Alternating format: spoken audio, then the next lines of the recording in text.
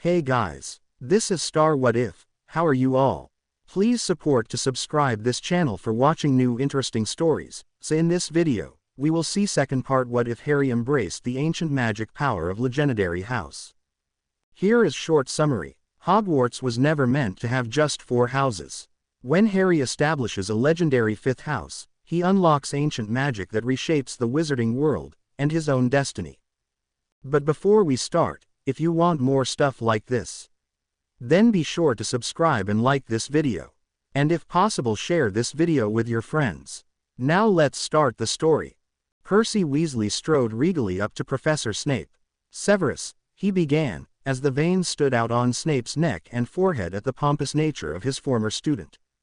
"I'm here on official ministry business to interview Mr. Potter," Percy stated formally, as though he had never met Harry before, let alone broken bread with him. "Mr. Weasley," returned Snape, in the same dark menacing tones he used in his classes. "I dare say you should address your elders with more respect and less cheek. It might come back to bite you in the rear in future." Yes, I'll remember that when I'm Minister for Magic." Percy sniffed haughtily. "Careful what you wish for, Weasley, you may just get it. I'd wait to see if you want to turn that man's page," Snape said in reference to the newly ousted minister, Cornelius Fudge. "Your advice is unsolicited, Professor Snape," Percy mocked. "What is requested, to put it mildly, is an interview with one Harry Potter." He handed Snape an order to let him conduct his interview. Snape stepped aside to let Percy pass. Fred and George were just packing up. "Oh, and there is one other thing I should inform you of, Professor Snape. It is highly likely that Minister Fudge will win re-election, so I should show more respect if I were you." Snape looked like he would like nothing better than to hex Percy as he strode toward Harry's room. "Boys," Percy gave as the only means of greeting to Fred and George, who were packing up after having spent the night with Harry. "Turncoat," the twins returned in unison, without skipping a beat. "Now really, boys, you shouldn't make waves. My job will soon be the only thing supporting you after your little shop closes." "Our shop's just fine, thanks," Fred shot back at Percy angrily. "Yes, well, I have it on good authority that Zonko's joke shop was just approved a major expansion project for a new shop in Diagon Alley, complete with expropriation rights," Percy said smugly. "If it hadn't been for the fact that you attended Hogwarts, I'd say stay in school, boys." That's it, he'd done it, but Fred and George had both promised their mother no physical conflicts against Percy. "What right have you got to be here?" demanded George. Percy produced his orders for an interview with Harry, importantly. "Minister feels I'm the most qualified for the job." He put his chin up importantly. "Well, we'll just sit right here, till you're through with him then," Fred said firmly, but Percy pointed out that the orders were quite clear, an interview alone. "We'll be right here, Harry, just outside. We're not leaving," George assured Harry, who was full of hatred toward Percy, the likes of which he hadn't felt for any mortals since Draco Malfoy or even Dudley Dursley. "Right then, Harry, down to it." Percy looked at his list sitting in the chair recently vacated by Fred. Clearly, the interview's intention was to frame Harry in a small way, holding him partly responsible for the Ministry's apparent lack of hard evidence of Voldemort's return, and given this, they couldn't possibly have warned the public of the storms before they happened. Harry would never forget how infuriated and downhearted he'd been last year when Ron had received a letter from Percy, warning him that Harry was a liar and a bad influence. "Liar am I?" Harry thought. "You haven't seen anything yet." His eyes flashed angrily. Harry naturally assumed that someone had told Percy that he couldn't speak, although it had to be pretty obvious, given the tubes in his mouth. "Harry, if only you'd come to me when you felt you were in real trouble. My superiors at the Ministry of Information branch could have placed you in a relocation program." Harry wondered if Percy had ever seen a Muggle cops and robbers show on television. Apparently not, as usually all of the people supposedly protected ended up dead on these programs, or was this Percy's intent? Harry wondered. "If I could just lose myself from Voldemort, don't you think I would, you pompous ass?" Harry thought, becoming more agitated by the minute. Percy was so intent on finishing his interview, Harry could tell that he hadn't grown out of his hero worship for his bosses, in this case, Mr. Atrium. Mr. Atrium trusts me completely, of course. He said he might even pop in to evaluate my skills with this interview. Mr. Atrium's considerable responsibilities to the ministry keep him away for days at a time. Mr. Atrium relies on me solely for all his articling work. Mr. Atrium, please, kill me now, Harry mocked to himself. This was worse than the last fan club Percy had been the only member of, for his former, now deceased boss, Mr. Crouch. Harry thought for sure that at least on this point, Percy would have learned his lesson, for his last supervisor had turned out to be hiding a convicted Death Eater, his only son, at his home, after having freed him from Azkaban prison. In return for his actions, this same son had killed his father. Percy had merely distanced himself from the situation and went on, to the surprise of his entire family. In fact, Percy had become so self-serving that he had broken the heart of his longtime girlfriend, Penelope Clearwater, by insinuating that she would benefit from elocution lessons and possibly finishing school, so as to be the perfect companion, aka housewife with a smile, and be able to fit in with the rest of the spouses of important dignitaries. In other words, not embarrass him. Percy mused about Penelope Clearwater's lack of motivation to join the establishment. It should have come as no surprise. She had always wanted to be a cosmetician. A career not noteworthy enough for Percy's high standards. Penelope had always felt sorry for the half-hags. It was one thing to be a hag, but a little unnerving to meet one in a pub or somewhere that was half-hag, half-normal looking. I mean, where do you go from there? It would be easy for one to just become full hag, you'd be the best looking one of the bunch, but to want to look human. And therein lies the problem. Penelope had figured that there was a fortune in gold to be made in this noble endeavor, and it had burned Percy to see how successful she'd become. One of her makeover subjects had actually graced the front cover of Witch Weekly magazine. Percy chewed on the end of his quill, thoughtfully, no doubt thinking about her. Harry wondered when Percy would stop talking about himself and start the interview. Not that he was anxious or anything, but now it had come to it. Harry wondered if Percy had even noticed that he was unable to speak. As if in answer to his question, Percy looked at Harry, really looked at him. Harry, can you speak? Harry blinked. No, but Percy didn't understand. Harry didn't care, he had no intention of cooperating. Just when Harry thought he could hate Percy no more than Draco Malfoy or Dudley Dursley, Percy did something that Harry knew he'd never forgive in a month of Sundays, that is, he lived through it. This will never do, Harry, Percy said, appraising Harry's ventilator, which impeded his subject, or rather victim, from speaking. Harry did not know if anyone had warned Percy not to interfere with his current course of treatment, or maybe they had, and Percy thought he was better than all the doctors and medawizards. Yes, that would be it. They'd all been mistaken and he alone would prove them wrong. Truth was, Percy had only ever failed one subject in school, basic first aid. The textbook, Managing Minor Maladies in Your Own Home and When to Seek Professional Attention, by none other than Gilderoy Lockhart, had been the curriculum gold standard for years until it had been discovered that the author was a fraud. Percy had just never been interested in rendering assistance to an injured person. He would merely stand around at an accident or nasty splinching giving pompous advice to staring rubberneckers. Listen, Harry, I need this interview. I'm up for promotion. Mr. Atrium. Harry blocked out the rest of his words, terrified as Percy drew his wand. You'll thank me for this, Harry.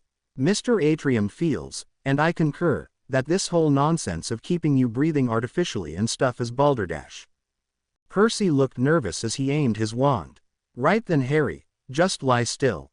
I dare say with me doing it, it won't hurt a bit. Harry was strongly reminded of the time he'd been to the mall, during Mrs. Figg's unfortunate lay-up, and he'd seen a traveling magic show. Percy looked just like the magician who'd been attempting to saw someone in half. In Harry's thoughts, his life flashed before his eyes and he could almost picture Percy. Ladies and gentlemen, watch as I pull a rabbit out of my hat. Harry had already decided to live. He didn't want Percy taking that away from him. A few days ago, in a moment of despair, this would have been ideal.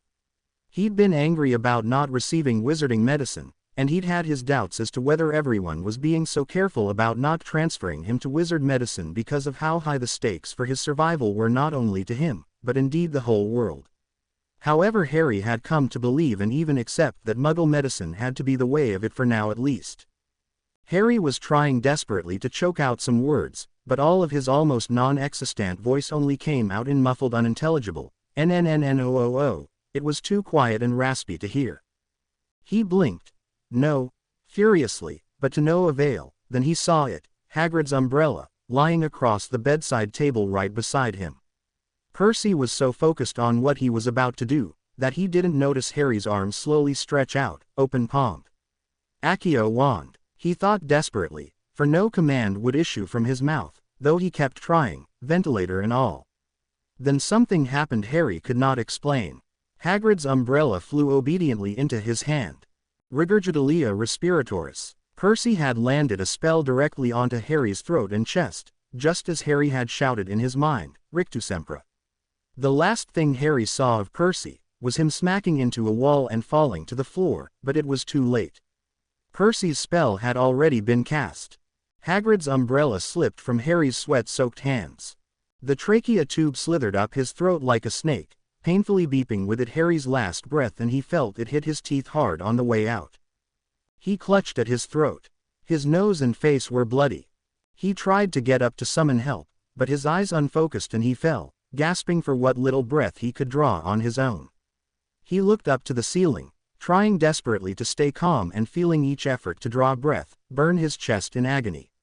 From somewhere off in the distance, he could see fireworks going off, the echoing bangs reverberating in his ears. He knew this was supposed to hurt, but he couldn't feel it anymore. He decided to leave Street Mungos. His body rose, not gracefully, as if floating as he had done in other dreams, but clumsy and rather more difficult than merely floating, which most young witches and wizards could do at 2 years of age. No, this was, flap your arms or die, like a Muggle cartoon that Harry had seen many times before, it being Dudley's favorite. His great wings beat strongly, but clumsily. A solo maiden flight for feather-covered, lion-hearted Harry Potter. As Harry looked down upon his body, he noticed that his eyes were open and dead-looking. Oh, if only I'd closed them. He thought, then I could just go. Now I've gotta look. He's turning blue, get the healers. Hermione shouted, having rushed into Harry's room upon hearing the thud of Percy Weasley's limp body hit the door. She and Ron had been waiting with Fred, George and Snape in the corridor. The monitors on Harry's life support system were beeping furiously. Stand aside, Miss Granger. Snape pushed her roughly to the other side of the wall. Hermione wouldn't normally have stood for this. Fred and George pushed past she and Ron and took up beside Snape, as if they knew what they were doing, but they were taking too long to do it, and in all the confusion, no one had summoned a doctor. Everyone stepped on or around Percy like he wasn't there. Harry thought he'd watch the fireworks from above, but then the whole world went black and he knew no more. He's flat-lined, Hermione screamed, following the bouncing dot to the bottom of the screen on Harry's monitor. Snape drew an impossibly long syringe from his robes with shaking hands and with only a second of hesitation, plunged the entire needle's length into Harry's chest and right into his heart. He bent over, ear to Harry's heart. It's not working. By the time it takes effect, he will be permanently damaged. Professor Snape seemed to have made up his mind, that given the dire circumstances, the Enervate spell should not be spared as an option to save Harry's life. The Enervate spell had saved the lives of countless people since its inception as a means of first aid. Professor Snape, no, you could still kill him. Hermione stood in the way of his wand. Miss Granger, your friend is nearly dead. We don't have time. Harry's lips had turned a nasty shade of blue. His skin was gray. Hermione leapt onto Harry's bed, looked him right in his still open eyes, and screamed at him. You're not leaving us now, not after all this. What she did next stunned everyone in the room. Hermione doubled up her fist and before anyone could stop her, hit Harry right in the chest hard. She leaned down, placing her mouth over his, and pinching his nose with her fingers, she breathed for him. Ron, come here, she ordered between breaths. Put your hands together here. She pointed to Harry's diaphragm. Now push here 5 times, I breathe, you keep his heart beating. Ron was reluctant, but quickly followed Hermione's usually superior instructions. He knelt on the side of Harry's bed, pushing on his chest for reasons he was just cottoning onto. It seemed like all was lost. Harry's eyes had the glazed-over look of someone long dead. "Out of the way, girl," Snape ordered Hermione. She had just finished a breath. Ron had paused, staring at Snape's outstretched wand. Just then everyone's head turned from Snape to Harry, who had just gulped a raspy strained breath, and blinked several times. Harry's breaths came in short coughing spasms and he was dizzy with lack of oxygen, but he was alive. He tried to sit up in his panic, not remembering where he was or why he was there. Snape lowered his wand and swept out of the room, ordering them all, unnecessarily, to watch Harry closely. Hermione positively beamed at Harry. "Oh Harry. You did it, you came back." Harry, still not remembering anything that had taken place, tried to talk automatically. He looked from Ron to Hermione, but found his throat had been left so raw from the tubes that he still could not speak. He turned his head, still wheezing and gasping for air, to see the ventilator lying in a mess beside him. His oxygen-deprived mind could not begin to understand what had taken place as he felt his eyes rolling back into his head. "What? W.H.?" Harry suddenly whispered a moment later, remembering Percy's attack. Ron was uncomfortable even looking at Harry now. It had been his own brother who had nearly killed him. Ron looked away from Harry to Percy. Fred and George seemed to share the shame. It felt like it had been a fight between brothers. The pain, besides Harry's obvious physical discomfort, was palpable in the room now. The Weasleys had what they considered a brother lying in a hospital bed, and another who was certain to be charged with attempted murder on Harry. Harry was still trying to clear his mind. He still couldn't seem to draw enough breath to sustain him, and he couldn't figure out why his chest hurt more now than it had for days. Still in his confusion, he looked from Ron to Fred and George, and finally to Percy, who still lay in a heap on the floor. He knew that Mrs. Weasley would now be burdened with yet another problem. He felt it was all his fault. For as much as he'd been falsely accused of attention-seeking, Harry wished he could just disappear. He felt he had brought nothing but hardship on the Weasley family, and yet they stood by him like he was one of their own. Hermione was torn in sympathy for Harry and the Weasleys. She grasped Harry's hand tightly as Professor Snape led Dr. Green into the room, followed by Stephanie and several Medawizards. Dr. Green looked grave as he took in Harry's still blue lips and tinged skin.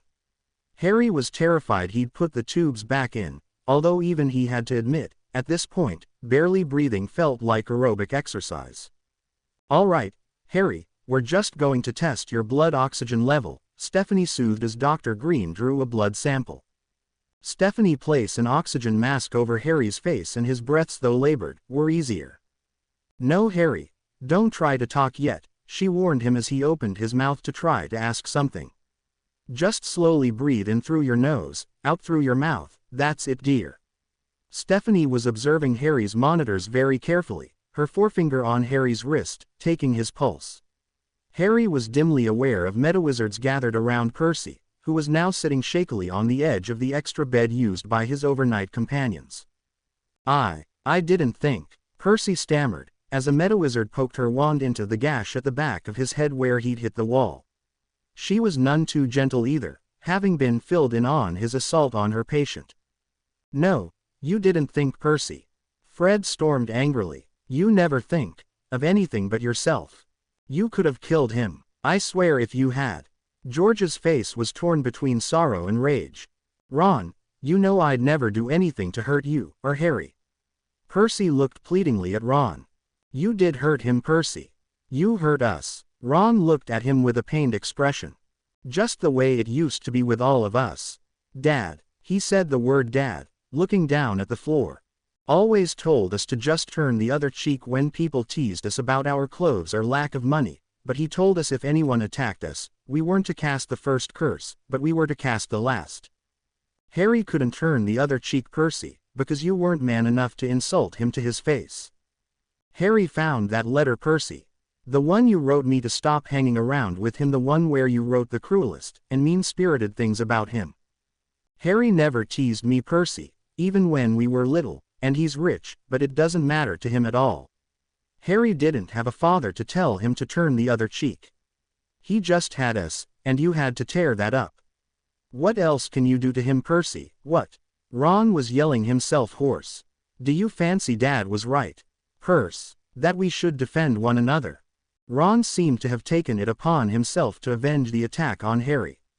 He pulled his wand from his jeans pocket and was just about to curse Percy, when his wand flew from his hand and his eyes followed it into Harry's outstretched palm.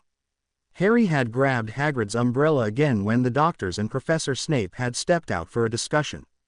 No verbal command had been given, yet there it was in Harry's possession. Percy had uncraned to stare at Harry as well. Harry was extremely agitated with pain and with the situation around him. He was furious with himself, feeling hot tears falling from his eyes and dampening his hair. He brushed aside the oxygen mask. Stop this, stop it, your brothers. This is what he wants. Please, stop. Harry held his shaking hands up to cover his face and showed surprising strength when Hermione tried to draw them down to get a better look at him. Ron's wand and Hagrid's umbrella clattered to the floor, leaving a tense silence in the room except for Harry's ragged breathing. Stephanie, the doctors and Professor Snape rushed back in as Harry's monitors went ballistic. She ushered everyone out and gently replaced the oxygen mask. Harry sank back onto his pillows, closing his eyes to block it all out. He had almost died at the hands of his best friend's brother, and now brother was pitted against brother. I'm sorry, mate, Ron said dejectedly, leaving the room, not even bothering to retrieve his wand. No one said anything out in the hall, not wanting to upset Harry even further. They all just glared at Percy, who opened his mouth to say something then thought better of it. Percy was very pale, and after opening his mouth several more times, but not having the courage to speak, he finally stammered, "Tell Mom and Dad I'm sorry. Tell Harry, tell them." He shook his head, unable to continue and apparated. The remaining Weasley brothers didn't know whether to feel glad or slightly sorry. Glad, Ron decided. We don't need this. Hermione, who had always been tender-hearted and easy to find forgiveness for others' trespasses, was slightly ashamed of herself for having to agree with Ron. Percy had been downright reckless with Harry's very life. About an hour later, Dr. Green and the head Medawizard Larkin left Harry's room, leaving a Medawizard in charge. Ron found his voice first, as Professor Snape and Stephanie stepped out of the room. You didn't do that to him again, did you? He mimicked a tube in the throat. No, we really considered it, but as the time went on, your Professor Snape's potion seemed to become more effective. Professor Snape gave Harry another injection of the medicine about 20 minutes ago. Stephanie told them. Everyone cringed, remembering Snape plunging the huge needle into Harry's chest. Needless to say, Harry was not impressed. The first injection had been painless as Harry was not conscious. This time it hurt like hell, and Harry wondered if Snape had enjoyed inflicting pain on him, but Snape had given no indication of this, at least not outwardly in front of all the others. Harry had not cried out, he would not give Snape the satisfaction, but on the other hand, it had been Snape who had asked the doctor to sedate Harry before the procedure. Dr. Green had felt that it would not be wise to sedate Harry without the breathing apparatus, so Snape had just narrowed his eyes and aimed the needle between Harry's ribs and gotten it over with. Harry had endured the second injection, head turned to the side, hands clenching the white linens in agony, and still, he would not let himself cry out for Snape to hear. Since Snape's last injection, Harry had begun to feel comfortably drowsy. Ironically, now that the painful injection was over with, and after Harry's vital signs returned to near normal, Snape suggested some pain medication for him, and Harry could hear them discussing the fact that Ron had accidentally, of course, re-broken his ribs in trying to save his life. Now Harry felt warm, and not having to deal with the tubes down his throat allowed him to relax, at least physically. He fell asleep worrying about Ron and all the Weasleys. He could vaguely feel and hear the doctor resetting his ribs again, but the medicine was doing its trick. It was disconcerting falling asleep with Professor Snape standing over him. He hadn't taken up his usual position of standing just outside Harry's door. To Ron and Hermione's complete dismay, they were not allowed back in Harry's room for the rest of this day and night, and they would have to check at the desk to find out if they were allowed in tomorrow as well. But we just wanted to. Ron began to argue. I'm sorry, Ron. Dr. Green feels it best that Harry is not disturbed. Let him sleep. You heal more during sleep, you know. Stephanie told them gently. She seemed to want to talk. Who took out Harry's ventilator? They looked at one another, deciding to trust her, since Percy's boss would be arriving soon to ask some questions. It was so difficult, filling in a muggle on all the particulars of life as a witch or wizard, especially when that wizard was Harry Potter. They gave an extremely abbreviated version of Harry's life from beginning to its near conclusion on several occasions. Having met Harry, presented as a normal person, not a wizard, had given Stephanie a unique perspective of him that Ron and Hermione had never known. Now they heard about Max, Harry's dog, for the first time, and they realized how lonely life in Privet Drive must have been. They'd always known, but they had never pictured Harry the Muggle out in town. Ron and Hermione exchanged knowing looks as Stephanie described Max to them, so similar to Sirius. Not wanting to overload Stephanie in one night, they did let her know that Harry's godfather had been killed recently. They left out the animagus form that Sirius always took, not knowing that her son Tyler had just started studying animagi, since he had been invited to attend Hogwarts with a special interest on Harry's behalf. Sitting there talking about Harry's life up until the present, it dawned on them how profoundly filled with loss and sorrow it had always been, and yet Harry seemed so strong.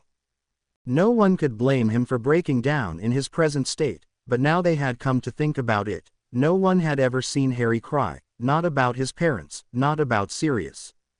They wondered if they hadn't been supportive enough. Harry had always just shown his pain in silence, and Ron and Hermione had always just ridden it out with him, not prying, not knowing what to say.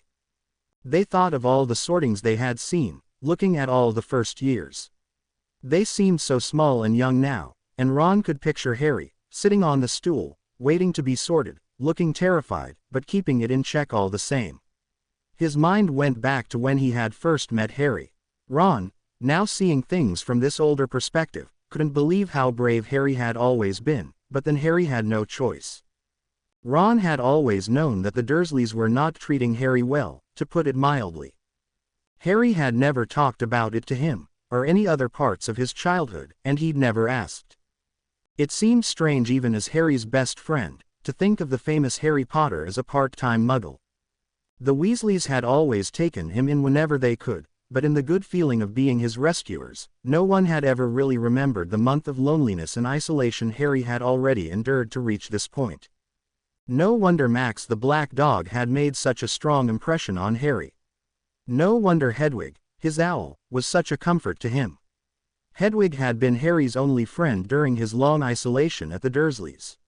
Now Ron was more determined to find Hedwig than ever, and since they weren't allowed back into Harry's room, they bid Stephanie goodnight and started up the corridor to leave. Hermione, do you think Harry'll be all right? Ron questioned. Well, yeah, now he's breathing on his own, she began. Nah, that's not what I mean, he interrupted. Oh, Hermione had caught on at once, because she too had secret misgivings about how much more poor Harry could take physically or emotionally. We'll look after him the best we can. We pledged it on our lives to the Order, Hermione reminded him. They had been old enough to make the official pledge to the Order, to lay down their lives for Harry, knowing that they had been prepared to do this, pledge or not, since they had all become friends. They had promised not to tell Harry that they had made their pledge for his protection to death official at a ceremony at the headquarters shortly after his encounter with Voldemort. They agreed that if Harry ever found out, he would never allow it. They may not have been allowed to officially join the Order, but the pledge they had made at headquarters had been taken seriously and without reservation. All in all, Hermione, we've seen Harry take his lumps before, but seeing him here. Ron said candidly. He paused, glancing at Harry's door, as though afraid of being seen, but it never really dawned on me. I hate to admit it, but I guess I've always seen Harry as almost invincible, especially after the Tri-Wizard tournament, but he's just like us, flesh and blood. All along, he's just been a kid like us. Ron had been awed by the fact that Harry had been facing the prospect of having to fulfill the prophecy of having to kill Voldemort or being killed by him, all alone all this time. Dumbledore had told Ron and Hermione out of concern for Harry, about the prophecy Harry had vowed he would never divulge to his friends. Harry had felt it too risky to involve them further in his fight against the Dark Lord. Harry would no doubt be angry when he found out they knew, but they, and the headmaster would cross that bridge once Harry was sound physically at least. As they approached the exit, they realized that they had forgotten all about Tonks, who'd been sent to guard duty on the outside perimeter since Percy's attack on Harry. Tonks had been originally there to relieve Snape, but now as her shift ended, Snape began the last part of a self-imposed triple shift. No wonder he looked so tired and miserable, more so than usual if possible. Harry awoke several times that night, unable to swallow and uncomfortable. His lips had been made so dry by his ordeal that they had cracked open. He opened his eyes and nearly jumped out of his skin, not remembering that Professor Snape had stayed in his room tonight. "What is it, Potter?" the potions master asked, leaning forward wearily, as Harry looked past him to find no Medawizard present. The dark lines stood out vividly under Snape's eyes against his usual pallor. Harry surprised even himself. He still had some of his old defiance left in him after all. Nothing, he rasped, throat burning. "I could give you something to ease your throat, Potter," Snape offered temptingly. All Harry could picture was another huge needle, which would be worse by far than anything he was suffering now. Harry didn't want his kind of help anymore. If it hadn't been for Professor Dumbledore's arrival in those woods, he would have no life, let alone limbs right now. Harry's pain was considerable, so he was torn when thinking back to when Snape had siphoned off some of his pain in the woods, letting him hang on longer. He wondered why Snape had done this, when he had been just about to give up, and why had he again saved him with potion, albeit a painful one. And finally, why does he hate me so much? It can't be just because of who my father was. Harry wanted to vehemently deny Snape's offer, which had been given without malice or taunt, to Harry's great disbelief. Harry now knew that Snape had been given permission to administer medicinal potions at his discretion, because he hadn't consulted a Medawizard. Harry hadn't wanted to have to beg Snape for pain relief, so although he was indignant when ordered to open his mouth, he could take an order, but groveling would have been a different subject. There was also the fact that Professor Snape was so exhausted, he didn't seem to care that he was coming across as a kind apothecary or some such. Snape illuminated Harry's mouth and throat with his wand, after gently removing the oxygen mask from his face. Although he'd been gentle in doing so, Harry now could feel the pain from where his jaw had been broken the night of the storms. He winced when Snape grasped his chin. Snape drew a leather pouch containing a vial from his cloak. Before Harry knew what was happening, Snape had poured the entire contents into his mouth. This was no Muggle remedy. The effect was instantaneous. As Snape replaced the mask snugly on Harry's face, he felt the pain ebb from his chest, legs, jaw, and everywhere else for that matter.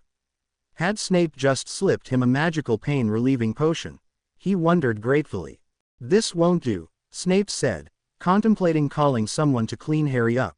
Then, looking like he'd made his mind up, he made a washcloth fly into his hand, wetted with warm water, and to Harry's complete surprise and humiliation, Snape once again lifted the mask and gently washed away the dried blood and tear streaks from his face. Harry hadn't really noticed how uncomfortable this had been, given his extreme pain before, but now, having been cleaned up, he felt so much better. Snape carelessly threw the cloth into the sink and said, "Rest now, Potter." He sat down now and began to read a very thick volume on a subject Harry couldn't make out from his point. He now knew that a sleeping draught had been added to the potion he'd just received, and as he was succumbing to its effects, Harry realized what a powerful wizard Snape must be. He could not, and probably never would, figure out this man, who had even thought to scourgify his hospital gown so he would be more comfortable, or maybe just so Harry wouldn't bother him to do it later. When Ron, Hermione, and Tonks stepped out into Muggle London, just outside the entrance to St. Mungo's, a sight greeted their eyes that they couldn't believe. There, curled up in the Muggle side of the doorway to St. Mungo's, was Hedwig. Her white feathers were barely visible through all the soot and dirt, which covered her. She'd clearly been battered around by someone. Dried streaks of blood crusted on the edges of her tightly tucked wings. "Hedwig!" Hermione yelled, concerned, but jubilant.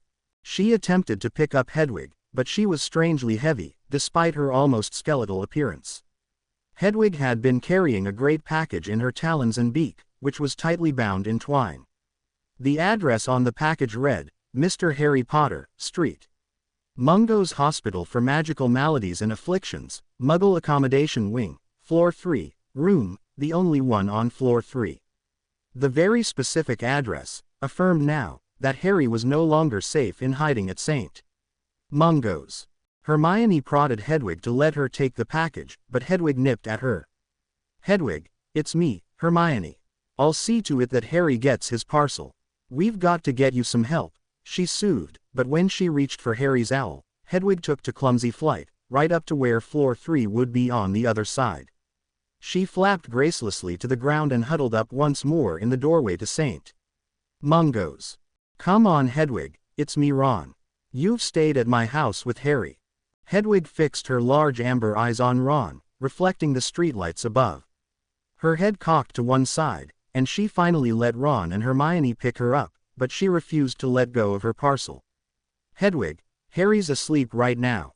He's hurt. Now just give me the parcel and I'll see to it that Harry gets it first thing in the morning, I promise. Still Hedwig hung on, but now she rocked back and forth on his arm, eyes closed and weak. What are we going to do?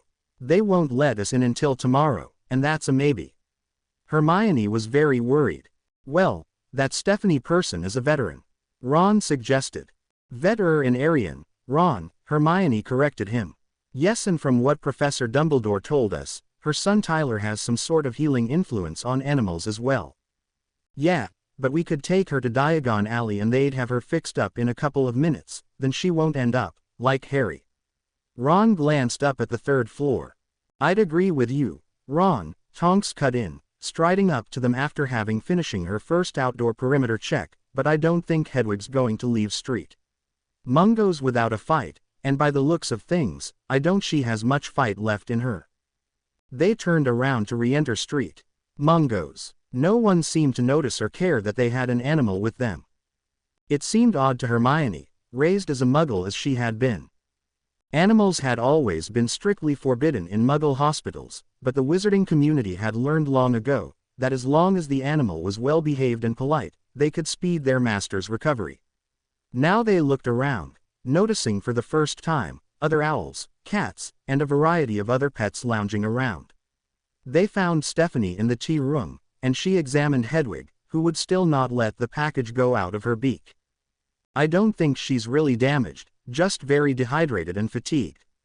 A few minor wounds to the outside of her wings, but nothing broken. She needs a bath and some rest, and some liquids, given slowly at first. Allow me, stepped in Tonks, raising her wand. Hydrogen oxygen permetus. Tonks has summoned the elements of water to clean Hedwig, who now stood, clean but dripping wet on the chair in the tea room. Tonks had managed to drench the rest of the group as well. Oh, sorry, she blushed. A little over-enthusiastic perhaps. Right then, Vaunt Quill.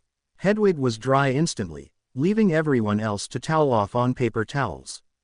Ron brought Hedwig some water, which she nearly leapt into, until she remembered the package and flapped back to it without drinking a drop. Hold it up to her beak, Stephanie suggested. Hedwig drank furiously fast, while standing on the package protectively. Hedwig still looked very ruffled and weak, but somewhat better. She seemed placid for a moment after the drink, when she suddenly opened her eyes wide with a renewed sense of purpose and flew out of the tea room to everyone's complete surprise. They all stopped abruptly when the chase was finished with Hedwig crashing noisily into Harry's door. Professor Snape appeared instantly, wand raised, looking ready for battle. He glared at them furiously. What is the meaning of this intrusion? He would have continued, but his eyes followed Ron's pointed finger to see Hedwig slip into the room past him. As if fearing an attack on Harry's life, Snape raised his wand. Professor Snape, please no. It's Harry's owl, Hedwig. We couldn't stop her, Hermione pleaded. Snape lowered his wand wearily. He looked like he would have regretted what he'd been about to do. No visitors without clearance, including owls, you know this. She could have been a spy. He seemed relieved that she had been positively identified, as everyone silently agreed that Professor Snape did not look up to a confrontation. He was beginning to look like he belonged at St. Mungo's himself as a patient, certainly not security. He sat heavily into the chair next to the window, facing the door where they all stood. Hedwig had landed on Harry's left arm. Harry did not stir. She climbed up to his chest to stare into his face, and gave a small hooting sound, at which point Snape shoved her off to wait at the foot of Harry's bed. Hedwig knew that something was wrong with Harry. He had always woken up when she had made a noise. She sulked even more heavily, when upon nipping Harry's toe through the blanket, he did not stir. "Hedwig, don't bite him, he'll be all right soon," Hermione tried to convince the frazzled owl, when she had been unable to completely convince herself of this. "All right, all of you out, and I suggest you seek the headmaster's permission for this animal's continued presence here. I will give temporary permission for her to stay the night." Hedwig finally accepted that Harry was asleep and closed her own eyes as well, package still gripped tightly in her talons. "Also, there is the package. It has not been cleared. I will permit it to remain here and put a vault charm on it, and you," he eyed Ron and Hermione, "will obtain permission for your friend to open it without inspection, otherwise it will be some time before it will clear inspections." He shut the door on them, without even waiting to hear Hedwig's care instructions. At 6 o'clock in the morning, Harry awoke to see Snape, back to, talking softly to something he could not see. It was the same voice he'd used for a short time in the woods with Harry, when he was sure Harry was dying. Harry closed his eyes when Snape pivoted around to reach something. He reopened them when Snape turned his back on him again. He had drawn another vial from his cloak and had used an eyedropper to extract a small amount of the vial's contents. "There now, that's better, isn't it?" This hadn't been merely a query, but more like a naturally assumed conclusion to whatever Snape had just done. Harry distinctly heard a loud hoot and flapping. Now he didn't bother to feign sleep. He felt he was dreaming again when a large white bird fluttered clumsily onto his bed. The gray dawn did not provide much light to Harry's room, but there could be no mistaking his beloved owl. "Hedwig," Harry rasped beneath his mask. "Hedwig, where have you been?" For the first time, Harry's eyes were filled with joy, not sorrow and pain. "Oh girl, you look how I feel." Harry's voice was whispered and strained, but he forced it. Snape did not offer any information or advice. He merely stated, "Rest that voice, Potter, or you'll scar your vocal cords." Hedwig nuzzled under Harry's chin. Harry couldn't help but smile, even though, with the broken jaw, it hurt to do so.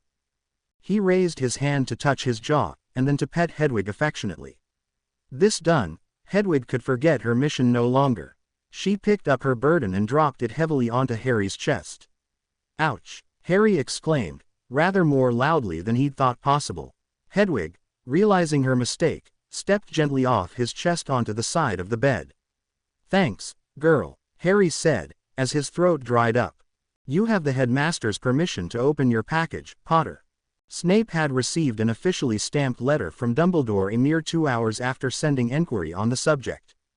Snape lit some lanterns on the wall with his wand and Hedwig snipped the twine with her beak.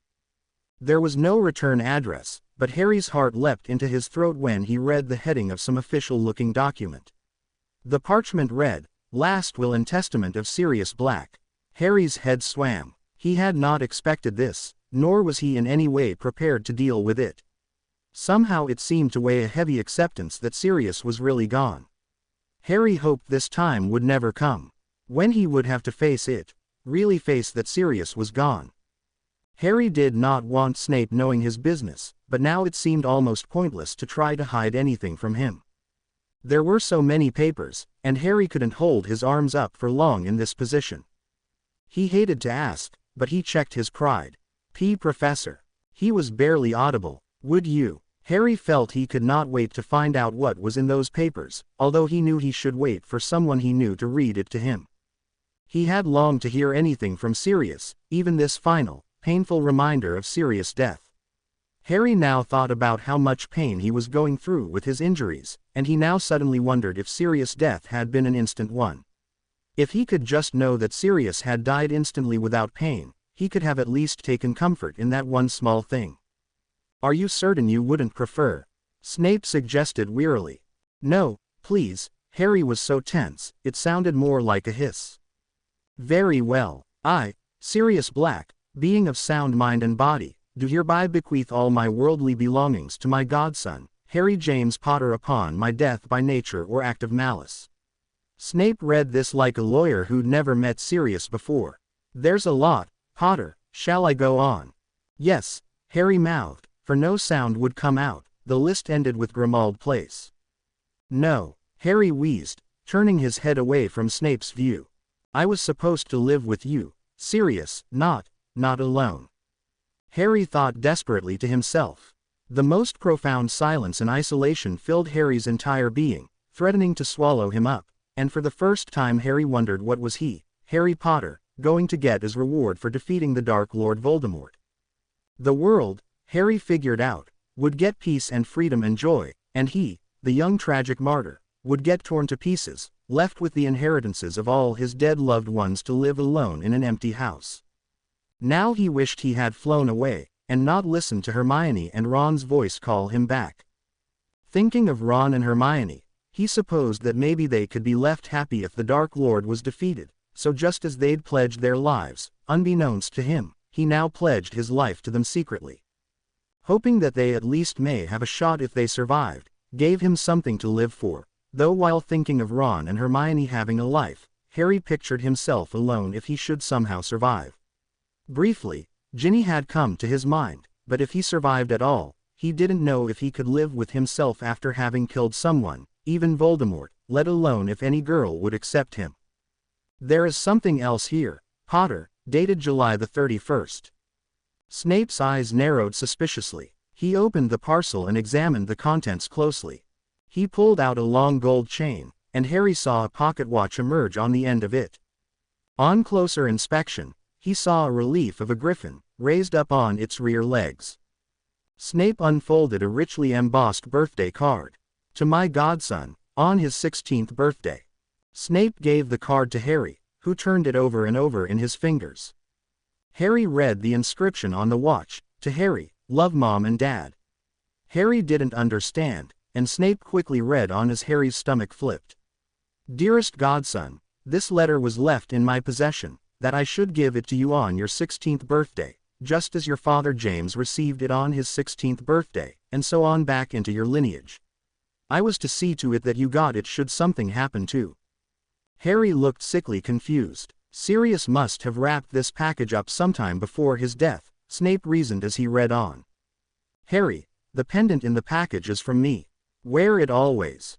The amulet that hangs from the chain is somewhat protective. I made it myself. The amulet glowed red as Harry's hand touched it. Snape pulled back his hand in agony as Harry reached out to take it from his grasp. Harry saw an angry red mark form on Snape's outstretched hand. He had seen Professor Snape grasp his forearm in similar pain years ago when he had revealed himself as a former servant of Voldemort, a Death Eater. Voldemort had marked all of his servants to feel the mark on their forearms burn at his summons and apparate at his side to do his bidding at once. Snape looked shocked, but stopped wincing when he saw Harry looking at him in a whole new light. Again, this event brought to the surface all of the misgivings Harry had about Dumbledore's trust in the defection of Snape from Voldemort, to the service of Hogwarts and especially to the Order of the Phoenix, which was led by Dumbledore, the only wizard to strike fear into the Dark Lord. I'm afraid I must take that pendant to the headmaster, Mr. Potter. It must be screened for dangerous curses and the like. Snape was clearly making this up as he went along.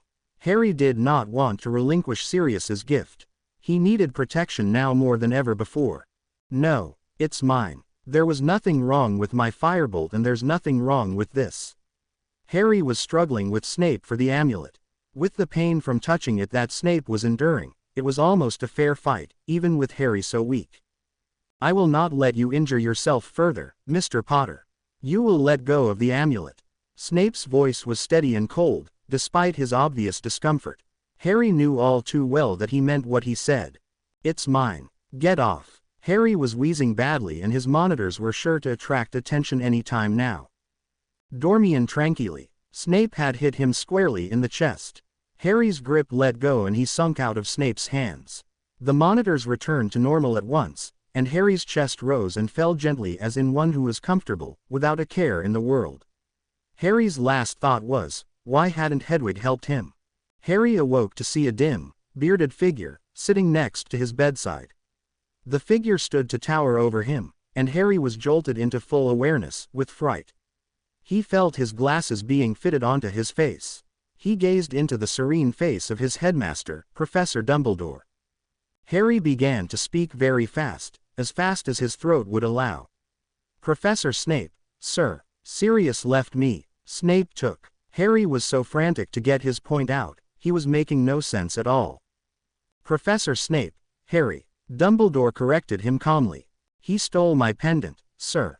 Harry couldn't talk anymore. It was too painful, and with Professor Dumbledore's staunch and spoken defense of Snape's actions the previous night, Harry guessed that going on was pointless anyhow. "It is not pointless, Harry. It is never pointless to express your opinion, no matter how wrong you may be." Dumbledore looked at Harry as if he was transparent. "Yes, I heard you, but I do not make it a habit to pry on people's innermost thoughts, nor could I do so, save only with you and a very rare few who have studied occlumency, and of course, the clairvoyance. So you can hear me." This was just like the dream Harry had had on the operating table, when Dumbledore had encouraged him to fight for his life. "Yes, Harry, I can hear you, if you wish it." "Professor Dumbledore, Snape took my gifts, my birthday gifts, from Sirius." "No, Harry, the amulet is here." Dumbledore put his wrinkled hand on Harry's chest. There, under the hospital gown, was Harry's new pendant, safely clasped around his neck. Snape, unlike Dumbledore, could freely touch the amulet, without consequence. When he did, Harry felt a warmth spread through his chest all around the amulet. This one difference clinched it for Harry. He thought, like he was really speaking. "Professor Dumbledore, what happened? It didn't burn you." "Harry, you see how the amulet is held in its setting by these two bits of black iron at the top and bottom?" "Yes." Harry looked at the pendant for the first time as an object, not just as something having treasure status because of whom it had come from.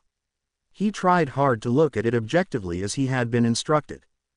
Those two pieces of iron are the very same ones which came from the cursed branding iron used by Voldemort to brand his followers, the Death Eaters.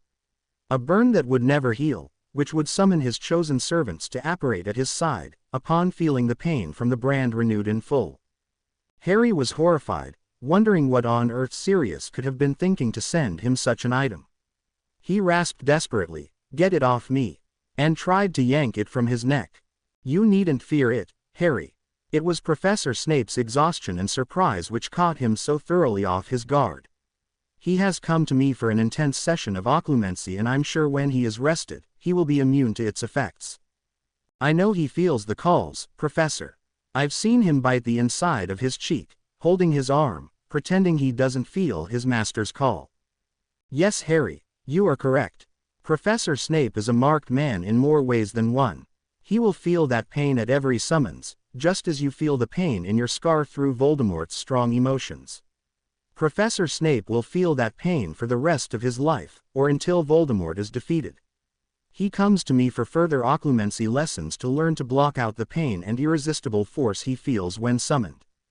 "He feels." Harry laughed inside despite himself, forgetting that Dumbledore could still hear him. "Yes, Harry, he feels. I will not at this time trouble you with an explanation, but Professor Snape did not steal your pendant, rather, he brought it to me for inspection. He was honest, and revealed to me what happened when he touched the pendant while it was touching your skin. He knew exactly the designs holding your pendant, for they are burned into his flesh. Professor, you know he's a Death Eater. I called him one in the woods when he wouldn't help me and he didn't even deny it." "Harry," Dumbledore said firmly, but with a kind tone, "was a Death Eater was a Death Eater. He is human, Harry. I believe he was unable to extract you from under that tree. I myself almost lost you raising that log from your legs. If Professor Snape had not stabilized your condition, you would have died before we could reach you." This was the one and only truth Harry could accept. "Professor Dumbledore, I don't mean to be bold or undermine you, but Snape served Voldemort, who wants me dead. He's never liked me. He's never tried to give me the upper hand, when he should have inside information, loads of it. That is where you are wrong, my young friend. Professor Snape must have served you better than you'd thanked him for." If it wasn't for his lessons to you in occlumency last year, we could not speak as we are doing now, mind to mind. Now Harry, try to read my mind. Harry tried, but it felt like he'd run full speed into a vault door at Gringotts. I trust you did not meet such resistance with Professor Snape. No, I saw him, as a young child. Harry felt embarrassed to go on, even on Snape's behalf. That I saw as well. There are things even deeper he cannot hide. That is why I was reluctant to put him through teaching you occlumency. It is hard to respect those you have seen at their most frightened, their most vulnerable, and I will tell you this, to bear the current burden Professor Snape bears has been the death of many wizards stronger than himself. I have seen further into the depths of his soul than I think he will ever let anyone see ever again, and it is what keeps him alone. He cannot share his burden. The prophecy in which you have seen unfolding started long before you can remember. You have, no doubt, learned that many joined Voldemort's ranks of their own free accord, while others were coerced or downright forced. You would guess that Professor Snape joined Voldemort of his own free will. Yes, of course, Harry stated the obvious, and I would tell you that are indeed correct. I knew it. Harry was triumphant. Yes, Harry, but he was under extreme duress. I do not believe that a man should go against his principles for any reason, but sometimes, when we are very young, we make rash decisions. I have given Professor Snape a second chance, because he tried to leave Voldemort before he had to kill in his name, before Voldemort's downfall. Severus Snape came back when he knew that it meant a certain death sentence for him to do so, for his master was at full power and was reigning with an iron fist. Many died in their attempt to leave, Professor Dumbledore remembered sadly. Professor Snape is not against you, Harry, but if he cannot separate himself from his past in his mind as well as his body, he will perish if you are the victor in the prophecy. He has separated himself from Voldemort, but with the dark mark he bears on his arm, he cannot merely resign his servitude. He is linked, like it or not, to Voldemort himself and all the others like him. We have tried, Nicholas Flamel and myself and even top healers, to remove the forged curse from his arm, and alas, we were unsuccessful. Professor Snape is a dead man walking, Harry. If you defeat the Dark Lord, he will die with him. You see, Voldemort, basking in his supremacy, studied the ancient Egyptian kings, who believed in the afterlife, where they would need their worldly possessions and servants with them. When an ancient king left this world, many innocent victims were slaughtered to do their master's bidding in the afterlife, while others slew themselves gladly to go on in servitude in the other side. The mark that Professor Snape bears is like an hourglass, Harry. If you win, Snape dies. If Voldemort wins, he will be killed as a traitor, for it will be revealed to Voldemort then where his loyalties have gone astray. Either way, Harry, if we cannot make Professor Snape's occlumency stronger and find a way to remove the dark mark from his body, he is doomed. All branded Death Eaters share this burden. That is why most of them have returned to his side. Is it too simplistic to suggest the removal of his arm, Professor? After all, the decision to hack off my legs was made in about 30 seconds in the middle of nowhere, Harry said bitterly, but thankfully that the task had not been carried out. You are very understandably a bitter young man, but yes, we had considered that. It has been revealed to us that the poison inflicted through this cruel brand courses through his very veins. Not even had he hacked his arm off the moment it had touched his skin, would it have been any less effective. Professor Snape has chosen to serve the greater good, Harry, and the sooner you accept this the better. No one can force their beliefs on you, but the evidence before you far outweighs the gossip, and I hope you will avail yourself of the truth. After exhausting all the for and against arguments regarding Professor Snape, Harry gave up, but not in, and he changed the subject. Professor, Sirius left me. He wanted to say everything, but he felt he had nothing without Sirius. I am aware of the will, Harry. I witnessed it myself. Did you not know? When Harry had hoped beyond all hope that Dumbledore was hiding that fact that Sirius was alive, and that he would slip up and give a date which would just happen to be after Sirius's death date, for Harry still could not accept his godfather's death. I am very sorry, Harry, but yes, it was before he was killed at Ministry of Magic. Dumbledore had of course heard Harry's hopeful query, though Harry had tried to hide it. I know, Harry heaved. Hearing someone give their condolences for the very first time, made his eyes well up with tears again. Oh, what is wrong with me? Harry moaned to himself. If I can't master myself, I'm going to be tormented as a blubbering idiot when I get back to school. Stop it, he warned himself, as he wiped away any remaining tears and tried to get a deep breath. Harry, if you do not let out the sorrow inside yourself, it will swell inside you, slowing your recovery. You can let it out and still remain sad, but if you do not spill some of the grief, then there will be no room for joy and learning. I am in no way suggesting that you succumb to every disappointment in life. Strength is a virtue indeed, but so too is showing one's humanity.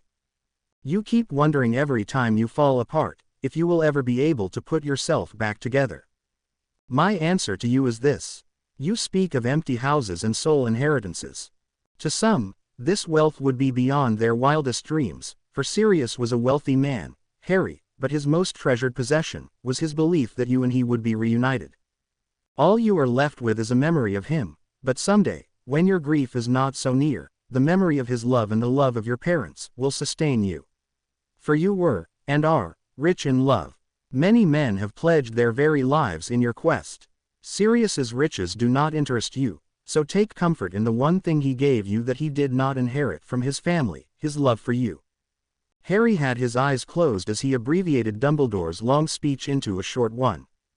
In essence, mourn your losses, but take comfort in those who still love you and the memories of those who did love you. He thought of Hermione and all the Weasleys, his mind lingering on Ginny for reasons he couldn't even explain to himself at this point. Perhaps because she too had suffered cruelly at the hands of Voldemort, but Harry wondered if it was something more, as he had physically felt his shoulders relax somewhat just thinking about the petite red head. Then he suddenly thought of Hagrid's rambling. He'd been asleep, waking only when he heard Hagrid blowing his nose. The giant had been crying. Harry remembered the painful inflections in Hagrid's voice when after all these years, he had finally voiced his love for him. Hagrid had of course loved Harry from the moment he had picked him from his ruined home, and the feeling had always been mutual, but never spoken until the night when Harry lay between life and death. Hagrid had feared that he would never get the chance to tell Harry how he felt again, if he didn't take it that morning. There was so much to ask. Harry was glad of Dumbledore's apparently limitless patience for his questions. After all, he hadn't truly spoken to anyone since the attack on his life. Thinking of Hagrid, it dawned heavily upon Harry that the second time in his life he could ever remember anyone telling him that they loved him was also by a person who had consumed too much alcohol. Harry's heart was not so jaded as to dismiss Hagrid's true emotions, for they were sincere and Harry had always known it. Aunt Petunia's proclamation of love, on the other hand, just made Harry's skin crawl. Harry now remembered nothing of Hagrid's sudden departure from St. Mungo's. All of the medication and pain and the further attack on his life had quite distracted him from what would normally have been a huge deal. Now, he remembered Hagrid's umbrella and he had a mental flashback of raising it against Percy. The fact that he'd almost died after the incident had caused the memory lapse. He thought hard, trying to remember a visit from his giant friend. Professor Dumbledore, is Hagrid all right? He's never left his umbrella behind before, Harry corrected, too late. We have known about Hagrid's umbrella's unusual magical tendencies for some time. We agreed at the school at the time Hagrid was expelled, that we would let him keep the broken fragments from his wand. If we pretended not to know about it, we felt Hagrid would use it sparingly and carefully, so as not to get caught by anyone from the ministry. Harry felt relieved that Dumbledore knew about Hagrid's wand, since it had been very obvious. With so much riding on Dumbledore's competence, to miss Hagrid's umbrella would have made Harry very leery about most of his other decisions that concerned his very life. We felt that, being a giant, Hagrid would be teased and provoked by some of our more unruly students, and we felt he would need some protection. Also, as groundskeeper, so near the dark forest. Harry looked up at the ceiling, picturing a young Hagrid, uneducated and turned out of the castle to live by himself in the tiny hut at the edge of the forbidden forest. A lonely life, Harry decided, hardly better than his own, except Hagrid wasn't hassled by the Dursleys every day of his life. He still couldn't remember having seen Hagrid lately, and it troubled him greatly. Hagrid has had some very difficult decisions to make. We have sat down together and Hagrid has finally agreed to take the teaching standards tests to determine if he is fit to teach under the new guideline for safety and security at our fine establishment. You will now be addressing your old friend as Professor Hagrid officially, Dumbledore informed Harry proudly. This was it. Dumbledore had touched a nerve, a subject so painful, Harry tried desperately to hide his feelings from the old wizard. Harry had no family, and besides, he hadn't even received his Hogwarts letter yet, he realized with another pang of sadness. As if in answer to Harry's sudden alarm, Dumbledore retrieved some parchment from his robes. I have waited until I could bring it to you personally, Harry. Harry gratefully accepted the familiar-looking envelope, which Ron and Hermione had received some time ago, with relief. It was much more extensive than usual. Number 1. Harry was not to report to the boys' dormitories in Gryffindor Tower as usual, but there it was, his expected return to Hogwarts date, September the 1st as usual. Harry's heart leapt and for the first time, he forgot his pain and worry. I'm coming home. I mean to Hogwarts. Harry looked to Professor Dumbledore for confirmation, and when Dumbledore smiled back his affirmation, Harry felt his lost feeling of closeness to the old man return to him in full, like a beloved grandfather. Professor Dumbledore, but how? Harry queried, indicating the casts on his legs and other obvious obstacles. An unrealistic part of him half hoped that at that moment, Dumbledore would raise his wand and the casts would disappear and he would be healed completely, but even the fact that this did not happen could not dampen his new high spirits, though he was now somewhat puzzled. Even he knew that without magical intervention, he could not return to school in this condition. Yes, Harry, we have considered all of this. Your Muggle doctors feel that you would be better served here at St. Mungo's until your recovery has progressed further. With all due respect to these fine people, they do not understand fully the security concerns your presence here causes. We have therefore met with the Medawizards to devise a plan for your safe return to Hogwarts for the start of the school year. You have your friend, Miss Granger's quick book references to thank for that. She suggested that we send Madame Pomfrey some Muggle medicine advanced medical books, kindly provided by Dr. Green. Poppy is a remarkable healer. She could have been head Medawizard here at St. Mungo's, Dumbledore said with admiration, and going very much off topic, as he was famous for. She has agreed to study the manual, and barring any major complications, you will return to Hogwarts on schedule. To the hospital wing, my second home, Harry said dejectedly. He'd spent more time in Hogwarts hospital wing than anyone he had ever known. Madame Pomfrey had a medical file on Harry that took up an entire drawer in the filing cases. Neville had been a close second, but even he had never taken up residency there formally. Then there was the fussing Madame Pomfrey was famous for. Harry knew he'd find it hard to endure it, but then with her zeal for healing, Harry hoped that she would be able to mend him more quickly than anyone felt possible. After all, praise from Dumbledore of that magnitude was not lightly taken, and she could, in Harry's experience, cure almost anything.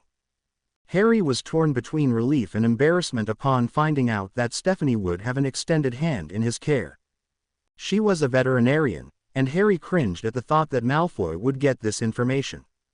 He could picture Draco Malfoy barking at him, or some other barrage of insults, and hoped that no one else would ever find out he had been treated by an animal doctor. For his private part, he felt in very good hands. After all, Stephanie was a superb doctor when it came right down to it. Besides, animal doctors had to have something even people doctors didn't. An animal couldn't tell you where it hurts, and nor could he when they'd first brought him in. It was she who had figured out what had been wrong with him. Harry had so much to ask, that subjects changed quickly, with Harry catching up on all that had taken place recently. Dumbledore had asked him if he remembered Tyler, Stephanie's son, and it all came flooding back to Harry. Tyler's attention to him in the woods, and the little boy's treatment of him as though he was one of his patients at the clinic.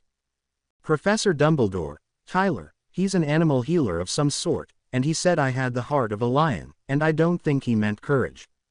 Harry remembered Tyler's self-doubt as he had heard him telling Professor Snape not to take the log off his legs. He said he couldn't heal humans, but I think I heard him calling me back, like I hear you now. When he touched me, it was like he was reading me." Dumbledore looked at Harry significantly, as though he were affirming Harry's suspicion. "Is he a wizard, sir?" Harry asked, still trying to remember and looking at his hand, which should have been left with a nasty scar from the broken window at Privet Drive. Tyler had bound it, and after that Harry had fallen into a comfortable sleep, against his will. He hadn't realized in all the ensuing confusion that his hand didn't hurt at all after he had woken up. "No indeed, Harry. In fact, it is this very subject that I am most anxious to discuss with you when you are well." Tyler, however, has been invited, and has accepted an opportunity for education at Hogwarts, for a period of time not yet decided. He will be specializing in potions, and he will be joining you in your occlumency lessons with Professor Snape. You will begin these private lessons on your first-term class schedule. Harry, now looking at his schedule for the first time, noticed that this was the only subject on his timetable. He was assured that his subject schedule would fill according to his progress in healing. Harry's initial enthusiasm, at returning to Hogwarts, was now mixed with matching amounts of dread. Professor Dumbledore, sensing this, cheered Harry up by telling him that although Madame Pomfrey usually did not allow animals in the hospital wing, she had agreed to an exception to allow Hedwig to stay with Harry in his confinement, until such a time as he could safely return to the sixth-year boys' dorms. "And when may that be?" Harry asked enthusiastically. "One step at a time. Let us at least get you back on your feet, but as it is you we are talking about, I've no doubt that you will put your all into your recovery. There is more to you than meets the eye, Harry." And with these curiosity-invoking comments, Dumbledore stood to leave. He took both of Harry's hands in his and held him a long gaze over his square spectacles. It felt to Harry like an appraisal, and his suspicions were correct. "You are looking better, Harry, and I must admit, even I had my doubts, but your aura has changed for the better. I believe you have jumped the hurdle and are now on the mend." Professor Dumbledore's visit had been healing, and without any forewarning, he announced, matter-of-factly, "Now I believe you have visitors. I will leave you young ones alone." How Dumbledore could possibly have known that Harry had visitors, Harry could not guess, though he always knew there was more to this old man than met the eye.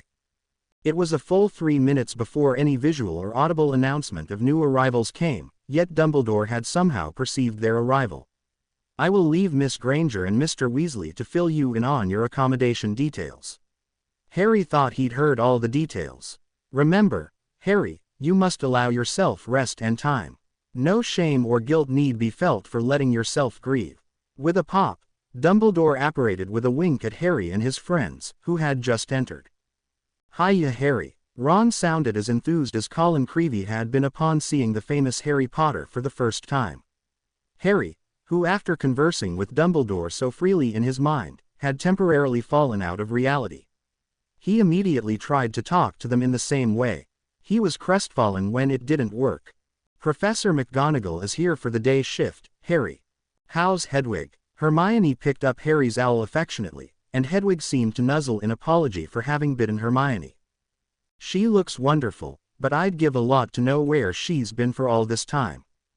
Hermione mused. "I suspect we haven't got the whole story from that house elf." Hermione was so disdainful the way she said house elf, that Ron and Harry wondered if she would be giving up on SPEW, her house elf liberation movement she had started. As if hearing their musings, she said firmly, "Of course, Creature is a product of Beepre, so we must realize that and treat him with caution and sympathy." Harry just rolled his eyes until she spoke again.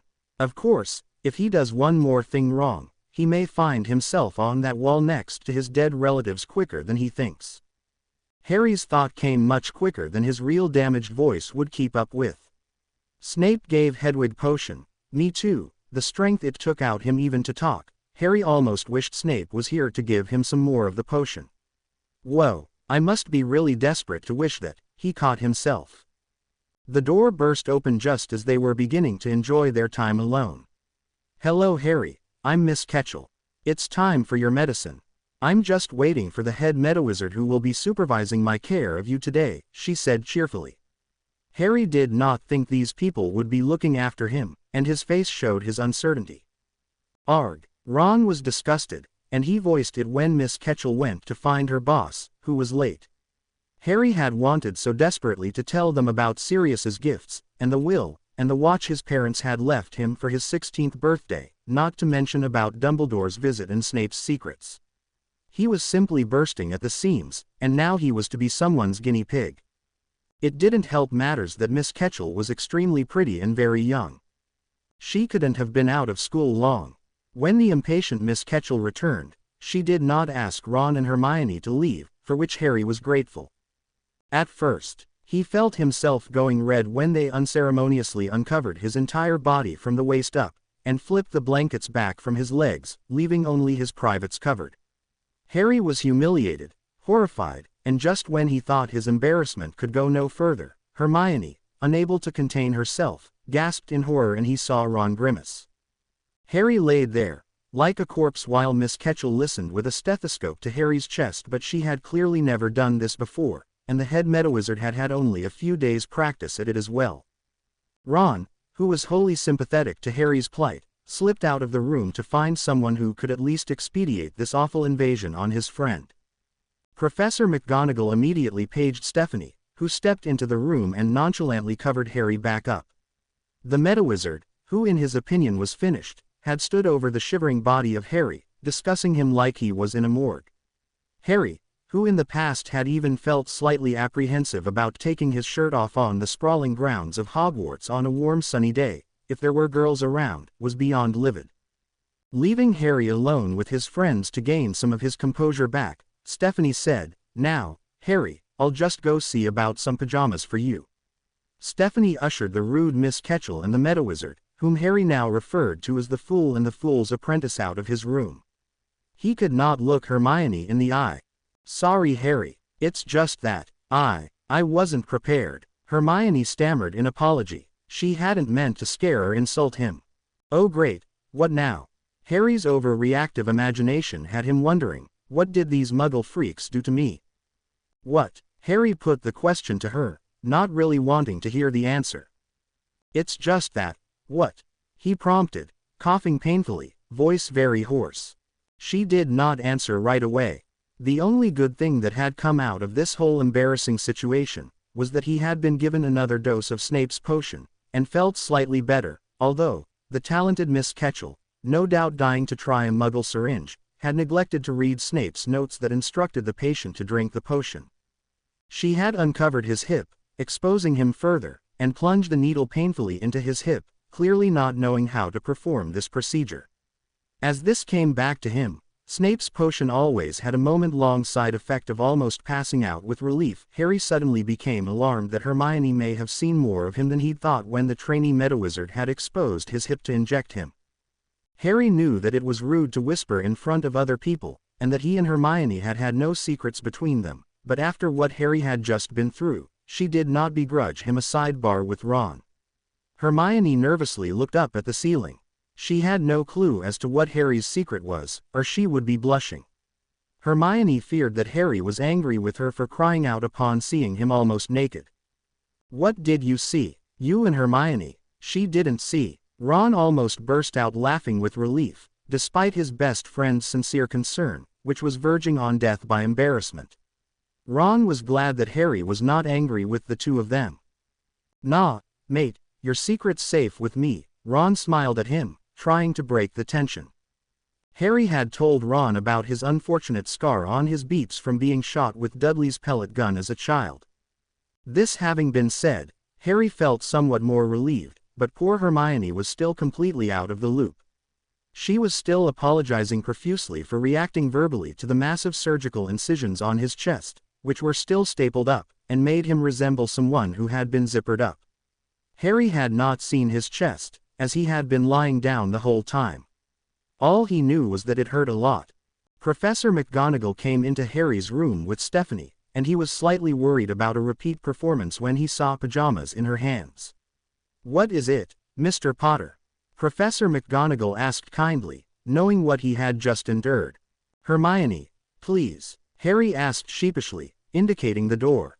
"Nonsense, Mr. Potter," Professor McGonagall said, waving her wand over Harry's body and uttering, "Modesto." The pajamas magically covered Harry's body, casts and all. "Is that better, Mr. Potter?" she asked with a knowing smile on her face. Harry reasoned that he must be getting better, for she had been calling him Harry until now, and now resumed the formal, Mr. Potter. Harry was extremely grateful to Stephanie and Professor McGonagall that he was not put on exhibition again. Now Hermione began to understand what Harry had been so secretive about. I know, Harry. There it was again, Harry. Mrs. Golden told me of your unfortunate unveiling at the hand of those two. Quote. Professor McGonagall rarely questioned others' methods, except under supreme ineptitude. I dare say you owe your rough treatment to the fact that the head Medawizard is used to getting his way around here, and being revered. He has been informed that from now on, Professor Snape's potions are to be your course of treatment, since they are obviously working and giving you less pain. He couldn't match Professor Snape's potions, without resorting to wizarding methods, and he is out of his element for the first time. So that's why that shot hurt my hip so much. He picked the most incompetent student to practice on me. Harry, I'm awfully sorry, but Dr. Green wants to see you this morning as well, Stephanie informed him sympathetically. Would he ever get the chance to tell Ron and Hermione everything? At this rate, he doubted it, but he had nowhere to go, so he would have to wait. Hermione made to leave the room, and Harry was grateful for it, but Dr. Green's casual greeting of, "Good morning, oh no need to leave, I'll just be a minute here."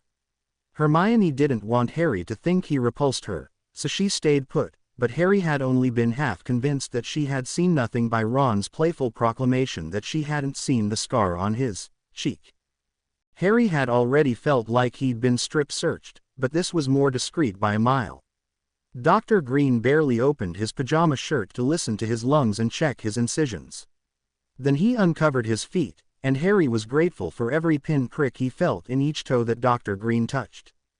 Your lungs are clear. That Professor Snape of yours is a genius. He has kindly agreed to share the ingredient list for his new lung treatment and instruction manual for this potion for us to take back with us when we leave. We will start our clinical studies right away, as this will no doubt save many lives. Just as the always practical Hermione was about to point out the obvious, Dr. Green informed them, your Professor Dumbledore decided it would be for the best for us to retain some of our memories from this event, so we can continue our research with all the new tools to fight sickness. Dr. Green was so proud to be involved in this, and he sounded like a superhero giving a save the day speech. Professor Dumbledore said this unfortunate situation could one day unite Muggles, did he say? And wizards alike, for an upcoming event of historic proportions. Harry's stomach flipped. He knew that the war would affect Muggles as well, and Dumbledore had begun a communication with them out of Harry's injuries. You will start your respiratory exercises soon, and you should begin walking therapy soon after those casts come off, if everything goes well. Dr. Green told him, filling out his paperwork. If all goes well, Harry blurted out, worried. Professor Snape's potion was still working, and Ron and Hermione had hoped that everyone would leave while Harry's voice still held so they could talk to him. Yes, judging by your normal reflexes and response to stimuli, we feel your spine is healing nicely. No permanent or lasting damage, we think. Instead of taking this as good news, Harry's load of worry had been added to. What if they were wrong? Hermione knew that Harry's usual jump to a dismal end was getting the better of him. Remember Harry, A, you're fine, and B, even if you're not, Madame Pomfrey will be able to fix you right up, once you're back. After all, by then you'll be out of danger from dying of being transferred to wizarding medicine, and the security measures will be lessened there. Besides, you know Madame Pomfrey, she won't be able to resist fussing anyway. You'll be fine Harry, I know you will. Stephanie left, informing them that she had to help Tyler with his homework. Professor Dumbledore has assigned him some pre-entry study, and that kind Professor Snape has offered to take him shopping for his school supplies. This announcement had caused them all to look at her squarely to see if her nose had grown with lies, for even witches and wizards had heard of the puppet-turned-boy, whose nose grew with every lie he told, but the wizards and witches knew this story to be an absolute truth, while the Muggles fancied it merely a fairy tale. Professor McGonagall left the room, toting with her what was unmistakably a knitting bag. Molly has taught me to knit. Normally, I would have just conjured a bolt of wool to transform into a garment, however it isn't somehow as satisfying as doing it yourself, you know. Professor McGonagall had clearly needed a hobby in all these troubled times, and after all, said Ron, defending his mother's knitting tutorial, better hobby than habit. The more doses of Snape's potions Harry received, the stronger he became, and he didn't seem to use the strength up so quickly now. He knew he'd have nothing left if he didn't tell Ron and Hermione what he'd been dying to tell them all day. They were alone at last, he and his two confidants, but for some reason, none of them spoke for some time. Finally, Harry broke the silence, which was a relief to Ron and Hermione, who were dying to know what had taken place. For a split second, Harry thought it might be nice to know something they didn't, to be the one withholding information for a change. He had suffered every summer, being cut off from his whole world, when he was, after all, he reasoned, the main person who should be informed of everything right away. Looking at their expectant faces, he could no more punish them for what had been out of their hands all along, than trust Snape at this point. Besides, he needed to talk. Sirius left me the house, he informed them emptily, referring to Grimmauld Place, current head office for the Order of the Phoenix, and pretty much everything he owned. He started with this news, as he did not know how to explain the amulet and the griffin embossed pocket watch. Oh, poor Ron wasn't sure whether to be happy in regards to Harry's new wealth and home. It was definitely not jealousy anymore. That had been a brief and uncomfortably painful stint in their past together, which he was glad was behind them. What do I say? Ron prodded his brain, looking for something tactful to say instead of just, oh. Well, you know, Sirius loved you, mate. He never left your side after the Tri-Wizard tournament, until he had to. Harry remembered Sirius's sudden departure from his life, as dramatic as his arrival had been. Harry now thought of Max and wished he was there with him, especially when he would be living in the hospital wing at Hogwarts for a time. It was as big as a gymnasium, and slightly eerie when alone at night. Harry couldn't believe how his mind wandered from subject to subject. 2 weeks had built a bigger backlog of loneliness than any summer break twice as long had ever done. Yeah, guess he did, Harry said, in reference to the fact that Sirius had loved him. But there was so much to tell them. He chose, for no reason in particular, to show them the griffin watch first. Hermione's eyes filled with tears as her fingers went over the griffin and she read the inscription aloud, then read the card that had accompanied it. Wow, Harry, Ron exclaimed enthusiastically, but then toned it down, but he hadn't needed to. For the first time in his life, Harry had a birthday gift from his parents and someone to share it with. He beamed as they went over the fine details like it was a treasure, which to Harry, it was. He told them about the watch's history through his family, and was surprised to hear himself talking so freely about his personal life to them. He then decided to tell them about Tyler, which was infinitely easier when able to speak, however weak his voice was becoming again. He was about to share with them what he'd wanted to tell them about since he had awoken to find himself in St. Mungo's. The story he needed to tell was considerably shorter than he thought it would have to be, for Hermione and Ron already knew that Tyler had been accepted to Hogwarts in an unprecedented invitation to someone who possessed no magical abilities that could easily be identified. There's more, loads more, Harry revealed as Ron sat on the edge of his bed, something that up until now, he'd been afraid to do. Hermione settled herself in the soft plush chair that Professor Dumbledore had conjured beside Harry's bed. Dumbledore had stated that the wooden straight-back visitors' chairs would have fit in nicely as punishment in one of Filch's old detention rooms. Well, Tyler heals animals, but in the woods, he was able to help me somewhat, when he'd never healed a human before. He said the reason he could reach me was because I have the heart of a lion or something like that. There, he said it, no matter how corny it sounded, to the people he was most anxious to share this revelation with. Professor Dumbledore told us that Tyler told him he's been healing animals since before he could even walk. That's not to say you're an animal, Harry, she added quickly, knowing that Harry could be touchy about this secret. No offense taken, Hermione, only since I got this watch with the griffin on it, I've been wondering about my dreams lately. Harry didn't know why he was mentioning the dreams where he was a flying griffin. After all, what possible significance could this have, when he'd also dreamed that he'd seen Snape figure skating? He had had many crazy dreams in his illness. Now he regretted mentioning it at all. What dreams that, Harry? Ron piped in, filling the long silence since the last statement. Harry knew he'd never tell them if he didn't just blurt it out, figuring that they would naturally assume the dream had been a side effect of all the medicines he was having to take. Oh, well, I was a griffin, like the one on our house flag.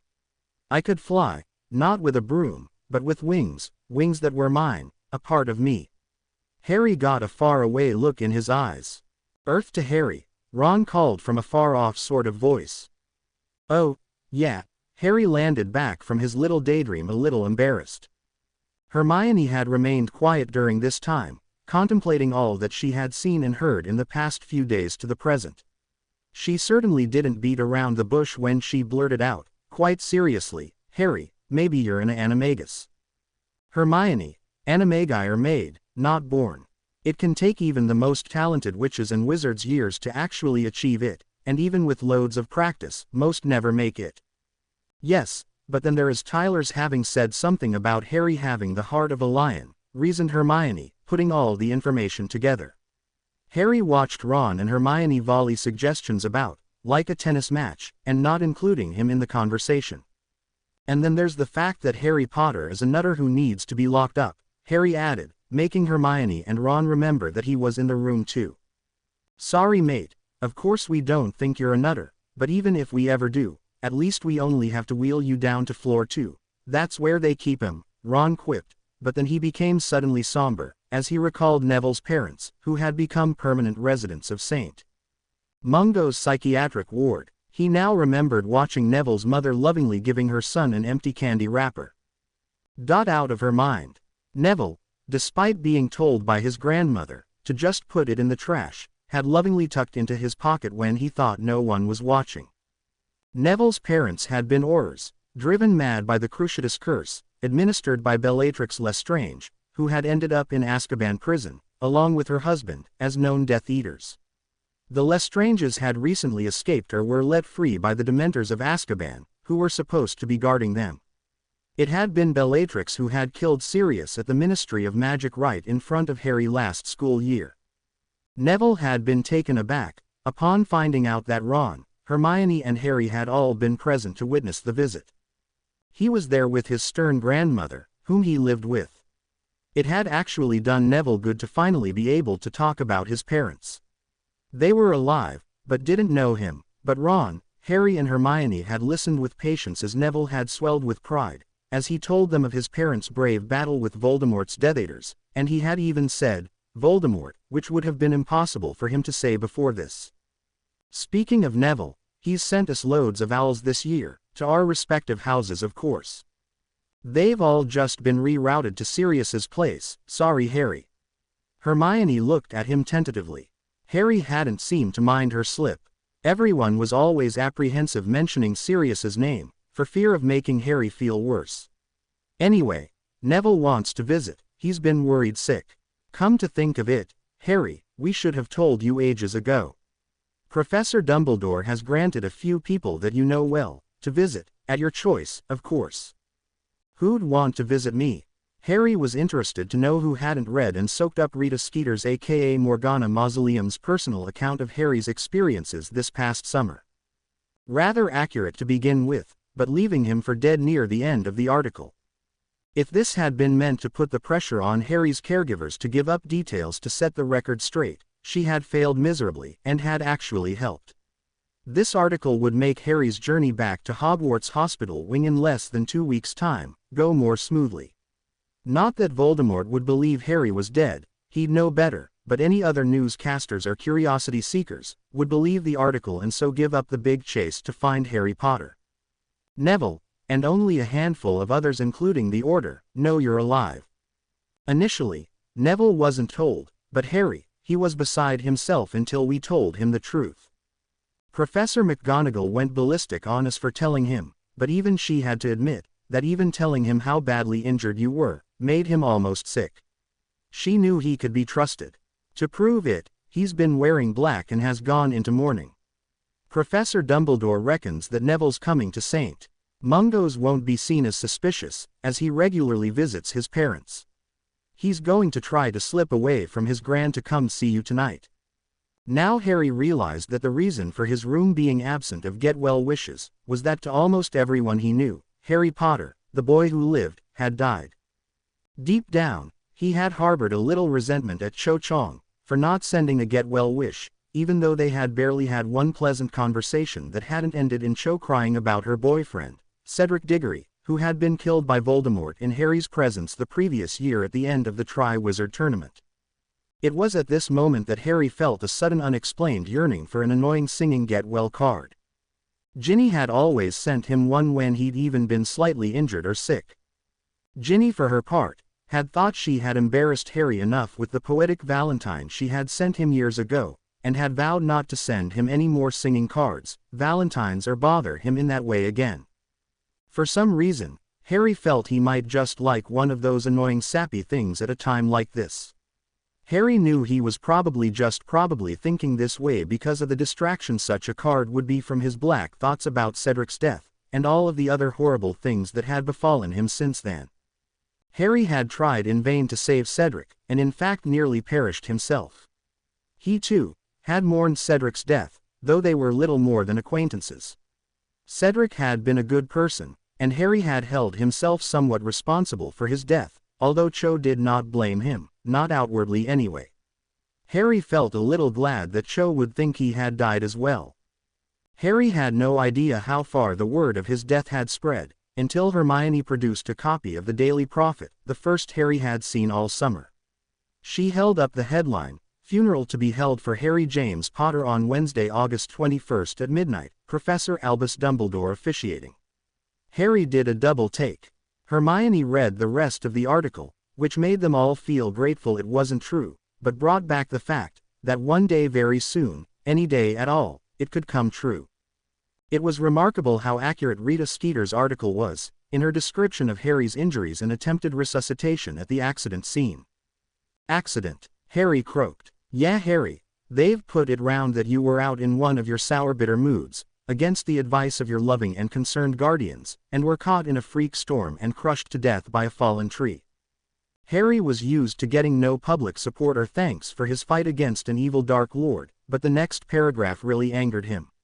It was as though the world at large somehow knew how much had been riding on him, and here, he had died, leaving the wizarding world fend for itself without its boy who lived mascot to keep up morale. "We thought you should know, mate," Ron told him apologetically. Before Neville blurted it out. You know how worked up he can get. He threatened to blow Rita Skeeter up, right along with the Daily Prophet. Apparently Snape hadn't been her only previous target. Neville's parents had been painted as inept after the attack on their house by Bellatrix Lestrange, by none other than Rita Limerick. Wonder how many names she's written under. Harry could not believe what he was reading and hearing. His head was spinning. According to the article, Hagrid, Professor Snape, Fred and George Weasley, and last, but not least, Dudley Dursley, were to be his pole-bearers. Dudley had been quoted in the article as saying, "Harry was my favorite cousin, but also my best friend." He was described as having been wiping away tears at the time. "Only cousin," Harry stormed, voice fading with every outburst. "Actually, Harry, Dudley only gave a statement because Professor Dumbledore asked him to. He's been a big help, he may really be growing up," Hermione mused. Harry had seriously entertained these feelings too, but he wasn't ready to let bygones be bygones yet. Years of slow torture by someone whose only mission in life is to get more than you and beat you to a pulp at every turn for your whole life, cannot be trusted without major proof of change. Harry had had far too big a day for him, at this point of his recovery. He felt exhausted. This was overload, plain and simple. "Harry, mate, get some sleep," Ron suggested, squeezing his shoulder. He could see how pale and weak Harry had become. He has got to be joking, Harry thought.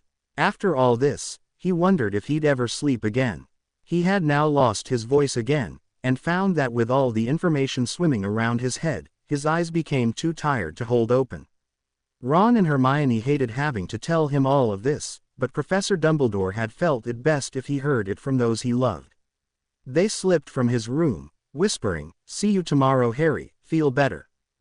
Professor McGonagall checked on the sleeping boy, before leaving Tonks in charge for the night. Neville had been disappointed that Harry had slept through his intended visit.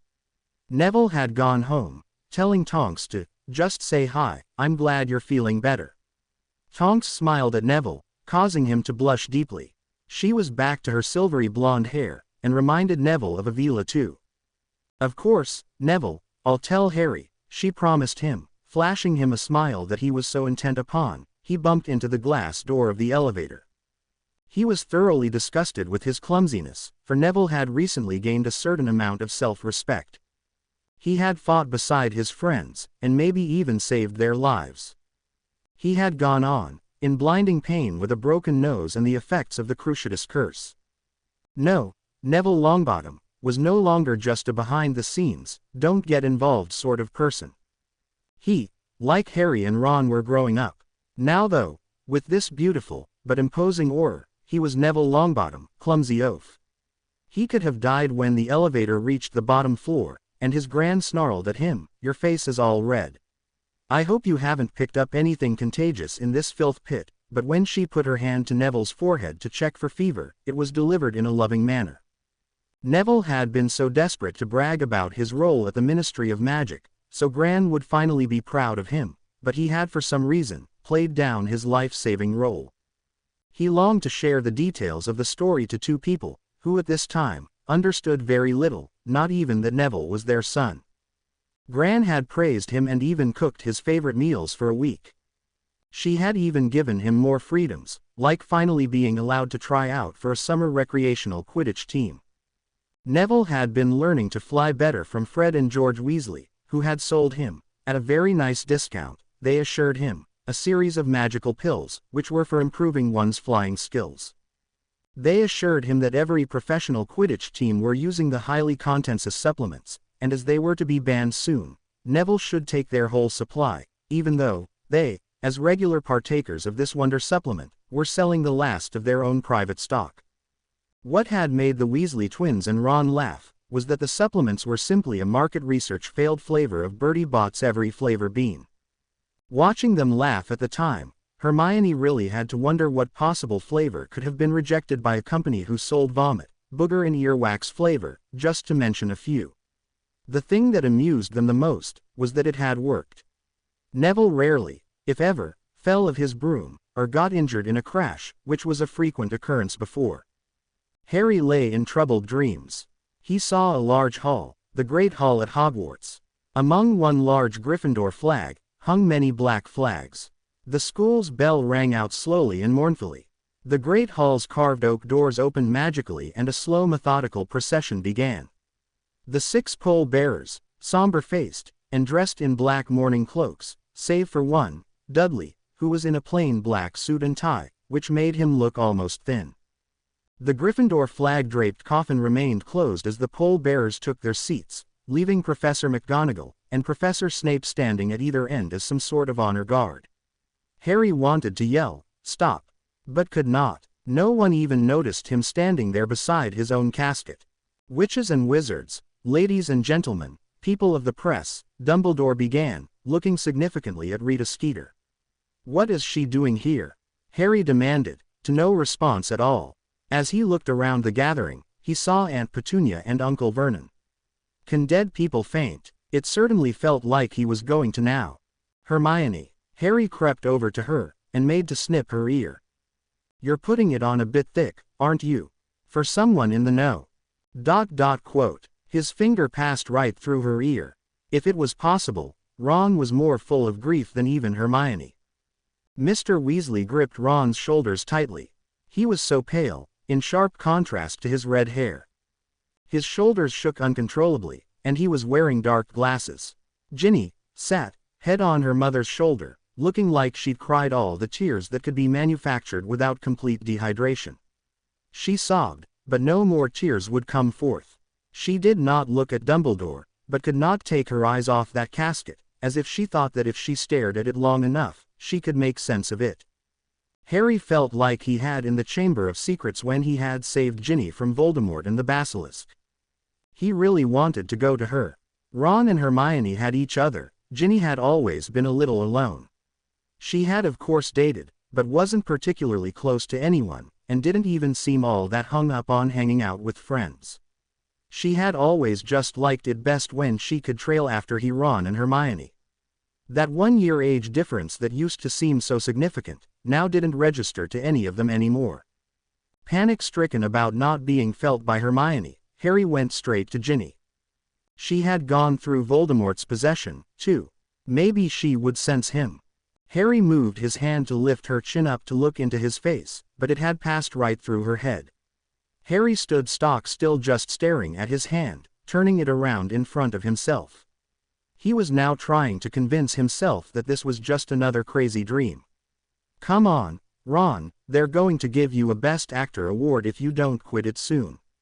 Where'd you learn this, Overactors Anonymous? Normally, Ron would have burst out laughing at the faces Harry had pulled. Normally, Mrs. Weasley and Ginny were supported by Bill and Charlie on either side. Harry had wondered why they had traveled this far, just for this charade. Mrs. Weasley was absolutely inconsolable. Harry's eyes roamed through the huge crowd, until his eyes fell upon a small figure, standing on a wooden block in order to see better. It was Dobby, the house elf, whom Harry had freed from the Malfoy family. His eyes were swollen and red, and he was wearing an outfit made of black socks, with the significant sock, the one Harry had freed him with, being sewn into place over Dobby's heart. Max, Harry's dog, which as yet, he had not even had the pleasure to walk, sat motionless next to the casket, every once in a while whining loudly. The first person to ever show the poor thing kindness was gone. Professor Snape looked as ever, cold and unreadable. Professor McGonagall stood stoically, just dabbing at her eyes under her square spectacles from time to time. Rita Skeeter's quick quill quotes quill ran across the page as fast and smooth as ever. Harry had been told of Snape's run-in with Rita Skeeter. Harry assumed that Rita believed him dead, as she had written.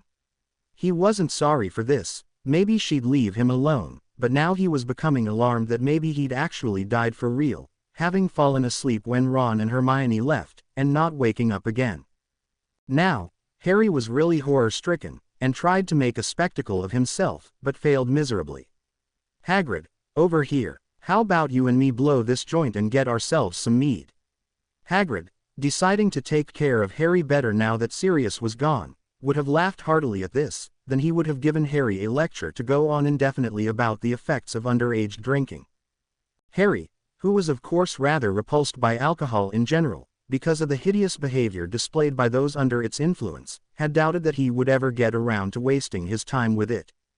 This wasn't like the other dreams. Harry did not want to accept death, like he had in the other dreams, so when his outburst went unnoticed, he had gone from welcoming death to raging against it. The pain he had felt in those other dreams, the pain that made him want to curl up and die, was missing. This couldn't be good. He felt nothing, not cold, not pain, nothing. Now Harry began to shout out his own eulogy. If this was it, it should at least be the truth. You never appreciated me when I was here, he shouted at the students. I was like a freak show to you, to all of you.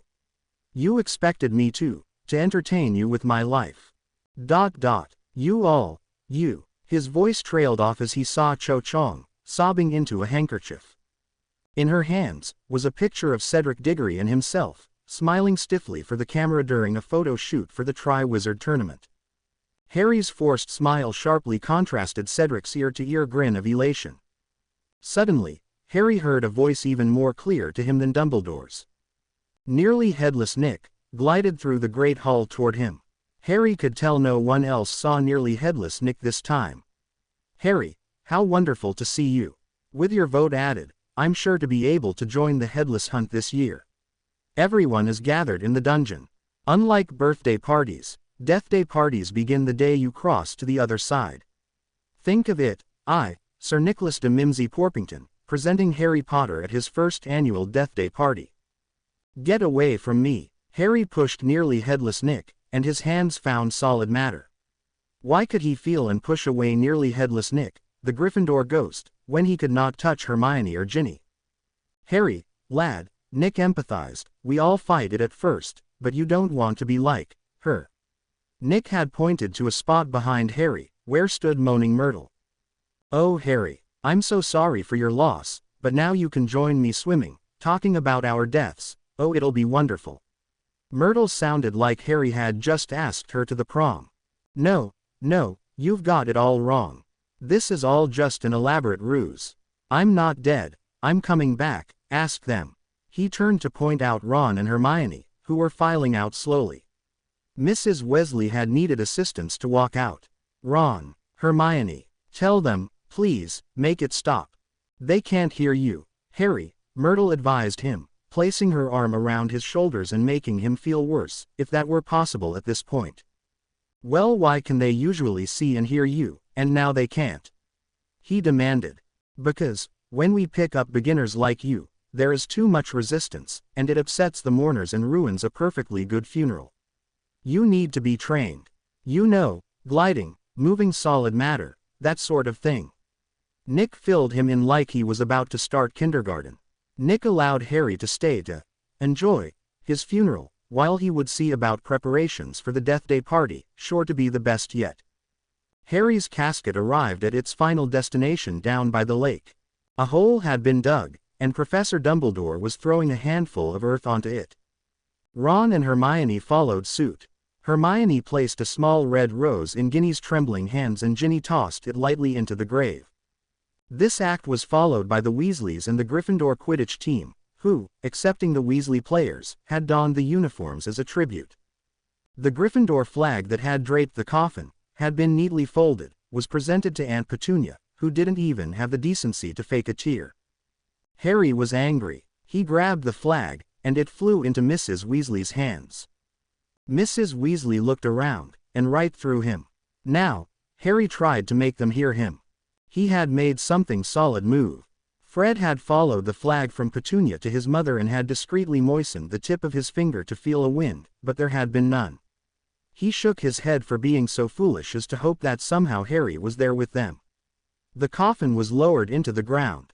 Stop. I can't breathe, I'll die for real. Please. No. Everyone faded from his sight, even moaning Myrtle, who had accompanied him to the lake. I can't breathe. Help me. Harry awoke, flailing around. His blankets all tangled up, his intravenous ripped out. Stephanie was turning up his oxygen and reapplying his mask, which had fallen off in his struggle. The struggle he had had to get the flag away from Aunt Petunia, had in reality been his bed linens that he'd been pulling on. Harry was now half in, half out of dreams. I'm not dead, leave me alone. He screamed. Then he did an about-face. Help me please, I can't breathe in here, let me out. Harry's fists were pounding imaginary confines, and Stephanie could barely restrain him. Call Dr. Green, and get Tonks in here now. She ordered Tyler, but suddenly, through a haze of not being able to see the ghosts or the living, a single small figure stood out clear and sharp in Harry's sight, though his glasses remained on the bedside table. Harry, I think I see what's happening here. You're dreaming. It's really interesting to watch some of the larger cats sleep. Their paws go, they chase imaginary prey. You're dreaming, Harry, and it feels like a bad one. Come on, wake up, Tyler soothed, taking Harry's physical hand and leading him like a child. Harry woke, screaming himself hoarse. Stephanie had let go of him, but Tyler still held Harry's hands to his forehead tenderly, just as Harry had seen him do with the injured animals at the clinic. Oh, please Tyler, Harry begged, tell them you can see me. ... Harry tried to remove the oxygen mask, but Stephanie held it firmly in place. Harry was still not in the present, though he could see Stephanie now. Don't let them take me. Please Tyler, tell them to let me out. ... I can't breathe. Harry now woke fully, and his need for his glasses became apparent immediately. He stopped calling out, feeling a sharp prick as someone restarted his intravenous. This brought Harry fully around. It was the heavy-handed equivalent to, pinch me to see if I'm dreaming. It's okay Harry, you're fine now, Tyler informed him in his real voice, which was so much younger and lighter than his dream speech had been, and somehow, less easy to believe, because at this point, Harry could not decipher dream from reality. Nice deep breaths now Harry, Dr. Green ordered. Harry complied as effectively as he could. Remarkable, Dr. Green concluded. The rattle you had in your chest is nearly gone. None of them, except Tyler, had any idea what Harry had just been through. Physically, he was gaining ground, but now he wondered if he was going to lose it mentally after all. He could not reconcile the fact that he had slept for 2 straight days. Tonks was on her second night shift, not her first, like he'd figured. It was Thursday, 1 week and a half until his return to Hogwarts. Harry hadn't meant to be impolite, but he'd turned them all out to be alone for a while.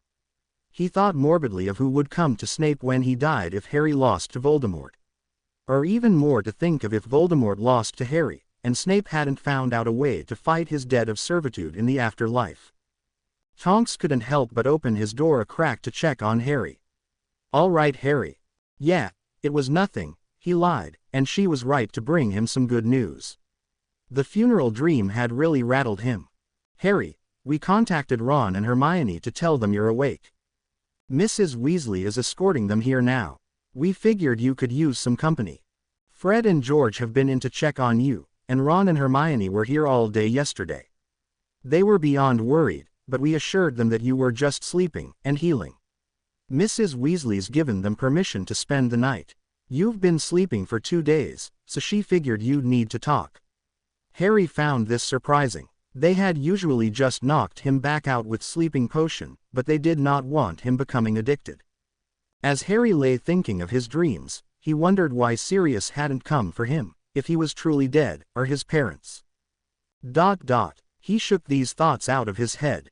It was like looking into the mirror of her eyes. These fantasies he was now allowing himself only showed him his heart's true desire. The more he thought about it, Dumbledore's voice of reason broke through. Death is merely another step in the journey, and these people hadn't died to save him, for him to wish for death. Not that he was wishing for death, just wondering who would come for him when he truly met his death. He had a secret fantasy of seeing his parents come for him, with open arms, and he would be a child again, and able to start over again, the way things should have been. Harry knew that all of life's experiences, good or bad, contributed to who he was today. He wondered who he would have become, if raised by his parents, and these thoughts took him away until Ron and Hermione arrived. Would he have played Quidditch? Yes, he decided. Would he have been friends with Ron? Yes, he decided, only it would have been a different relationship altogether. He also wondered if Ron would have liked his parents, although truth be faced, Harry didn't even know much about them. Still, sad, but entertaining thoughts. Harry was glad for a few minutes alone. He had thanked Tyler profusely, making the boy extremely proud. Tyler had now picked up on the fact that Harry was famous for reasons he did not want, a hero in Tyler's eyes.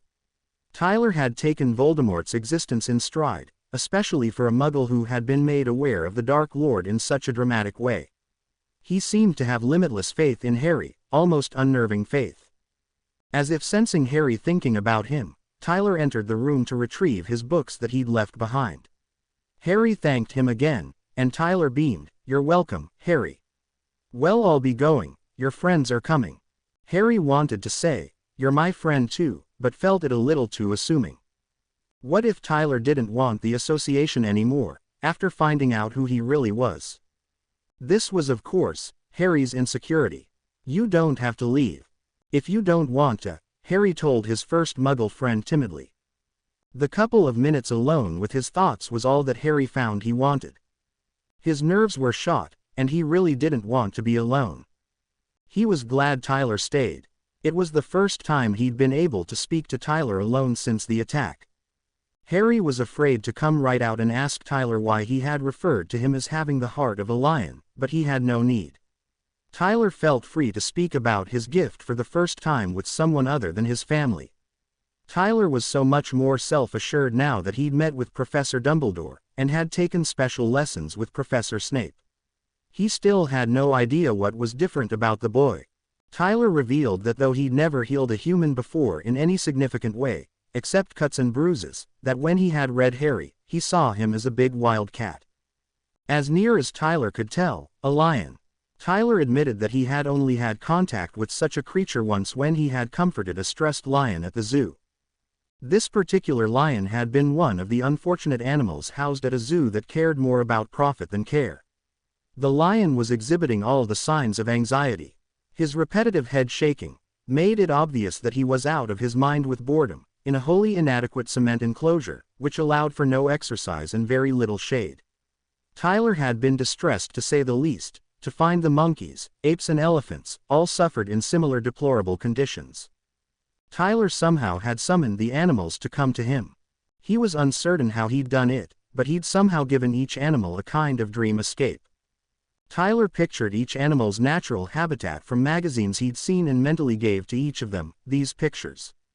The animals all seemed vastly contented.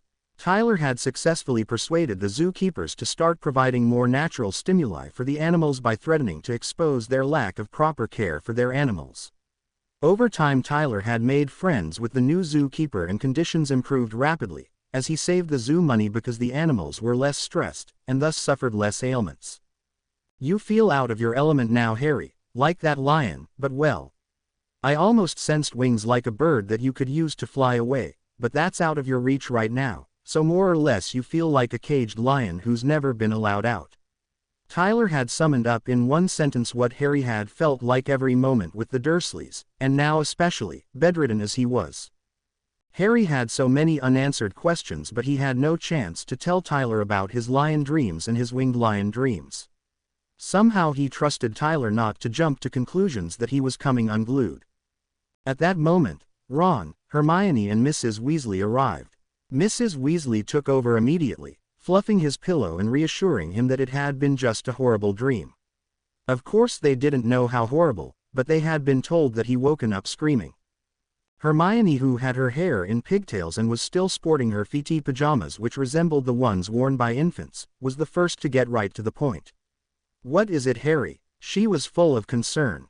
"Oh, and nothing," he rasped. He really felt the need for some pain relief. Tyler looked at his watch and announced as if in answer to his discomfort. "You're due for your shot of Professor Snape's potion any time now. Good news though, he's sent word you're to drink them both, no more needles in the hip." Dr. Green and Stephanie came in. "Tyler, it's 3 o'clock in the morning. When we're done here, back to the dorms with you." She hugged Tyler warmly. "Harry, I just came to give you your medicine, potion," she corrected. "Let's see how you take to swallowing." For the first time he'd been in St. Mungo's, he was being propped up. Dr. Green looked for the button her hand cranked to prop the bed. He looked at Mrs. Weasley, puzzled. "Okay, Harry, we're ready. It'll likely be slightly uncomfortable on your chest at first, but it's time to get you moving." "Achevu," Mrs. Weasley commanded the bed, which began to slowly prop Harry up. Harry closed his eyes waiting for the discomfort Dr. Green had warned him of, but instead it felt wonderful. His back stretched slightly. He felt some pressure leave from his chest and ribs. He removed the oxygen mask himself and raised the medicine to his lips. It went down much smoother than when Professor Snape had poured it down his throat lying down. It was really hard to swallow, but he managed it without trouble. It felt nice to have nothing over his mouth and nose. He could feel the indents of the mask. His jawbone had healed and the stitches had been removed from the many gashes on his face and body from the branches of the fallen trees. It was the first time Hermione and Ron had seen his face fully since the end of the last term at Hogwarts. They all looked at him in appraisal, swollen cheek and jaw and cuts and bruises, but still the same old Harry.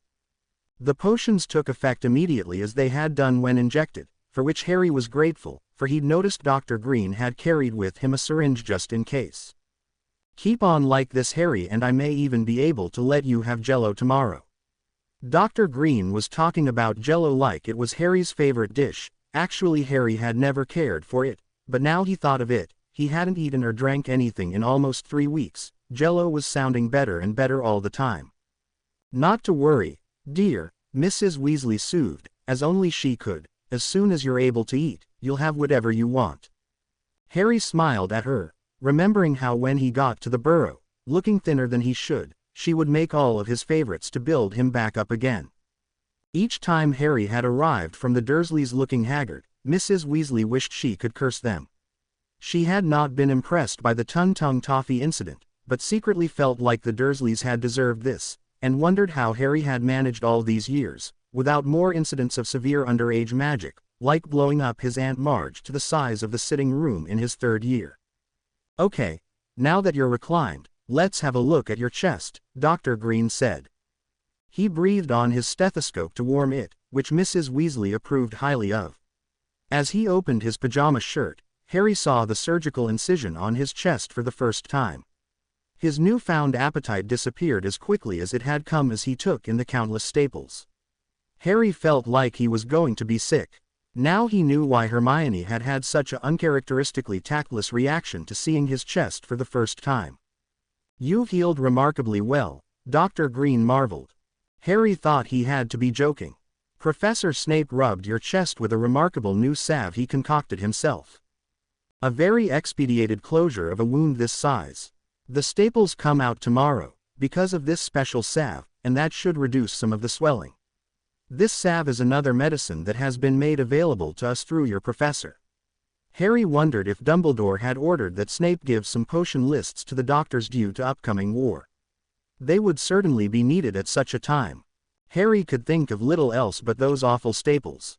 If this was what they looked like after special treatment, what had they been like before this? The thought of Professor Snape making a special salve for him confused him, but the thought of Snape actually taking the time to rub it on himself was downright scary. Teenage vanity soon got the better of Harry, as he wondered what the rest of him looked like. He asked for a mirror, not having seen his reflection since he'd been back in Privet Drive. "There's one in the night table," Hermione offered, ignoring everyone else's subtle gestures to tell him we don't have one. Harry stared at his own reflection, that he had only seen in dreams lately, one which stood out vividly in his mind as he gazed at himself. In this dream, his face had been horribly misshapen from his injuries, and he had broken the mirror in his horror. It wasn't as bad as all that, but he did, he thought, look like he'd been in a train wreck. To everyone else, he looked much better than he had even a week ago, and they were glad that Harry hadn't asked for a mirror then. Harry was reminded of Snape when he saw his own hair, which had an even more untidier appearance than usual. He knew at first glance that he'd lost weight he could ill afford to lose. Harry now noticed something else. His teeth, he now vaguely remembered, had been painfully knocked from his mouth by the tree's branches. He opened his stiff jaw as wide as he could to inspect, and was shocked when he found his teeth had regrown, and the broken ones had been mended good as new. Hermione began timidly. "Once you were holding your own, Professor Snape felt it wouldn't be too much of a strain on your muggle healing to make you some new teeth. It was my idea. My parents are dentists, you know. Teeth are important to us. I asked Professor Snape to make you a potion I read about, similar to Skelegro, and well, for some reason, he did, but if he didn't, Harry, I know my mom and dad would have made you new ones." "What, Hermione, are you mad?" Ron asked, wide-eyed. "No offense, but your parents are dentists. They're more nutty than doctors, drilling in people's mouths, honestly." He was absolutely squeamish and disgusted with the whole idea, and in truth, Harry, having lived with the Dursleys, hadn't seen much of the dentist in his life, either. He was just as glad. He had to agree with Ron on this point. Nutters, the whole lot of them. "Well, there are such things as painkillers, you big babies," Hermione scolded. "Yeah, but they have to give it to you with a needle in your mouth, I ask you." "Oh sorry, mate," Ron added, looking at the needle in Harry's arm again with a shudder. "Ugh," Harry moaned. He had a slightly greenish tinge, after seeing his chest and talking about dentists. Now he knew why his mouth had hurt so much, besides the fact that his jaw had been broken. Hermione put his mask back on. The grueling night Harry had put in with his horrible funeral nightmares was half over when he received at least some good news. "You can take your oxygen mask off from time to time when you feel stronger. It will be good for you to take short breaks from it," Dr. Green explained. "This is an exercise you can start tomorrow," he demonstrated to Harry, showing him a lung capacity tester. "You blow in here and try to get the red ball to the top of the chamber. Don't be alarmed if you can't get it to go to the top at first. It will take time. You need to build your strength and lung capacity back up again. Ron, Hermione, you can be his personal trainers. Don't let him slack. See you in the morning, Harry. I, for one, am going to retire, again."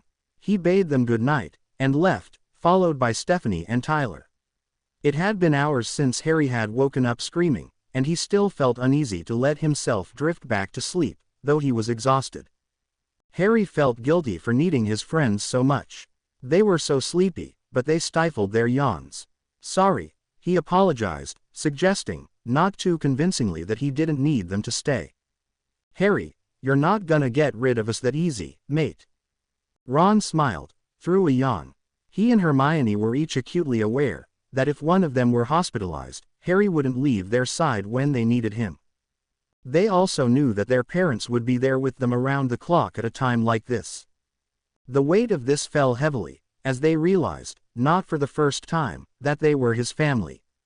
Mrs. Weasley pulled Harry's blankets snugly around him, and despite the fact that he was rather warm, he didn't make her stop.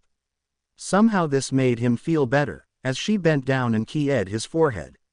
"Now that's my brave boy," she smiled, and though Harry fought himself for having liked her comment, though it was a little below his age level, he consoled himself with the fact that Mrs. Weasley had even talked to one of her older sons in this manner when they had merely had a cold. "Don't talk for too long," she gently warned him, glancing forcefully at her son and Hermione.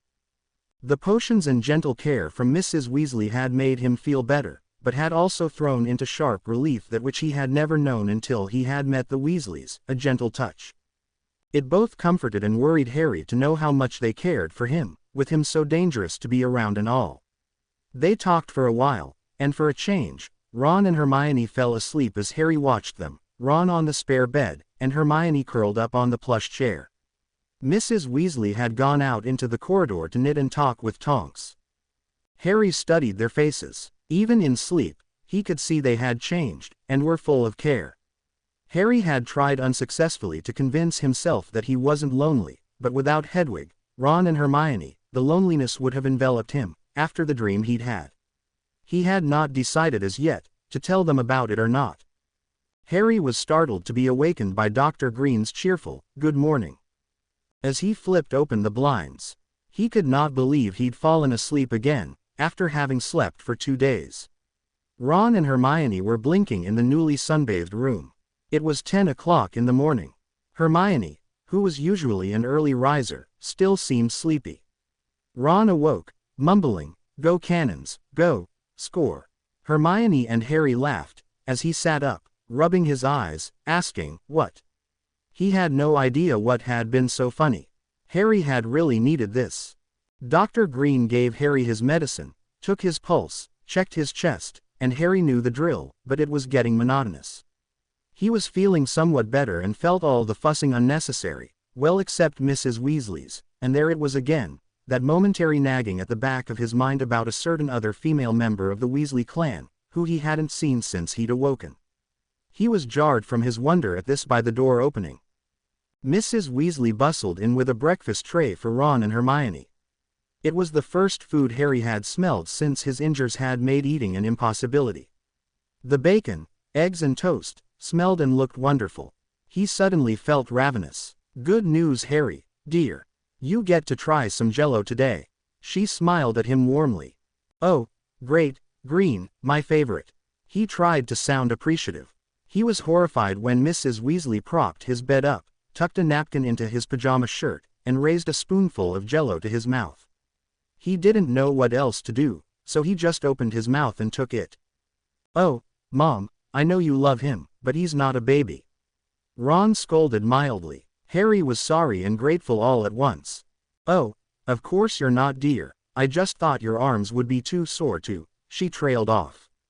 Now it was Ron's turn to be sorry. Mrs. Weasley had felt helpless to take care of Harry until now, when something, the only thing she could relate to about nurturing in this foreign atmosphere of Muggle medicine, was finally something that seemed more natural: feed the patient. Harry stole a look at Ron, who nodded his head in approval of what Harry was about to do. Mrs. Weasley, my arms, they are sore, I mean." Harry only half lied. "Would you?" Mrs. Weasley was elated to finally have a direct hand in his care. She happily fed him every disgusting spoonful. Harry could not believe that swallowing this gelatinous muck could be painful, but with his throat so raw from the tubes, it wasn't going as smoothly as he'd thought. He coughed several times before Mrs. Weasley replaced his oxygen mask, and gently rubbed his shoulders. "There now, that wasn't so bad, was it?" she asked, removing the napkin. "Thanks, Mrs. Weasley," Harry said, in genuine appreciation. He could tell she felt better by finally seeing him eat something, though Jell-O hardly constituted real food, and her affection for him was evident as she held him a long loving gaze. He suddenly felt rather proud. He hadn't been born into this family, they'd picked him, and Jell-O or no, he'd put up with the excessive coddling, the curfews when staying at the Burrow, and even the occasional beratements when they'd done something wrong. It was worth it.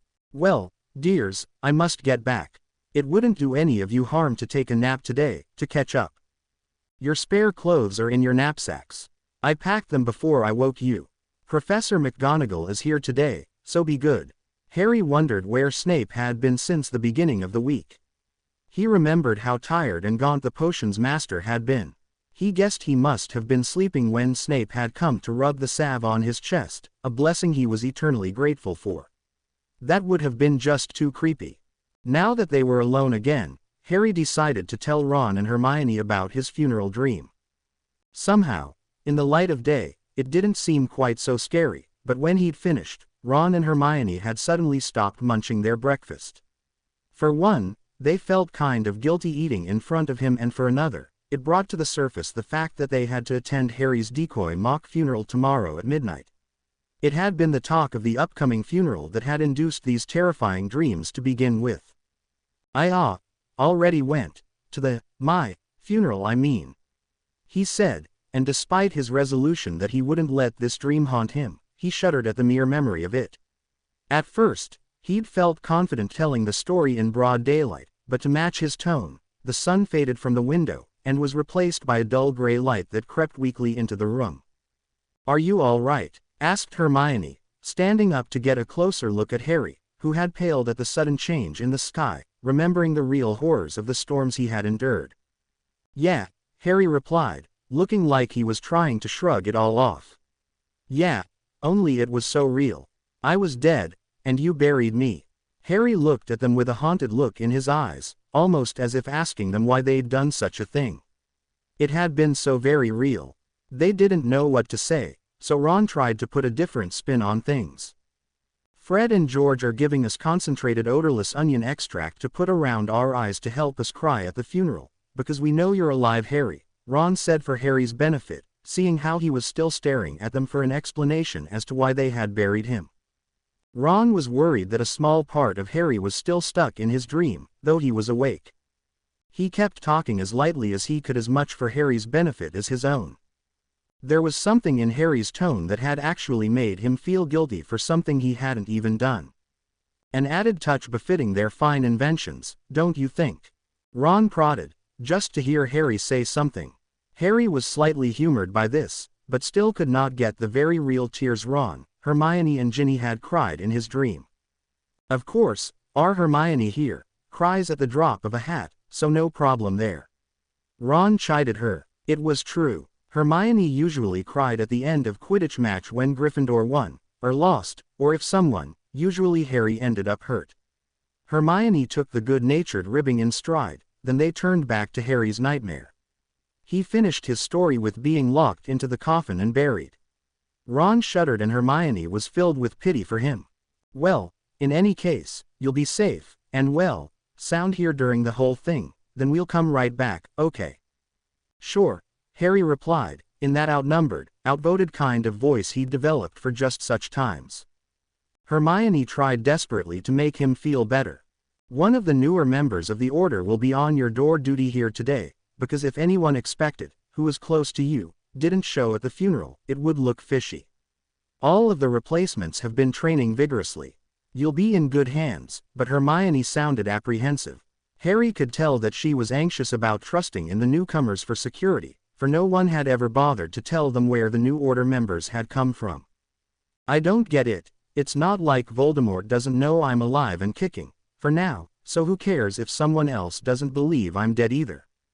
Harry, you know that if people believe you're gone, it will be easier for you to get some time to heal, without a bunch of sneaky reporters milling about.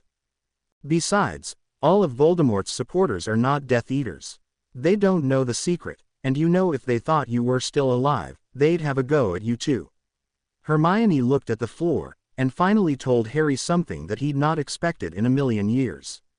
Then there are those uneducated people who have been quoted as saying that they're glad you're gone. They believe that if Voldemort was happy at having killed you, he'd leave the rest of the world alone. What? Harry exclaimed, wide-eyed. I wouldn't be stuck here in this stupid hospital bed if I hadn't flown away from populated areas to save them. Harry gritted his teeth in anger. He said the word, them, with so much contempt in his voice, that Hermione was worried in an instant that Harry would eventually become an elitist if he had to deal with callous remarks like these for very much longer. Oh, Harry, I wasn't going to tell you, but I didn't want you reading it while we were away and go flying off the handle without someone here to talk me down, Harry said, trying his best not to vent his anger at them. I should be so used to this by now. All my life, it's all been my fault. Everyone treats me like I wanted this, like I wanted everything horrible thing that's ever happened to me in my life. Well, I don't want. I never wanted. Of course not, Harry, Hermione tried to calm him. It's a handful of stupid gits, Harry. Most of the wizarding community is in full mourning. It's like royalty died or something. You know the Daily Prophet, they always print the controversial to get papers sold. No one really thinks that, mate. We just wanted to give you the heads up, Ron explained. After the color had returned to normal in Harry's face from the anger and hurt he'd been feeling, he knew that he'd been wrong not to have expected this reaction from some people. Last year, he'd had a taste of the prejudice he would probably be enduring for the rest of his life, however long that was to be. Seamus Finnegan's mother wanted her son to just stay away from that boy. They had now exhausted all topics in regards to recent events, and had offered Harry every consolation they could think of. Although far from resolved, Ron thought maybe Harry would feel better after a game of wizard's chess.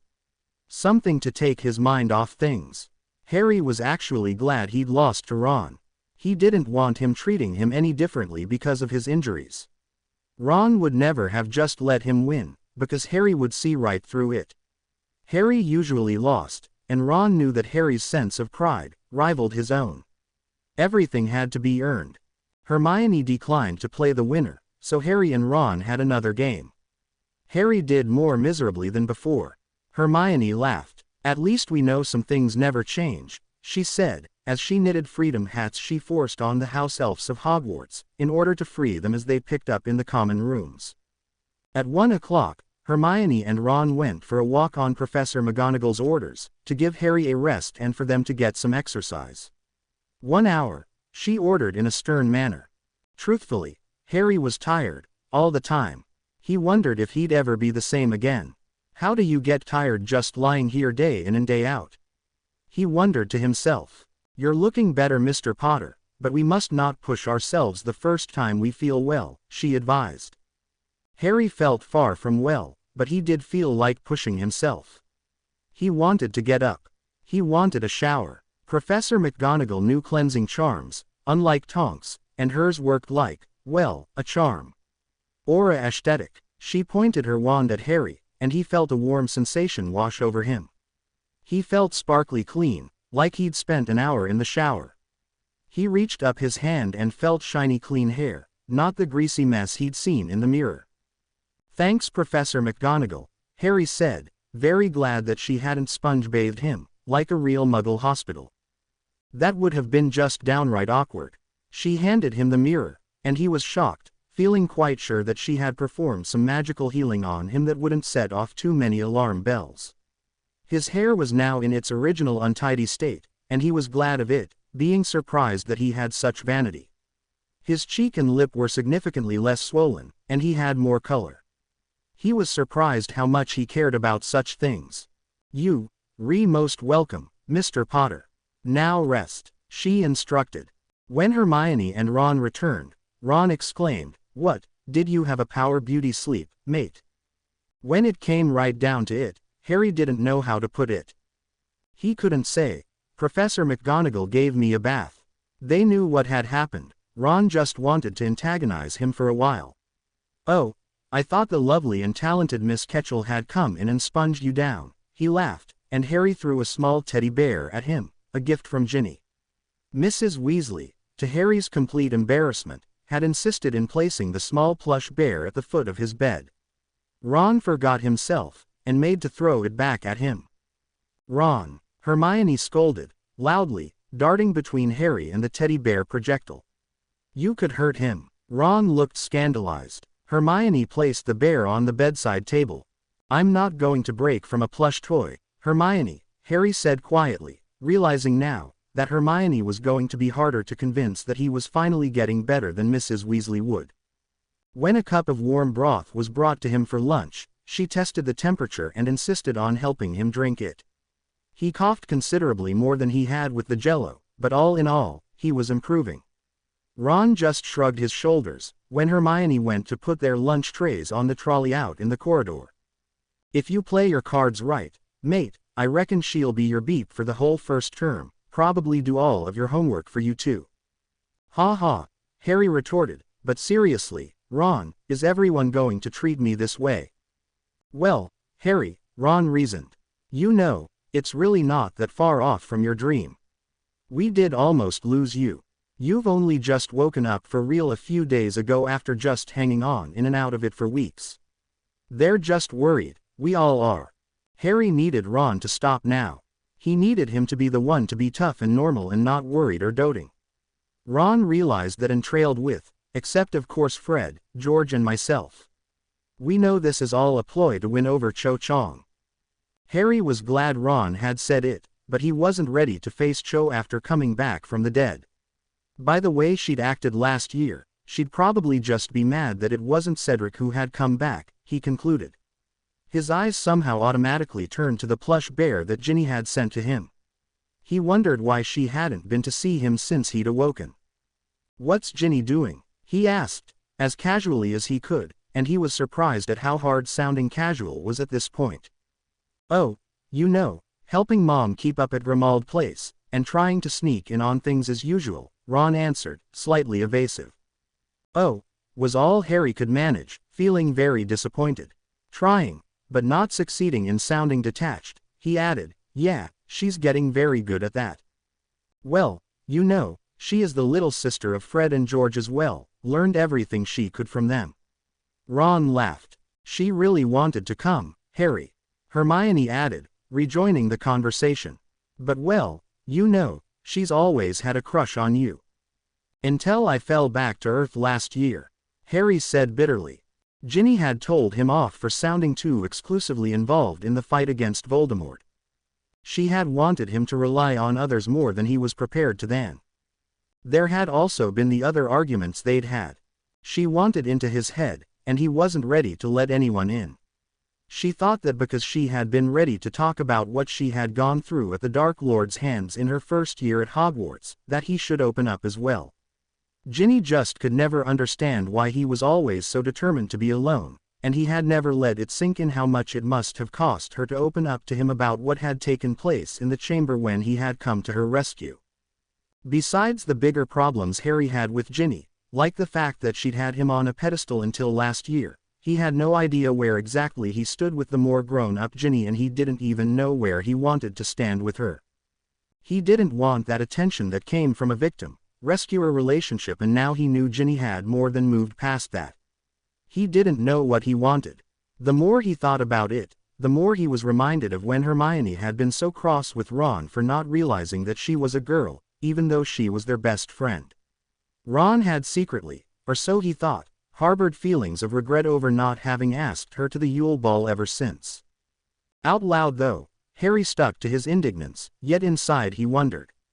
"Yeah, well, she had me on such a high pedestal, there was nowhere to go but down," he voiced bitterly, wondering for the life of himself why he cared so much about this. "It's not that, Harry," Ron defended his sister staunchly, while not trying to go against Harry at the same time. Ron couldn't think of the right words. Hermione stepped in. "She's cried herself to sleep every night, Harry. The reason she hasn't been here is that she can't bear to see you all hurting like this, especially given the Muggle treatment methods." Now, Harry felt like a worm. He'd been accusing Ginny of pettiness, and here she was worried sick about him. Ginny was a year behind him in school, but when they'd met on platform 9 3/4, the only remembrance he had of her in his brief glimpse was that of a child. He, after all, had been a child himself. Harry thought back, also, to when he'd rescued her from the Chamber of Secrets when she'd come under Voldemort's power. He'd been her hero. He realized that after this, he'd never really even given her the time of day. She was, however, his best friend's sister. "Oh, tell her I'm fine," Harry said lamely. He actually missed her. He didn't know why, but part of him hoped that Hermione would pick up on this and tell Ginny, while the other, practical part, the part that knew how much of a danger he was to all of them, fought with his longing for a visit with Ginny. Their past had only ever included her hero worship of him from afar, to his fall from grace, with no middle ground at all. Ron seemed to want to say something, but fought the urge. He had always felt that Harry would be a good match for his only sister, and had dropped a couple of subtle hints to this effect, but Harry had never noticed. Harry could just not see any girl liking him, just for him, not for his past, present or potential future, based on popularity. Hopeless. Completely hopeless. Hermione shook her head. "The both of you," she added in an undertone. Hermione had been the only one of the trio to have noticed that Ginny had matured into a young woman like herself, and even she could catch the 2 long stares that Harry would give Ginny when he thought she wasn't looking. Ron and Hermione spent the night considerably more comfortable than the previous.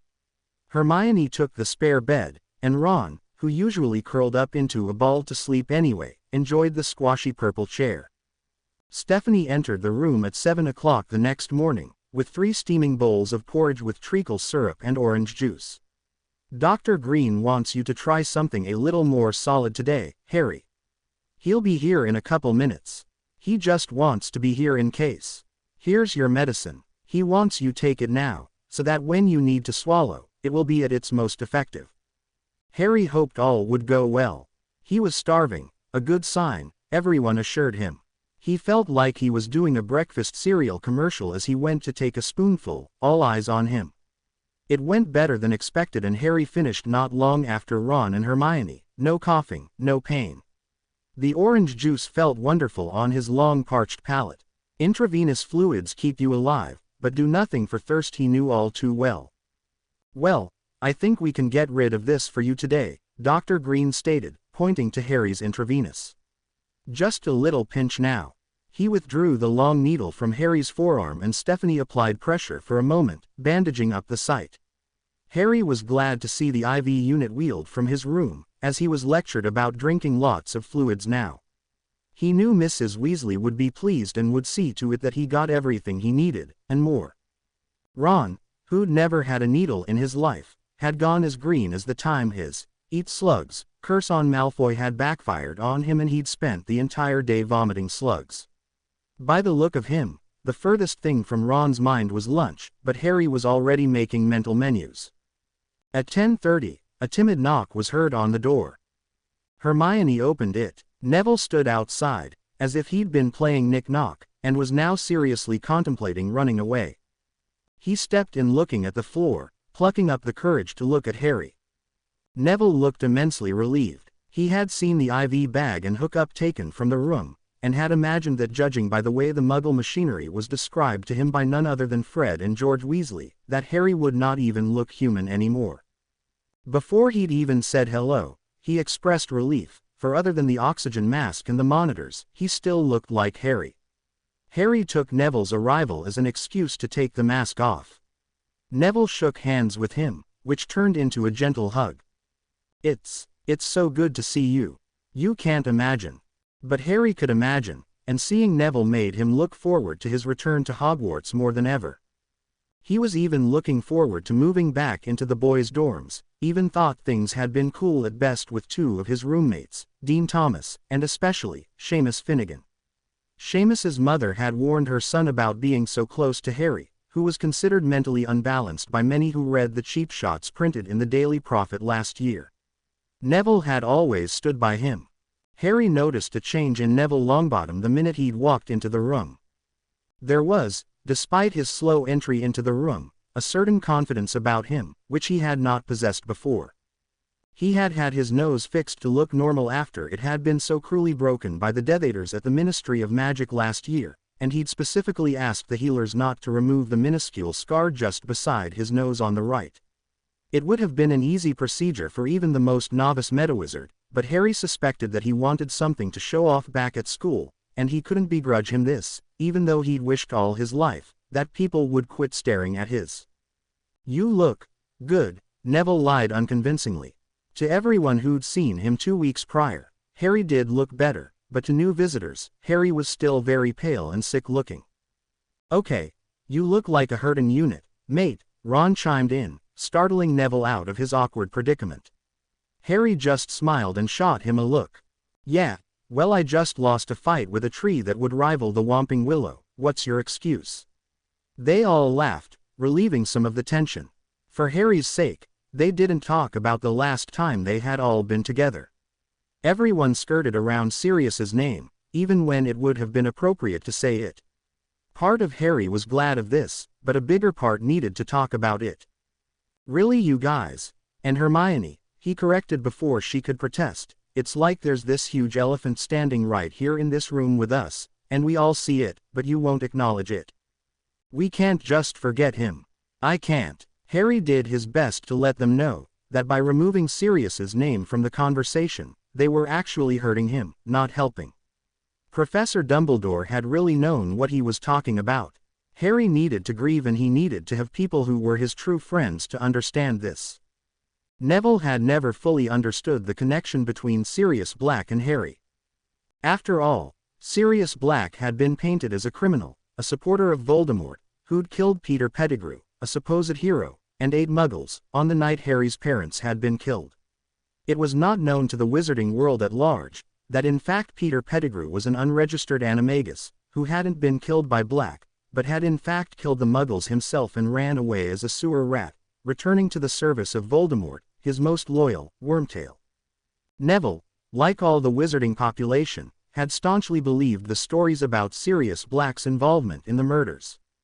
He had been falsely convicted without trial and had served 12 years for the callous murders in Azkaban, before finally escaping in his animagus form, a large black dog.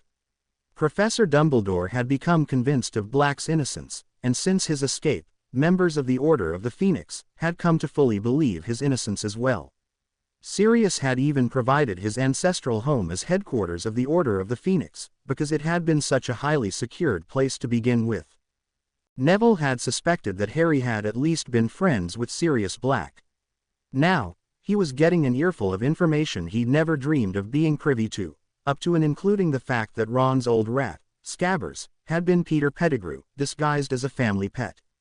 It didn't take much convincing for Neville to know that his 3 friends were telling the truth. "He was your godfather then?" Neville asked sympathetically. Harry could tell by the look on Neville's face that he was the one person who could relate to so much loss in so short a life. The complete picture came suddenly to Neville's usually slow mind, and he got it. "That Lestrange woman," he gritted contemptuously, "she killed your godfather. You know, Harry, she was the one who. He didn't know how to put it. His parents weren't dead, but they really weren't here either." Bellatrix Lestrange had put Neville's parents under the Cruciatus curse for so long that they had been permanently damaged. "I know, Neville," Harry said, understanding what Neville had wanted to say. Harry didn't know what was worse. He had to ask himself if he was being selfish to wish that Sirius had been here in St. Mungo's. Even if he was like Neville's parents, at least he'd be here. No, Harry decided, Sirius hadn't even liked being cooped up in Grimmauld Place for his own protection. The years spent in Azkaban had made him loathe confines of any kind. At least this way, Harry could believe that Sirius was free, on some plane, as Dumbledore believed about death. Somehow, at this point, Harry felt a little sorrier for Neville than for himself. Neville had never been sympathy seeker. No one had ever known about Neville's parents, except Harry and now of course Ron and Hermione, who had sworn never to tell anyone about them, and to just let Neville talk about it when he was ready. With people like Draco Malfoy at school, no wonder he'd never mentioned them. He would have been even more cruelly mocked than he already was, if anyone found out about the subject of his mentally absent parents, to add to the fire of bullying that Neville was always engulfed in. Somehow, though, Harry, Ron and Hermione doubted that Neville would be a human punching bag anymore. He'd become a force to be reckoned with last year. Harry could think of no other student or person for that matter who could have stood up to those Death Eaters as stoically as Neville had done.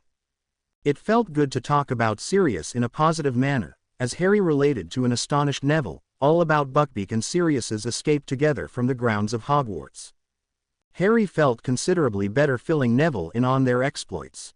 The day passed pleasantly with only minor interruption from Harry's doctors, who after examining him thoroughly, suggested he put the oxygen mask back on. You still have some scar tissue to contend with. Don't strain yourself. A half hour with it off is good to begin with, okay?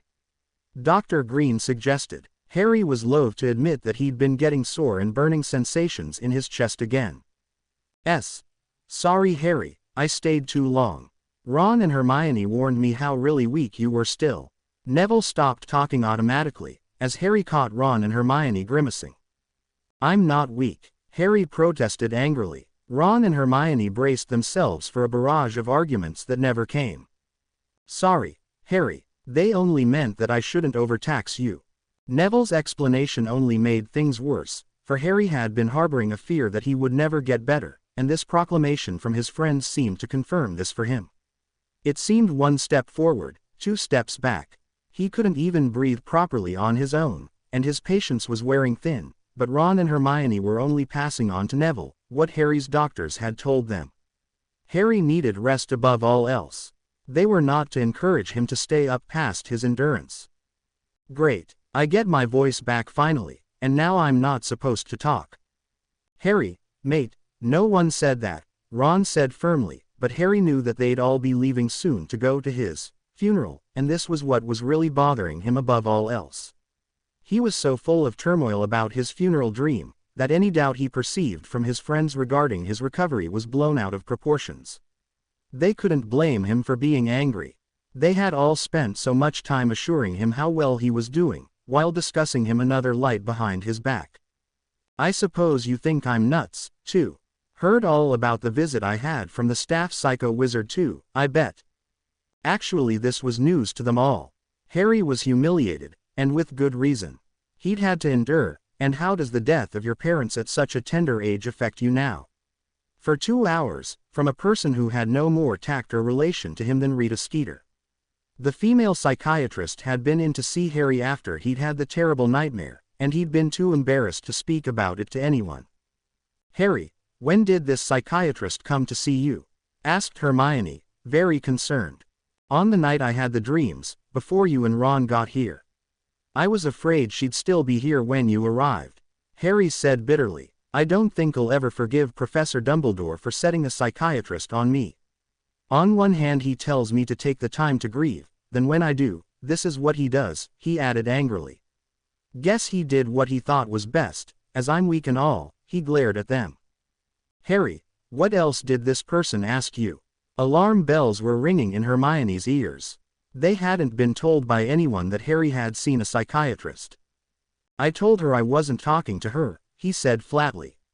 But it's not as if there's anything I can do about it, is there? He said ruefully. She kept asking me questions about last year. Asking me if I was afraid that Sirius wasn't dead, and that he'd hurt me. I just tuned her out, but then, Harry was simply too humiliated to go on. What did she do to you, Harry? Hermione asked, becoming visibly alarmed. I tried to stop her, but I couldn't. Harry looked at his feet. She took out a mini pensieve and a syringe, and she jabbed it right into my temples. When she took it out, I was all sleepy, like I get in Trelawney's classes.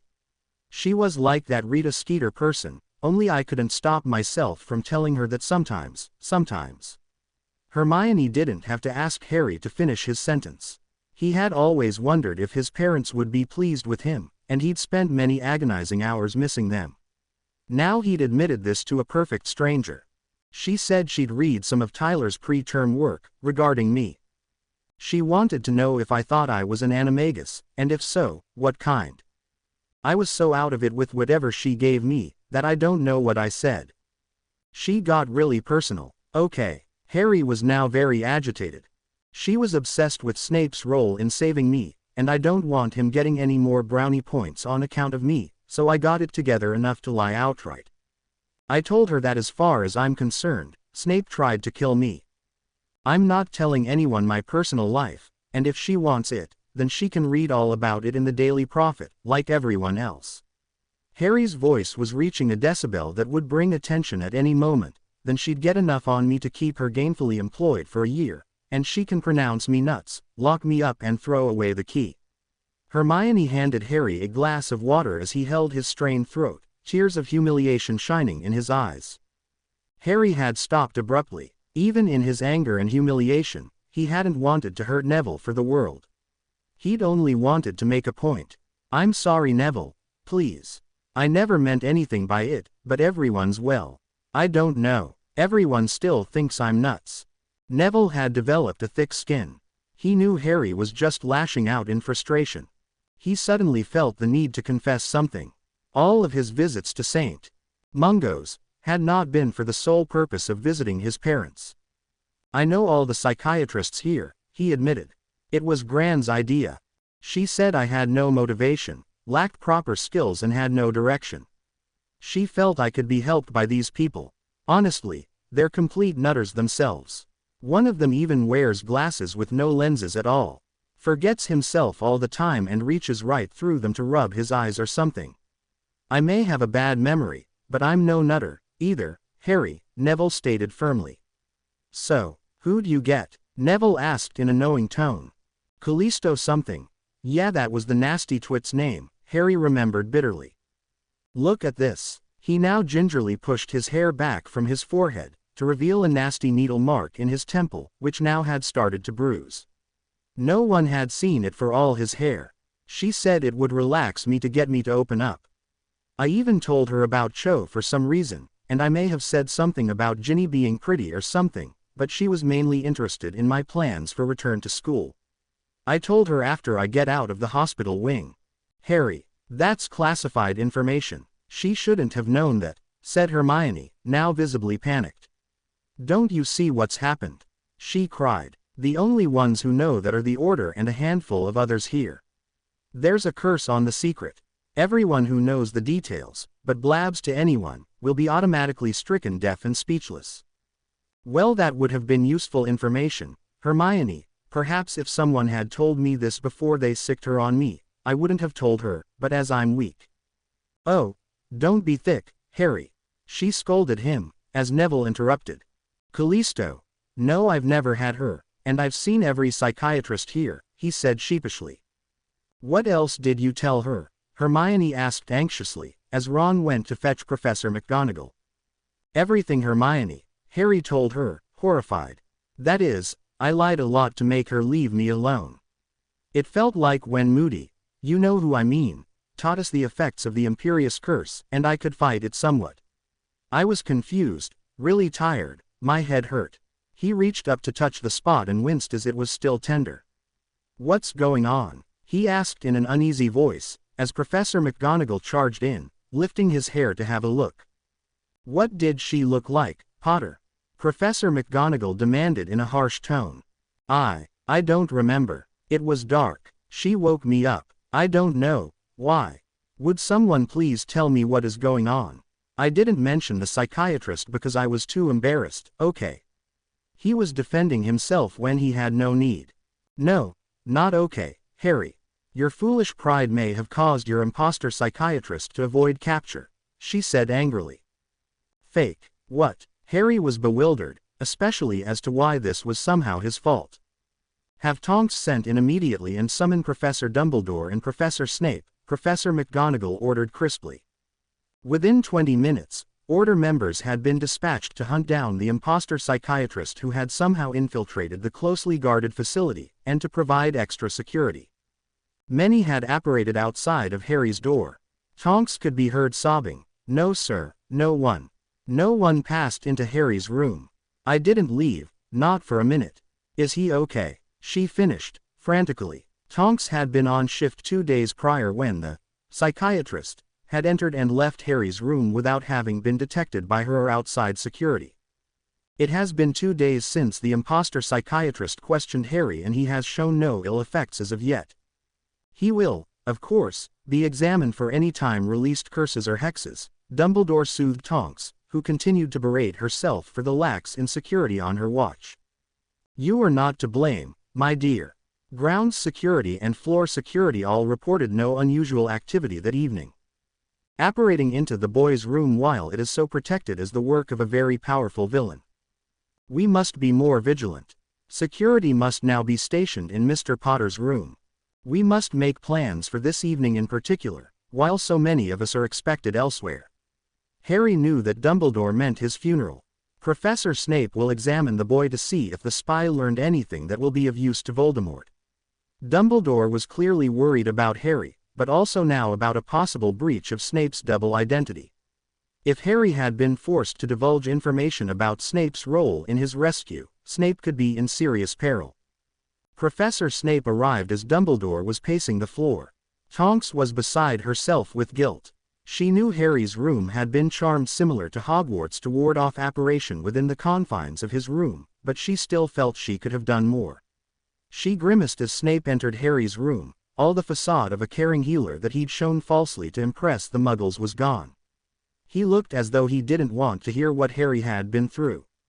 Professor Snape's and Harry's eyes met at the moment he first stepped into his room, and Harry was shocked to see that the potions master's robes, so usually neatly pressed and at the height of newness, resembled Lupin's disheveled appearance.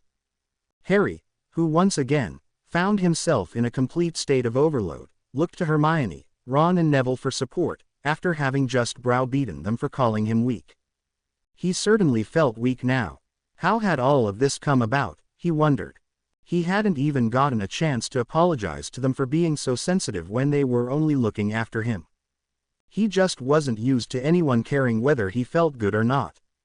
Now they were being ushered out of his room by Snape, before he could even apologize to them. We're sorry, Harry, Hermione sobbed. I wish we had made it easier for you to tell us everything. We didn't mean to ignore. She knew she could not say Sirius's name aloud without Snape taking it out on Harry later, and she knew he was about to endure an invasion of his mind through occlumency anyway, and that had been hard on Harry at the best of times. Once outside, Ron put his arms around Hermione. Maybe if we had brought up Sirius ourselves, then Harry would have told us more readily about his encounter with Callisto, the psychiatrist, but now that he thinks we thought him weak, he was too embarrassed to tell us he'd seen a shrink. Before they'd found out that the psychiatrist was a spy, Hermione had honestly felt that Harry would benefit from a little help. Now she felt extremely guilty about that. If it had taken a full 2 days for Harry to decide that he could tell them something so personal and humiliating, and it had been forced out of him, they all wondered now how much Harry had suffered without telling them, and what other torments he'd been put through. Ron thought of the needle mark in Harry's temple and knew that he wouldn't have been able to contain himself from telling anyone about the attack if he'd wanted to. Harry was stronger than they had suspected. Ron, Hermione and Neville tried to listen at Harry's door, willing themselves not to burst in and put a stop to whatever Snape was going to do to him. They heard nothing. Snape was heavy-handed from the get-go. All right, Potter. I've been informed that you had an unwelcome visitor the other night. Tell me everything you know. I don't remember much. I was sleepy. She just jabbed me with something in the head. Snape flipped Harry's fringe back roughly to examine the mark left by the object. Once again, you have cheated death, Mr. Potter. You were lucky to be alive. She gave you an enervating potion strong enough to have you up walking, broken legs and all, probably killing you in the process. You're just lucky my sleeping potion was more powerful and kept your metabolism in check. It must have infuriated her, he bragged, taking comfort in at least this one thing. Now that Snape mentioned this, Harry remembered how perturbed the doctor had been that he'd remained drowsy and defiant throughout the interview. This potion that was administered to you usually kills when administered into the temple, overstimulates the nervous system. But the Dark Lord is the one who has to. Snape caught himself, and Harry was made instantly aware that he knew about the prophecy. But then of course he would. Harry thought. Now, concentrate, Potter. What did she look like? I told you I don't know. said Harry defiantly, knowing what was coming. Professor Dumbledore has asked me to try occlumency to see if you remember anything on a subconscious level. Harry was just too exhausted to be put through this. He felt sick and just wanted to be left alone. He would tolerate no further intrusion. Professor Dumbledore entered the room, taking Harry in with those deep blue eyes. "Harry, it is for your own safety, and the safety of others," he glanced at Snape, "that we ask you to submit to this." "You mean I have a choice?" Harry asked, astonished. "Yes, but I feel that it would be in your best interest." Harry could never resist this old man's subtle persuasion, especially now that he knew for certain that Professor Dumbledore hadn't ordered a psychiatrist for him. Harry had suspected him all along. After all, it had been he who had preached at Harry to let his feelings out. The door opened again and Tyler came in. "You called for me, sir." He looked at Snape warmly. "Yes, Mr. Golden. You may be able to help me retrieve a memory from our Mr. Potter here. You seem to be able to reach this young man in a more gentle fashion than we have been able to.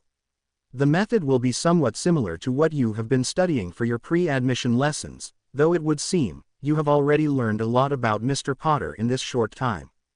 "Oh, yes sir, Professor Snape," Tyler said eagerly.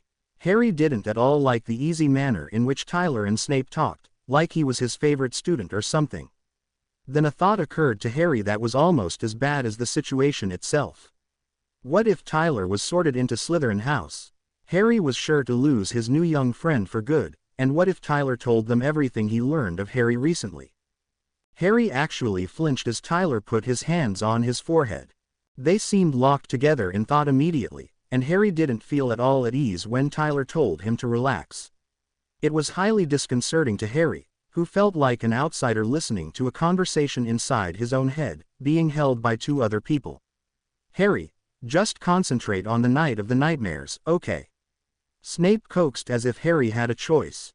Why was he always so visibly nicer to him when he was in front of Tyler?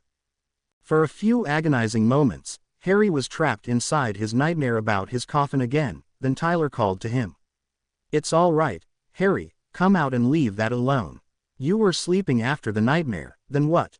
Tyler read. Wham! Blinding pain in the right side of Harry's head in the temple, which caused Professor Snape and Tyler both to cry out in pain, almost losing the connection. "Veritaserum and an adrenaline mix potent enough to kill a boy your size," Snape muttered, still sounding pained. As Snape's eyes took in the dark figure in Harry's memories, he shifted uncomfortably. Harry could more than sense that he knew her, but he'd expected casual recognition from his past, not the heavy loathing from Snape's mind causing everything else to blur. Snape was visibly scared now. The connection lost, he looked like he was going to grab Harry by the collar, but held himself in for Tyler's benefit alone. "Did she see? What did you tell her, boy? Did you blow my?" he blustered. "Professor Snape," Tyler soothed, as though he, a newcomer, knew everything Dumbledore had taken all these years to tell Harry about Snape's past and present. Harry denied it. Tyler didn't say why Harry hadn't praised all that Snape had done. That Harry felt him untrustworthy remained a secret between he and Tyler. Snape was not nearly as good as Tyler at occlumency, at least not on Harry. "He protected you, sir, said you hadn't saved him. Said you would have been glad if he'd lost his legs." Snape's shoulders relaxed with relief and he didn't seem to care that Harry knew how scared he was. "All she learned by coming here is that Harry's not dead, and they knew that already. They now know that he's going back to the school on September the 1st. She was furious that she hadn't gotten more, but Harry stood firm. Tyler had sensed from the beginning that Snape and Harry needed a mediator and he had gotten the unlucky job. They were finished. Snape swept from the room saying more for Tyler's benefit, "Good work, Potter." By the looks on everyone's faces, they were all relieved. It was ironic that once again, it had been Snape's potion that had saved Harry's life, as well as his own. Harry now realized that Snape was much harder to read than before, perhaps because he was so tired, or perhaps because Snape had practiced with Tyler. Tyler was sure to replace Malfoy in pet position at school. The Slytherins would have a fit, particularly if Tyler wasn't one of them. It would be just Harry's luck to have a new friend taken away from him by becoming a Slytherin. "I don't even know if I'm to be sorted," Tyler stated, as if in answer to Harry's fears. I'm kind of temporary. Besides, Harry, you're my friend, one of my first, Tyler admitted. You're the only one besides Mom and Dad, and now a few others who know about my, well, I don't even know, difference. I feel so stupid. I didn't even know she was fake. Everyone's been treating me so differently since all this started. The people who say they believe me, I think they think I'm nuts. That was what was so nice about you. You liked me for me. They just don't get it. I just feel like I want to be left alone. Nobody tells me the truth. They talk over me, not to me. Harry was getting all worked up again. Harry, do you trust me? What do you mean, Tyler? Just do you trust me, yes or no? Tyler looked hurt when Harry had to pause to think about his answer. He just felt shaky and hurt, and like he couldn't trust anyone. Now that he shuddered, knowing a Death Eater had been in his room, he knew he couldn't trust even in his own safety, under the watch of people who were supposed to be protecting him. He didn't have the heart to blame Tonks. She had left in tears, contemplating her resignation from the Order of the Phoenix. Ron and Hermione stood outside his door, feeling thoroughly chastised for being, in Harry's opinion, two-faced, and poor Neville had left with his gran screeching at him for being late to get ready for his funeral, which she believed was real. Neville was true to his word, and didn't break his promised secret, but he'd left, hurt to the heart. He blamed himself for causing a rift between Harry, Hermione and Ron. He decided it would have been better for Harry if he'd remained an outsider. His remembrance of his moment of glory at the Ministry at Harry's side last year, now thoroughly over, Neville left and Hermione and Ron felt a certain amount responsible for the misunderstanding. Neville seemed his old slumped self as he trudged off with his gran, looking for all the world that he was indeed attending a funeral. Everyone was completely miserable, and each one harbored a guilt that they had caused the hurt. The stress level that had risen to intense levels since the security breach had been revealed. No one seemed to know whom to blame or what to do.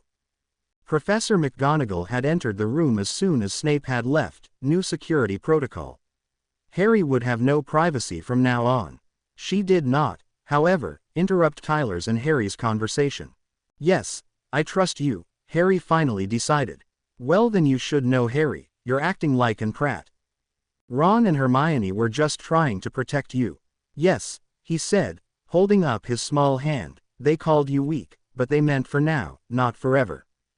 And you are Harry, weak I mean, so you'd better get used to people trying to protect you. They don't mean weak in your mind.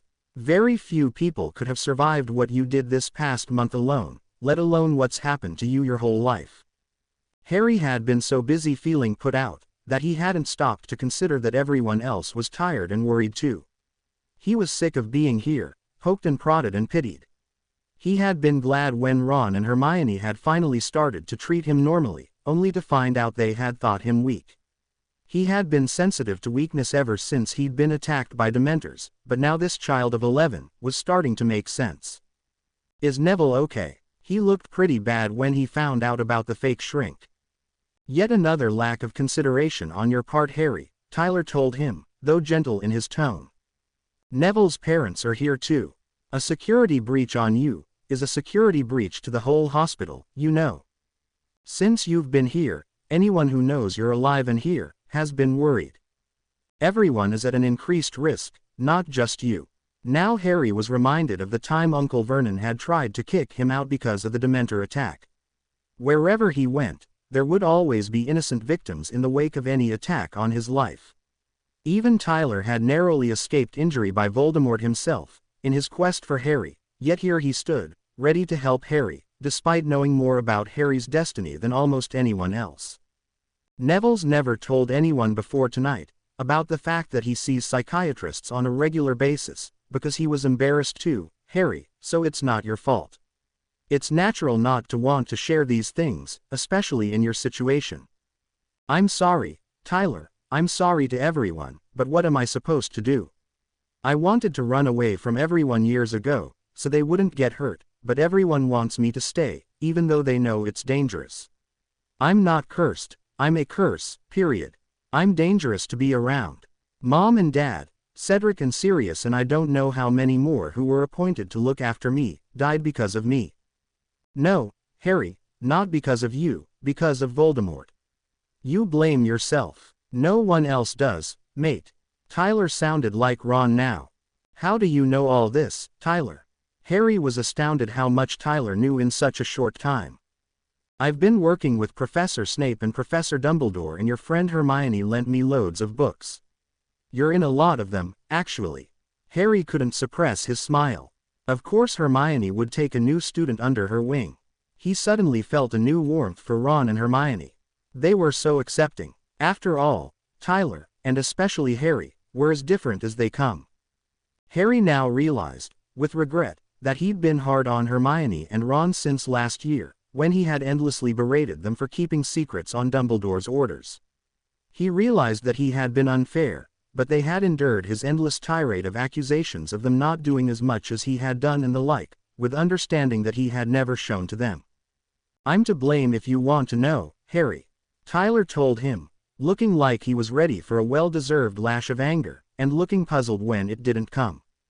I accidentally left my notes on you in the tea room, but I was really tired that night when I spent the whole day with you.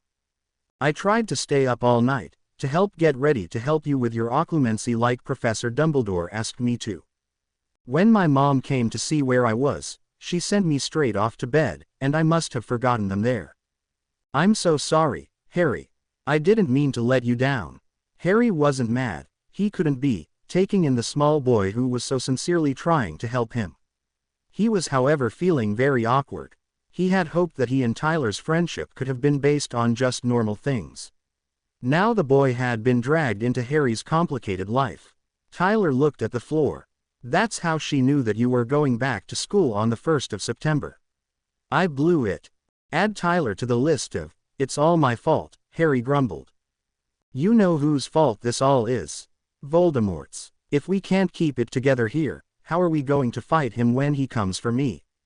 I can't keep it together, Tyler, look at me. I'm broken, and yeah weak, Harry said resignedly. I can't do this anymore, Tyler.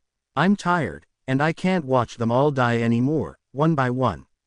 I think that's why I get so mad at them. They should run as far away from me as they can. Maybe if I treat them really shabbily from now on, they'll just leave me. It would be for the best. That's not what you want. It's what you fear the most. Tyler informed him. No, Harry lied. How did you know that? He finally admitted. I just do, Harry. There's not much I don't know. I didn't mean to pry, but when you were really sick, almost dead, you couldn't hold anything back, like you do when you're well. I was only trying to help you. Tyler explained in haste, seeing the uncomfortable look creep over Harry's pale features. Harry never made it a habit to tell anyone anything unless absolutely necessary. Your thoughts were pouring out along with your life. I swear to you, Harry, I will never tell anyone your feelings. That's your job, and I'll never write anything down concerning your private thoughts that I got that night. I knew you couldn't control them pouring out. If you weren't in such bad shape, I would have let you be, but I had to hold on to you. I think I know you better than you know yourself, which is why I'm not mad about the way you treated your friends. You're hurt, they know that. They know they should have told you the truth, but they were trying to protect you. You've got to accept it, they love you. Now Harry knew he'd blown it. Have they gone yet? Harry turned and asked Professor McGonagall. Yes, Harry, they left 5 minutes ago. They're expected at your services. Professor Dumbledore's still going through with that? Harry asked incredulously. I would have thought that spy would have ruined the secret. Voldemort cares not what other people think. He has known the truth about you being alive all along. The only information he will have gained out of that little venture was that you are to return to Hogwarts on September the 1st, and of course, he now has confirmation of your whereabouts. As your relatives have visited regularly, the protective charms in place while you're under their care remain somewhat intact, but not as whole as we had hoped. It will still be a very good travel security, not having flocks of newspaper reporters and onlookers at your departure for school, as the wizarding world at large still believes you dead. The fewer people who know, the easier the trip will be. A little peace and privacy was what Harry craved now the most, but he wished he could have apologized to Ron, Hermione and Neville before they'd gone. He wondered how they'd fare faking sadness for him when they were probably furious with him. Now he was really sorry. Sensing Harry's angst, Tyler reassured him. They know you're frustrated, Harry. They won't hold it against you. I hope you're right, Harry said flatly, though only moments before he had been thinking of dismissing them from his life outright for their own protection. Professor McGonagall was replaced by Kingsley Shacklebolt, an Auror whom Harry had met as part of his escort to Grimmauld Place last year. Professor McGonagall bade Harry goodbye rather awkwardly. As head of Gryffindor House, she would certainly be expected to attend the funeral. She had usually dressed in robes of tartan or emerald green. Now, she wore mourning robes, and she kissed Harry on the forehead gently, just beside his scar before leaving, while taking an unusually long gaze of his face, like she may never see him again. When she left, Harry thought she looked like she was attending a real funeral. Now that the time for the funeral had finally arrived, Harry felt his need for privacy changed to a need for company, and he was glad that Tyler had offered to stay. Horrible images from his dreams crept into his mind every time he closed his eyes to wrest them from stinging feeling that had started since everyone had left. Kingsley Shacklebolt was very rigid in checking Harry's caregivers to see if they had clearance. Even Dr. Green had to answer questions he was ill-prepared for. After all, he'd been filled in on only ever so slightly as to who this boy he was treating for the past 3 weeks was. This was for his protection as well as Harry's. Dr. Green could barely keep his eyes off of Shacklebolt's large stature. Right then, Harry, you seem slightly more wheezy this afternoon. Your friends informed me you'd overdone it a bit, but you'll rest for the night, right?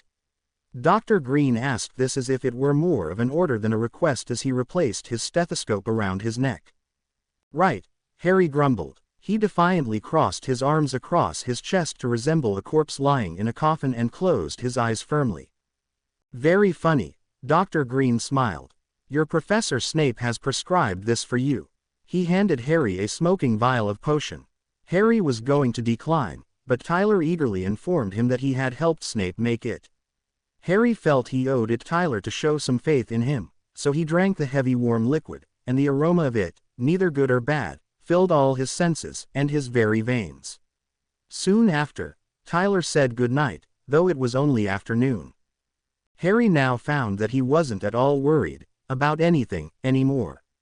He even had a certain fondness for Snape all of a sudden, and didn't complain about having been ordered to keep his oxygen mask on for the rest of the day. In the back of his mind, he knew he had been sedated, he just didn't care. He fell asleep more comfortably and peacefully than he had ever done in his life, and he knew no more. Ron and Hermione arrived at platform 9 3/4 with the rest of the Weasleys. They nodded to Neville and his Gran. Neville would have much preferred to join them, but Gran had reminded him that as Harry's closest friends, they would be seated with family. Neville felt so left out, and Ron and Hermione shot him looks of regret that he couldn't join them. After all, had this been real, Neville surely belonged with them. He had risked his life for Harry. To everyone's complete surprise, a nervous Dudley Dursley stood between Professor Lupin and Moody. Hermione approached. "What are you doing here?" she whispered. "Your teacher, Dumbledore, asked me to come. Asked my mom and dad to keep up their story about a car wreck to the neighbors. They couldn't come," Dudley whispered back nervously. "Oh, well, it's good of you to come." Ouch. Ron had elbowed her. After all, Dudley was still considered on probationary good behavior in his opinion. "Hermione, don't be a traitor," he whispered. "Harry wouldn't like us fraternizing with the enemy. Ron, if Harry ever has to go back with the Dursleys, it'd be nice for a change for him to have an ally. If we're nice to him, he may be nice to Harry for a change next time," she reasoned. Everyone's jaws dropped, as a flag-draped coffin was carried by Fred and George Weasley, Professor Snape, and by sudden request, Neville Longbottom. Gran made her way to the remaining cars alone, but what made Ron and Hermione really freaked out was the fact that the remaining 2 pallbearers were unknown to them. A young man with long black hair and a woman of similar age to their own, also with black hair. They had thought they were prepared to attend the funeral, but the sight of an actual casket being carried by 6 was more unnerving than they could have ever imagined. Professor McGonagall, Dumbledore and Lupin followed the procession. The doors of the new black train compartment that had been added to the Hogwarts Express closed, but not before Ron and Hermione saw many figures inside. Hermione felt sick as reporters took pictures of the empty casket and chased it all the way until it had been placed in the casket car. Ron and Hermione sat in the new gray train car ahead of the casket car. Just when they were about to ask each other where Hagrid was, they heard a motorcycle start up. Perched on Sirius Black's bike was none other than Hagrid. Hagrid had had possession of Sirius's bike all these years, and Sirius had left it officially to him in his will. Hagrid was neater in appearance than they'd ever seen him, wearing robes of black. They had never seen Hagrid dressed in wizard's robes before. He had always just worn very large scruffy work clothes. Under the robes they saw that Hagrid was wearing robes similar to Snape's usual attire, only 10 times larger. Had it been appropriate at this time, Hermione would have complimented Hagrid on his attire.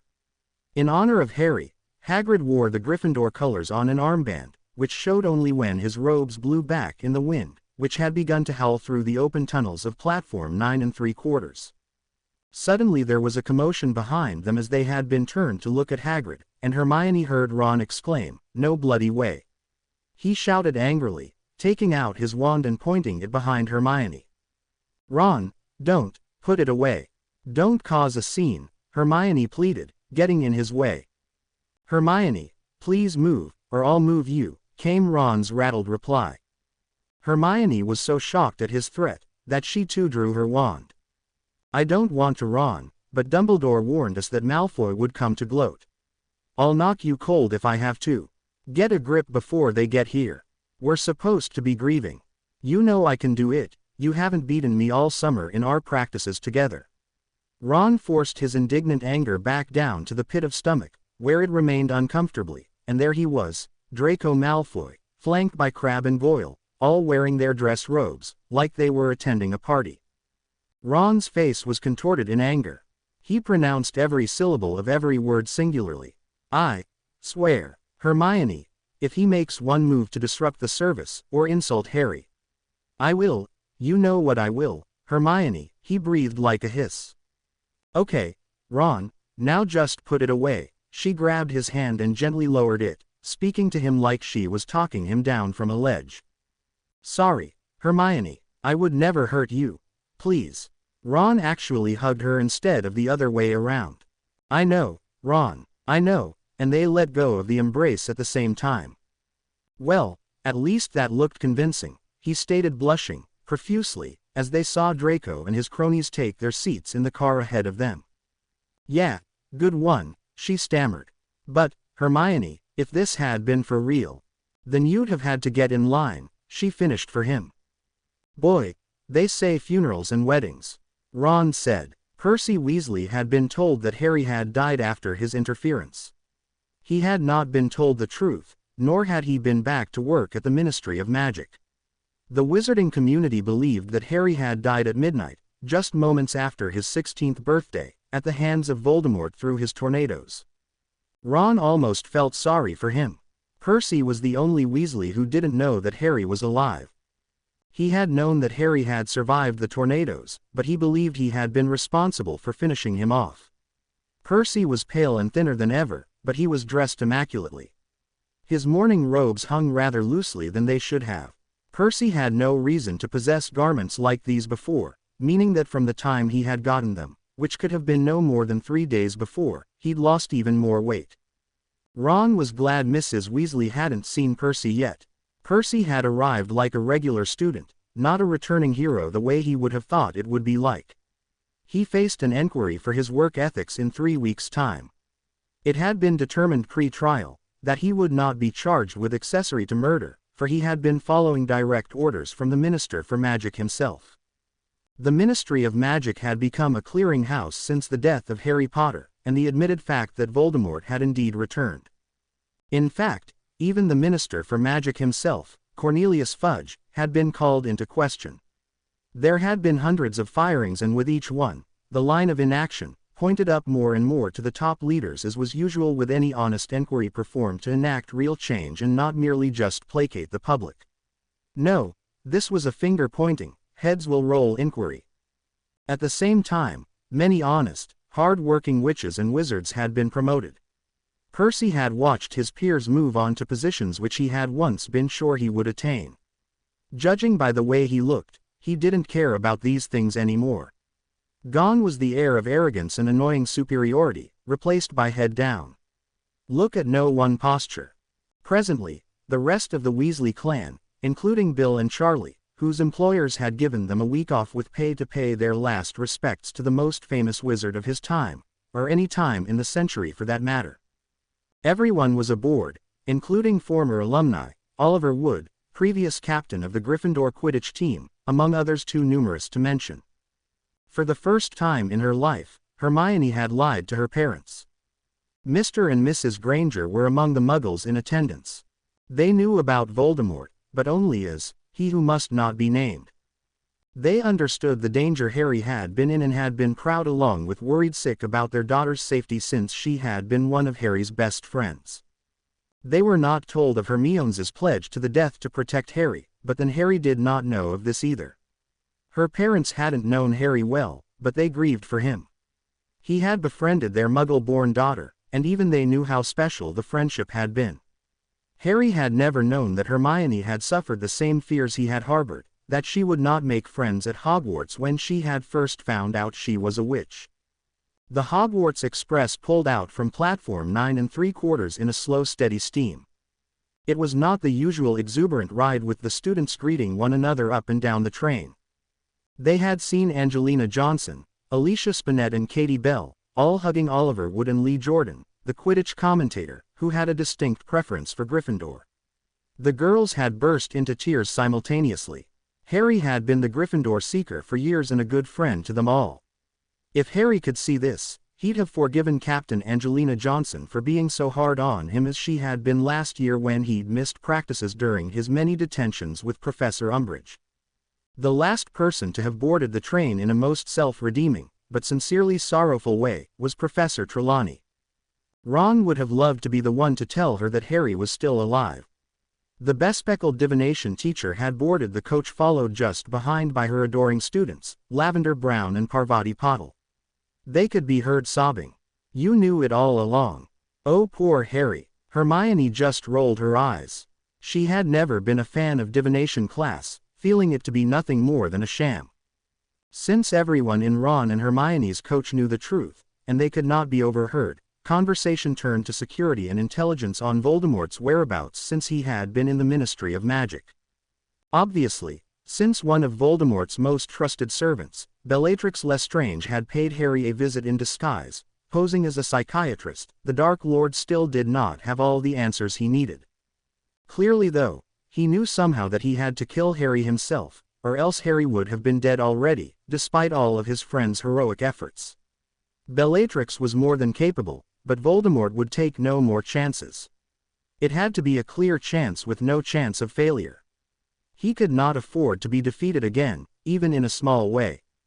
Draco Malfoy, Vincent Crabbe and Gregory Goyle thought they'd start having fun right away. They had the nerve to sit in the same coach as Cho Chang and the Gryffindor Quidditch team. They were not as brave as they had planned on being. Since no one in the school knew exactly what had killed Harry, although most believed the tornado story, the Slytherin goons planned to act like they'd received information, and paint Harry as having died in a cowardly way, even giving up to die instead of fighting to the end, but all they managed to do was to make everyone even more profoundly sad about Harry's untimely passing. "Yeah, it's too bad, E.H. Finnegan. How Harry died with the two of you on the outs," came a taunt from Crabbe, who until now had no mouth of his own to use. Seamus just hung his head sadly, full of regret for his ill use of Harry last year. Everyone was shocked about the nerve of Harry's enemies having even had the guts to attend, but no one expected Gregory Goyle's outburst.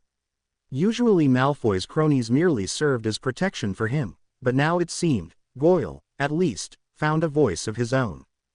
"Oh, and Cho," Malfoy smirked maliciously, "you should think about dating someone a little more durable, like me for example." People are going to start thinking you're a Black Widow, what with poor Cedric gone and now Potter. Cho dissolved into tears. Imagine how he must have suffered. Torn limb from limb like that. Crabbe finished, in a mock empathetic tone, pretending to have the gruesome details of Harry's death.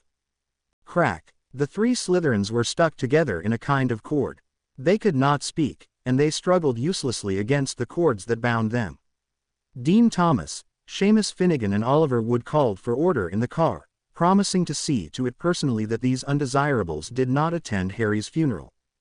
The last week of August, usually a week of happy meetings in Diagon Alley, shopping for school supplies and meeting up with old friends, was the most bitter time any of them had ever known. Hagrid landed silently behind the stopped train in the village of Hogsmeade. The pole-bearers carried the casket to a black horseless carriage. All of the many people who had been in the casket car also transferred into the black carriage, and the door was closed before anyone could get a good look at any of them. Ron and Hermione felt strangely aware of Harry's presence, perhaps because Hogwarts had always been Harry's home. Even though they knew Harry was alive, it was heartbreaking to pull up to the gates of Hogwarts School of Witchcraft and Wizardry without him, and sure enough, Hermione began to sob. Hermione stopped crying abruptly and uttered, "Oh, Ron, look." She was pointing at the front of coaches. Both of them saw them at once, what Harry had told them about last year. There were real creatures, of some sort, pulling the coaches. Skeletal in appearance, and visible only to those who have witnessed death, the Thestrals stood before them. As Ron and Hermione exited the carriages that had just pulled up to Hogwarts for Harry's funeral, looking at the Thestrals, they heard a familiar voice float toward them. "I told you," Luna Lovegood's voice hummed out matter-of-factly, watching Ron and Hermione's expression at seeing the Thestrals for the first time. They were annoyed that she wasn't wearing mourning robes. That the carriages were pulled by real creatures, she finished, not at all catching the annoyed looks upon their face. "Oh, I was hoping to avoid her just now," Ron stated with regret as Luna approached them. "Why are you two in mourning? You know Harry's not dead." She dropped this bombshell on them. "Oh yes, you two still subscribe to the Daily Prophet. Of course my father's newspaper has already revealed the truth." She handed them a picture on the front cover of the Quibbler, a known tabloid, with the headline, "Harry Potter Not Dead, Clings to Life in Secret Location in London." Hermione's eyes popped as she turned the page to see a full-color moving picture of Harry, minus legs. His chest moved gently up and down with breaths from a completely covered mouth and nose. They knew at once it wasn't Harry, but it certainly was an uncanny likeness from what they could see. "Luna," Hermione began gently. "Don't bother Hermione. Carry on like we're supposed to, and don't worry Ron. Even if Harry was," she gestured a knife slit across the throat, indicating death, "he'd go on. They wait for us, you know. I've seen them, in a mirror once." Luna patted the Thestrals just as if it were the most natural thing in the world, and climbed into a coach with a wave of her hand. "See you after the service." "Ooh, she is so creepy." Ron shivered as though trying to shake her off. "You know what, she's growing on me," Hermione decided.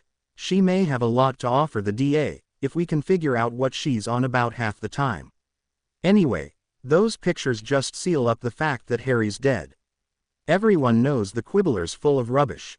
Do you really think Harry'll want to start up the DA again?" Ron asked, hopefully. "I expect so. I mean, it wouldn't have to be secret anymore.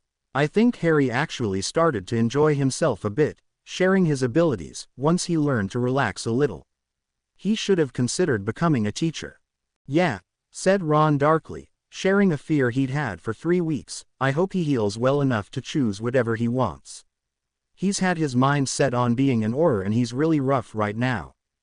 When Voldemort's gone, maybe we won't need Aurors anymore." Hermione tried to sound bright. "Yeah, but I think there'll always be need for Aurors. Voldemort's is not the only dark wizard to come along."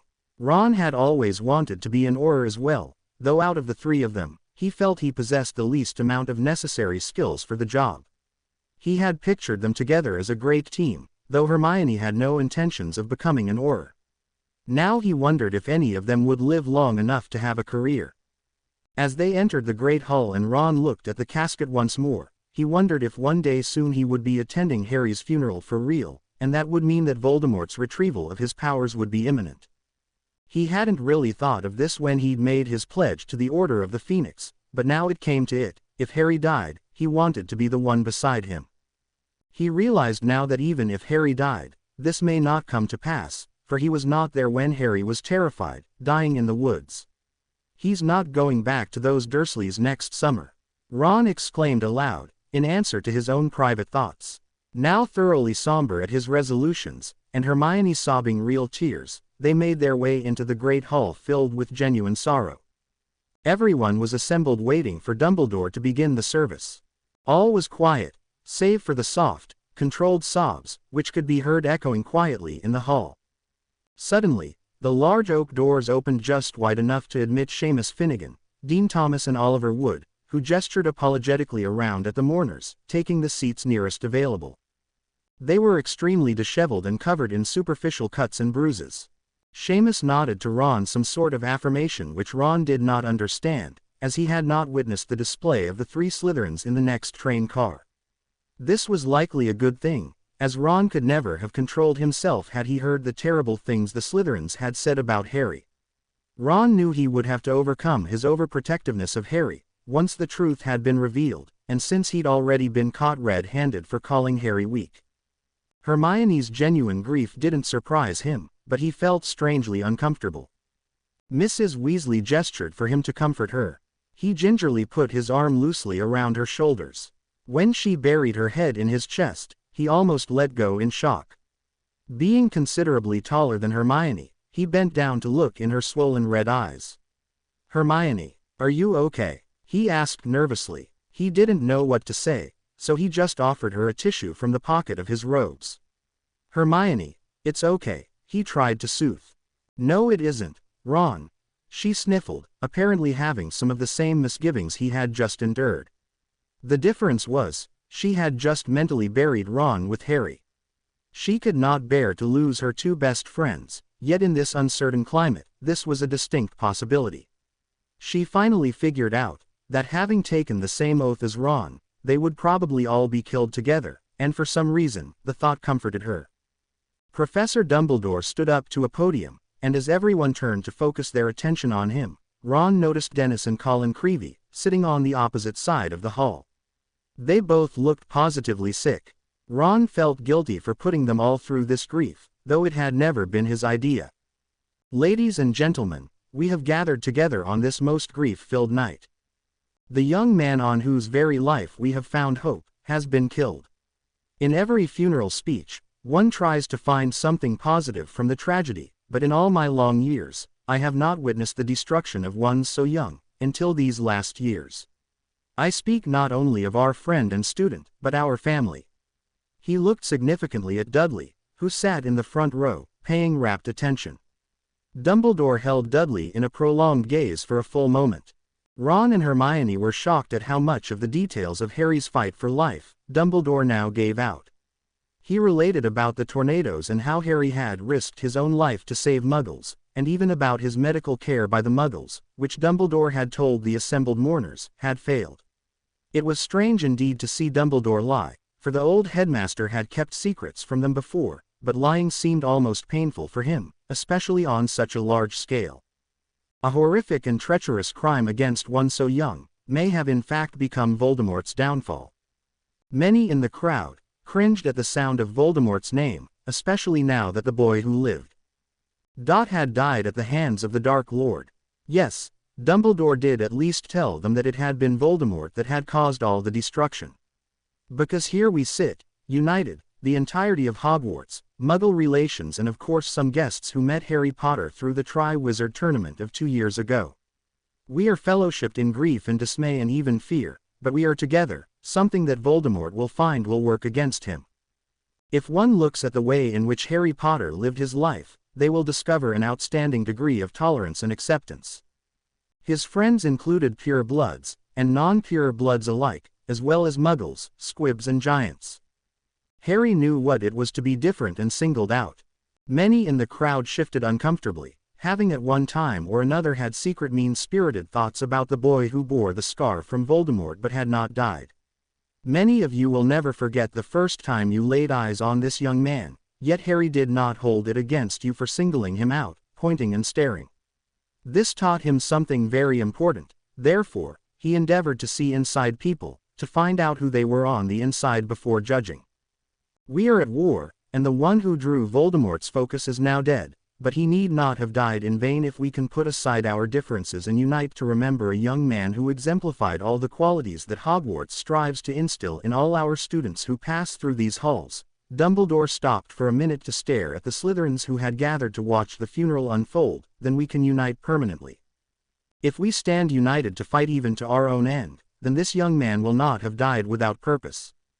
Usually funerals are a time to forgive and reflect, and in all my years I have never advised holding on to bitterness, but we have all tasted the bitterness and we should not forget, lest our guards be dropped. Ron and Hermione had expected a somber ceremony, but this funeral was quickly becoming a call to arms. Harry possessed qualities not common in boys of his age. He did not live in the moment like so many do. Instead, he thought of the greater good. He was kind to animals. At this, Pansy Parkinson turned to Ginny and sneered, "Woof woof," as Dumbledore continued, and conscious of our frail environment. In his short life of only 16 years, he accomplished more than most wizards do in a lifetime. He did battle bravely on more than one occasion with the most evil force our history remembers, and won, until he could fight no more. Many of you, Harry's fellow students, were first star-struck with Harry, until you found out that he was just like yourselves, flesh and blood, with plenty to learn and teach. Eventually most of you came to see him as just another student, while others, he looked at the Slytherins in particular, were quick to point out his differences and torment him through his difficult times. Most of the Slytherins, but not all, nodded in sad regretful agreement, feeling that they all had contributed to Harry's misery in life. There were only the staunch few, no doubt in league with Malfoy and his gang, who remained staunchly unmoved, probably attending only out of morbid curiosity. As Dumbledore continued on with Harry's many accomplishments, Professor McGonagall sniffled loudly as he pointed out that Harry had been the youngest Seeker in a century. She too knew that at any day at all, this could be real. When Dumbledore spoke directly about Harry's two best friends, Ron and Hermione were reminded of the few untroubled times they had all shared. Some of the things that had been downright scary in the moment, now seemed funny in the safety of the present, like the mountain troll conquer they had been party to. They could not, however long into the future it would become, think that what was happening now would ever become an amusing story for their grandchildren. They were now, each of them, wondering if there would be any happy stories to the grandchildren. Would any of them live long enough to have grandchildren? It was just as Harry had pictured it would be in his nightmare. A grave by the lake. It was an unusually cold summer evening. Hermione shivered in the cool breezes blowing in from the lake, and Ron wrapped his cloak around her shoulders, leaving his arm around her, as they stood next Harry's grave. It was just too real. Ron shivered too, though he wasn't at all cold. At this time, I call for a moment of silence to reflect on the ultimate sacrifice Harry James Potter made for us all. His life was marked, but had he the heart of a coward, he would have lived longer on this earth in peace. Instead he chose to live as a hero, out in the open facing his destiny with courage and bravery beyond what one could reasonably expect from a seasoned warrior. For a brief moment, it seemed possible that the prophecy would be made known to everyone, but Dumbledore stood solemnly at the grave, head bowed for the moment of silence. To mark the end of the moment of silence, the Hogwarts bell chimed 16 times, once for every year of Harry's life. You may linger here to pay your respects to Harry, before coming inside to the reception, while our Mr. Filch will see to the burial arrangements. After the bells had chimed for the last time, Ron and Hermione felt strangely odd and unable to just walk away from the gravesite and casket. They knew very well that the casket was just for effect, but Harry's presence seemed so very strong to them. They felt anxious, almost panicked to get back to St. Mungo's to see him and make sure he was all right. If Harry could have known how upset and worried they'd become for no good reason, other than a vague feeling of ultimate dread, he'd have known too, that they'd forgiven him his unkind words, and far from never wanting to see him again like he now feared, would have given anything to be with him right now in the flesh. They walked back up to the school behind the others' mourners by a good distance. Do you feel it? Ron asked tensely, looking around as though at any moment something might pop up and grab them. Ron even saw Ginny stare uneasily back toward the mock grave, and she seemed about to turn around and go back, but was ushered on inside the castle by her parents. Yeah, something, but not a danger. Just him, Harry, Hermione answered timidly and tentatively, not wanting to sound mad as Ron always accused her of being. Me too, but he's safe with Kingsley Shacklebolt and the loads of other Order members. He must be okay, Ron reasoned, not even convincing himself. I know you're right, but I can't wait till this is all over and we can go back to St. Mungo's and see him with our own 2 eyes, 4 eyes, you know what I mean. Hermione said, sounding very frazzled. I may even hug the big nut, Ron mused. It's just weird, you know. It's like you can almost feel him. Well, we've known Harry for most of our lives. It stands to reason there's more to us than just face-to-face speech. It's like I feel him too somehow. But they say it's not that unusual, in the book called Face-to-Face, Mind-to-Mind, that a telepathy of sorts can occur in people who have shared life-threatening situations and survived, and she trailed off. And you believe what Gilderoy Lockhart said in that book after all we've learned about him? Ron asked incredulously. I have one hole in your theory, Hermione. We didn't help Harry when he was dying alone in the woods. Why didn't we hear him then? Well, actually I've considered that too, Hermione admitted, but for one thing, Gilderoy Lockhart, though stealing the information for his books, stole them from reputable sources, so they are accurate. And number 2, Harry would block his thoughts from us if he thought we'd be in danger in answering his call. Hermione's knowledge astounded him. As ridiculous as all of these thoughts were to them, they could not dismiss them easily. Something had changed between them. How can people eat and chat it up at a time like this? Ron said disgustedly, stuffing a deviled egg into his mouth hole. Then as Hermione shot him a look, he said, well, it's different with us, isn't it? I don't really think they're chatting it up. It's just that something needs to give an indication that things will be normal again, someday. Usually people go back to the deceased person's house, but Harry always considered Hogwarts his home. It's kind of a housewarming of a different sort. It's to help the family enter the house for the first time since the death, and not be totally alone, know what I mean? Yeah, I got it. I hadn't thought of it that way. I just thought it was a sick party of sorts, Ron said thoughtfully. Also, most of the close relatives have eaten poorly or not at all since the passing, so it encourages them to seek nourishment, she added. Ron had to ask himself how she knew all this stuff. As if in response to his thoughts, Hermione told him that she had read all this information in a career brochure for the funeral industry at Career Day last year. Pity you and Harry were too busy to attend. You know Harry and I already know what we want to be, Ron said emphatically. Haven't you already had enough, Ron? By the time this ends, I'm going to be ready to retire. I haven't really thought about it that way. Thanks though. He sounded like she had broken his bubble. Ron, for some unimaginable reason, still felt he had something to prove, and to his mind, an Auror title would go a long way to provide him the recognition he'd craved forever. At least now, he didn't feel inferior, but he felt he still had room to prove himself, especially to Harry, since he had not been there for Harry when his life had almost come to an end. Harry had not meant to sound condescending when he had told Ron he was glad that he hadn't been there.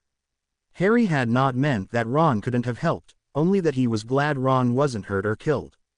That day had been slow torture for Ron and Hermione too, not knowing what was happening to Harry, and getting bits and pieces of the most horrible news they had ever heard, while being denied the full story. Ron and Hermione could sense a huge change this evening. Boy, this place must have been home to Harry. You can feel him here more clearly than anywhere else. Well, you know, Harry never really had a home since he was a baby. He liked the burrow, but he always seemed so settled here, even when time wasn't kind to him sometimes here. They each silently wished they could express their anxious feelings they were having, but neither of them knew how, without sounding like a bad rendition of Professor Trelawney in divination class. They knew somehow that Harry wasn't in immediate danger, but they couldn't put their finger on it. They knew something had changed since they had left St. Mungo's. Perhaps it was just anxiety about how they'd parted company this evening, they tried to convince themselves. We've got to get back. Something's not right. I can't explain it, I just know it. Ron was now completely fidgety. This had to end. He needed to get to his best friend, right now, and Hermione had the exact same urge. As the horseless carriages pulled down the paths from Hogwarts, Ron and Hermione got a last look at the torches that had been left burning at Harry's gravesite, reflecting into the calm waters of the lake. The giant squid's massive form could be seen gliding curiously on the surface of the water. Many were the mornings when Harry, taking a much-needed break from the pressures of breakfast in the Great Hall, had thrown his leftover toast to the giant squid. If it were possible, Ron could have sworn that the giant squid was somehow strangely aware of the proceedings. The Hogwarts Express couldn't have chugged along any slower. It was the longest, most excruciating journey back to platform 9 3/4 that they had ever endured. Both Ron and Hermione felt irritable and anxious. Ron didn't want to call attention to he and Hermione's angst, but he could see Ginny's forehead pressed against the train's window looking back at Harry's grave until the entire looming castle was out of view completely. They could feel a change in the air. The closer to London they got, the further away their friend seemed. It felt as if they'd really buried him and left. Neither had any idea how much this fake funeral would affect them. The trip had seemed to take an eternity, when in fact, the Hogwarts Express had been magic-ed to perform greater speeds than ever before. It was after all, only grey dawn, on one of the most emotionally draining days they had ever experienced. After disembarking, Ron said, "Right then, Mom," he winked knowingly, lest anyone overhear them, "Hermione and I are just going for some tea." Mrs. Weasley knew immediately that they would head straight to St. Mungo's, of course. "Absolutely not. I expect he will be getting some sleep now, and that is just where you two need to go, bed." She sounded firm. "That's right," added Mr. Weasley, uncharacteristically supportive of Mrs. Weasley's strict position. He seemed for once to stand behind her 100%, though usually they had very differing opinions on child rearing. Ginny had plucked up her courage once again and had decided to accompany Ron and Hermione to see Harry, so being forbidden was especially hard on her, for she didn't know when she would get this courage again. Why was this so hard, she kept wondering. "You need your sleep, too," Mrs. Weasley snapped.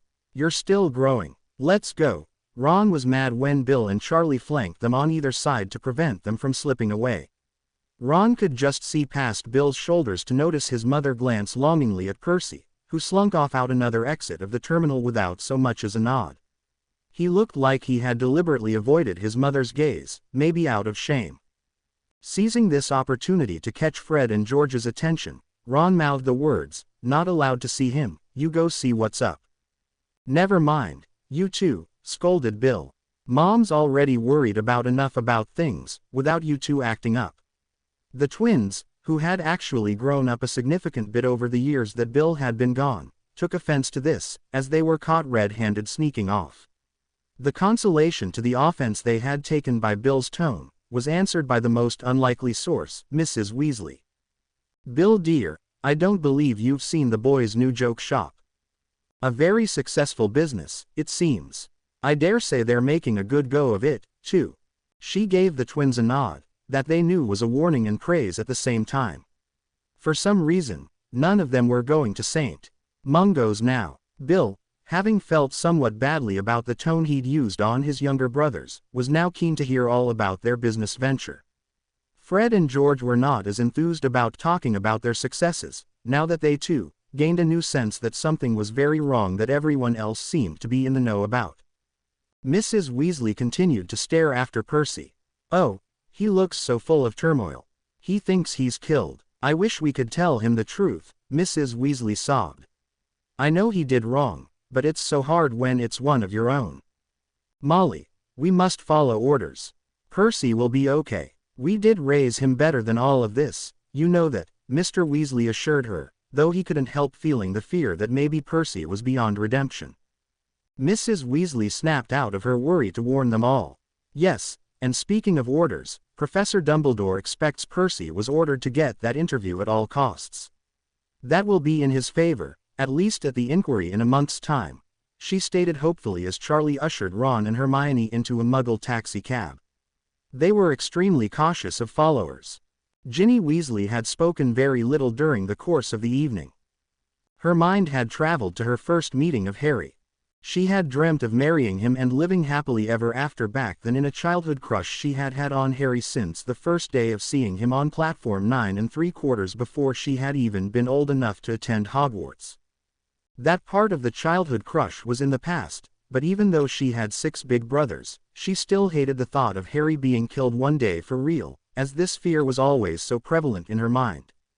She did not dare speak of it to anyone. To most of them, she was just the baby sister, who had a crush on the famous boy, Harry Potter. For a time, everyone had suspected her of hero worship after Harry had rescued her from the Chamber of Secrets. They figured she would grow out of it. No one had given the fact that she was growing up any consideration. Sure, she was grateful and impressed that Harry had been her rescuer, but she wasn't going to pay that back by being a thorn in his side, hanging around, pestering him, like they'd all warned her against, reasoning that Harry had his own way of dealing with what had taken place 4 years ago. Noticing her quiet, thoughtful demeanor, Mrs. Weasley assured Ginny, "It's nearly over, Ginny dear." "Yeah, one way or the other," she sighed. "If this is this bad for us, how bad is it for him?" They were warned not to use Harry's name in public for the time being. Now Harry had become he who must not be named. The irony of the situation had not escaped them, and it did not sit well. After arriving at a set destination, a certain distance from Grimmauld Place, they began a walk through several blocks of strategically placed Order members, ensuring their security was not breached. Ron argued with Mrs. Weasley the whole way, while Hermione maintained a stony silence. Usually when Bill and Charlie were around, she had loads of questions for them about their career choices, because as of yet, she had not chosen her path. Now the only thing on her mind was Harry, and why all of a sudden she and Ron's seemingly infinite freedoms to at least stay at St. Mungo's had been revoked tonight. Everyone had gone to their respective rooms without conversation. It felt as there were 2 people missing permanently from this place. Ron knocked at Hermione and Ginny's room door. Hermione opened it, peeking out to make sure that they weren't seen. He entered, surprised to see George and Fred already there. There was, of course, a very large meeting going on downstairs. With as many members in attendance as there was, they agreed that it was highly unusual that Professors Dumbledore, Snape and Lupin were all absent. Tonks was also missing. They hadn't seen her at the service, guessing that she had been too upset about the security breach which had occurred during her watch. Ron now wondered aloud why they hadn't been allowed to go straight to Harry at St. Mungo's. They had passed it on the way, and despite their repeated protests that they were not tired after having been up all night, Mrs. Weasley maintained that they needed a nap. "We're not 2 years old," Ron said to the door angrily. Fred and George, who had ridden in the casket car, had gotten bits and pieces of conversation, though they had not seen all of the car's occupants. It seemed they were concerned about the recent turn of events. They had mentioned having to check on their shop, and though almost 18 years old, were forbidden in no uncertain terms by Mr. Weasley, who tried not to order them to take a nap, but suggested very strongly that if Mrs. Weasley caught them trying to sneak off to see Harry, there would be trouble. "And we're almost 18, honestly," George fumed. "We weren't done with Harry yet. I mean visiting him," he corrected quickly, catching a wide-eyed response from Fred to shut up. This had prompted curious looks from everyone else. "Well, we'll just nap and then we'll be off," Hermione said flatly, always trying her best to follow the rules. "We'll just sneak out," Ron stated emphatically. "We already studied that possibility, little brother," Fred informed him. "The windows are even magic-edged shut. We tried everything." He shrugged his shoulders. If Fred and George couldn't find a way out, no one could. "Something's very wrong," she finally admitted, for once open to any scheme that would get them to Harry. They all feared that there had been another attack on Harry's life. Voldemort had known from the start that Harry had survived. What better time to attack than when all his friends were off at the funeral, and most of the wizarding community already believed him dead. They were all now imagining horrible scenarios. Fred and George could always be relied upon to come up with a plan, but as yet, all they could come up with was, "We'll send him a message. Pig can get out. At least Harry'll know we tried to come see him." Hermione composed a short, safely worded letter, in case it was intercepted by enemies, or even any of the grown-ups downstairs. "Hi, hope all is well. We're fine, but apparently very tired, according to Mother Goose. We'll get to you as soon as possible. We're working on it. Don't know what the big deal is. Do you?" They didn't want to use names, and they knew Harry was well enough to at least scrawl them a note if he could get a quill. They tied the small note to Pig's leg and sent her off through the small breeze opening of the window. It was a tight fit, even for a small owl. They calculated that it would take Pig 15 minutes to reach Street Mungo's, another 15 to reach Harry, and 15 for Harry to write a reply and 15 for a return trip. 1 hour, Hermione announced. It was going to be the longest hour they had ever spent, knowing that something was very wrong. A commotion could be heard downstairs. People were shouting at one another. Apparently, someone had been seriously injured in an attack. There were accusations that someone had been too young to join the mission in the first place, and many other voices talking at once, making it impossible to distinguish more. They just held their breath, waiting to hear more, or get an answer from Harry, either one. "Harry's gotta be all right, right?" Ginny begged reassurance from her brothers. "Sure, Gin, of course." Fred put his arm around his little sister's shoulder, but he didn't sound too convinced either. Ron waited in agonized silence by the window. When Pig flew in, their letter still tied, unopened to her leg, all of their worst fears were confirmed, and made worse by the fact that the tiny white owl was covered in black soot, like she had been in a chimney or a place that had had a recent fire. They looked at one another, resolved to do something. "Okay, pretend you know nothing," George suddenly commanded, as footsteps could be heard on the stairs. The twins apparated to their own room, leaving Ron in Hermione and Ginny's room. Hiding Pig in an old wooden cupboard, Ron raced across the hall to his own room. He and Harry's room. He leapt flat onto his bed from the doorway, just as Bill and Charlie rounded the landing on their floor. The twins could be heard throughout the floor faking snores loudly. Hermione and Ginny had more time to prepare, knowing that whoever it was, would knock first. They knew that it was a bed check when Bill and Charlie knocked on the door. Hermione pulled on a robe over her clothing and tried to look sleepy. "What is it?" she asked, yawning widely. Mom says you're all going to Diagon Alley for the week before school starts. She wants you all to pack." Bill chose to look at Ginny, knowing that Hermione would go off like a cork from a wine bottle. "What? We can't, Harry." Bill just shook his head as if it pained him to keep his secrets. Charlie could be heard across the hall informing his brothers of the plans. "Come on, Charlie, you can level with us. We know something's up. Just tell us what it is, okay?" Fred implored him. "We're going to be of age to attend the meetings in a few months' time, anyway. All of us have given the pledge already, so that should entitle us to know what is going on," he continued, his voice becoming uncharacteristically demanding. "Look, we want to tell you. We usually don't have secrets, you know that." Charlie looked into his younger brother's eyes. "You don't know Harry like we do, Charlie," Ron informed him. "If you would just tell us, we won't tell Mom or Dad," he pleaded. "I would tell you if I could, honest. The fewer people who know the better. Look, even we don't know everything. We're here to keep an eye on you," he admitted. They all shot him dirty looks. Every other time he had come home, Charlie and even Bill had been the returning heroes, with gifts for their younger siblings and interesting stories to tell from faraway places. The older Weasleys greatly missed these simple times, and they now took a good look at how much they had missed of the growing-up years of their younger siblings. The years didn't go away, but the age gap seemed to shrink all the time, and the twins and even Ron and Ginny seemed so much more grown-up than they had remembered. Hermione was about to start demanding answers when Fred mouthed the words, "Shut up," from across the hall.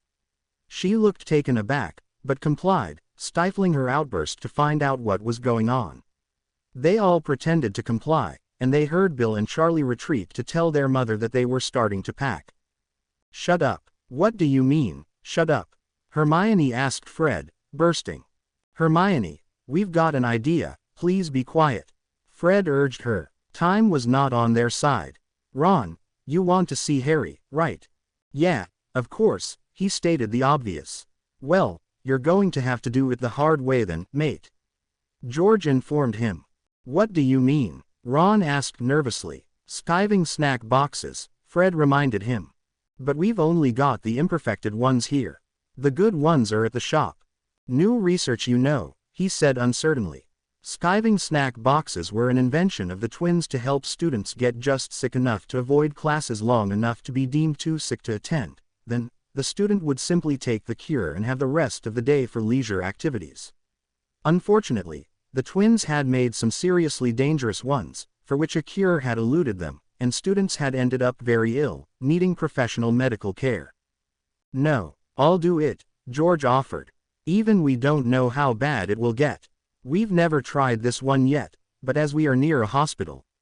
George seemed determined to be the one to put himself forward, after having already talked Fred out of it when the idea had first formed.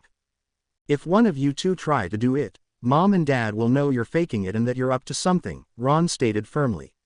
I'm a prefect. They won't suspect me as much. This was the first and only time being a prefect would pay off for him. Look, Ron, this isn't such a good idea after all, the twins said at once. Ron, however, was determined, and would not be dissuaded. Remember what happened to Katie Bell when she took some our imperfected nosebleed nougat. This is risky, Ron, Hermione told him, but did not deter him. Ron swallowed the cookie from the skiving snack box Fred had handed him without really chewing. He choked on the dry cookie bits, and went to get a drink of water. Don't do that whatever you do, George shouted, knocking the glass from Ron's hands, causing it to shatter on the floor, causing a portrait of an unknown witch to screech indignantly, that was 14th century crystal, Sonny. Everyone stared at Ron, waiting anxiously for something to happen. For quite some time, nothing did. It's not working, George said, and they couldn't tell whether he was bothered by this or relieved that Ron wouldn't suffer harm. Give it a few minutes, Fred said, sounding similarly anxious. How do you feel, little brother? Fine, but suddenly Ron let out a large belch. Ooh, not fine. He raced for the bathroom. They shuddered listening to him vomit. He stumbled out. It's working. He gave thumbs up, running out to vomit again. This isn't going to work, lamented Ginny. He's not sick enough. Mom will just brew him a potion and send him back to bed. Ginny's right, Ron groaned. What else have you got? No, forget it, Ron. We can't do this. The twins were firm in this. They underestimate us. If Harry's in trouble, or worse, we can help, and we gave the pledge, so it's our job to help him. Ron was determined to get sick enough to get to St. Mungo's. The twins took in his determined young face and complied. Here, take this, Ron. It was one of the nosebleed pills they had manufactured, one of the old ones for which the cure hadn't been easy, like the perfected version. Madame Pomfrey had been able to cure them when they had taken them, so they figured, at least hoped, that someone at St. Mungo's would be able to make Ron right, or they would never have agreed to go further with their plan. With puking and bleeding, they're bound to take him to St. Mungo's. Or he could just deflate from lack of bodily fluids, Fred reminded them all nervously. Well, we could just hit him over the head, George suggested. But that could cause real damage too. Then again, he's been knocked cold so many times, Mom wouldn't worry as much.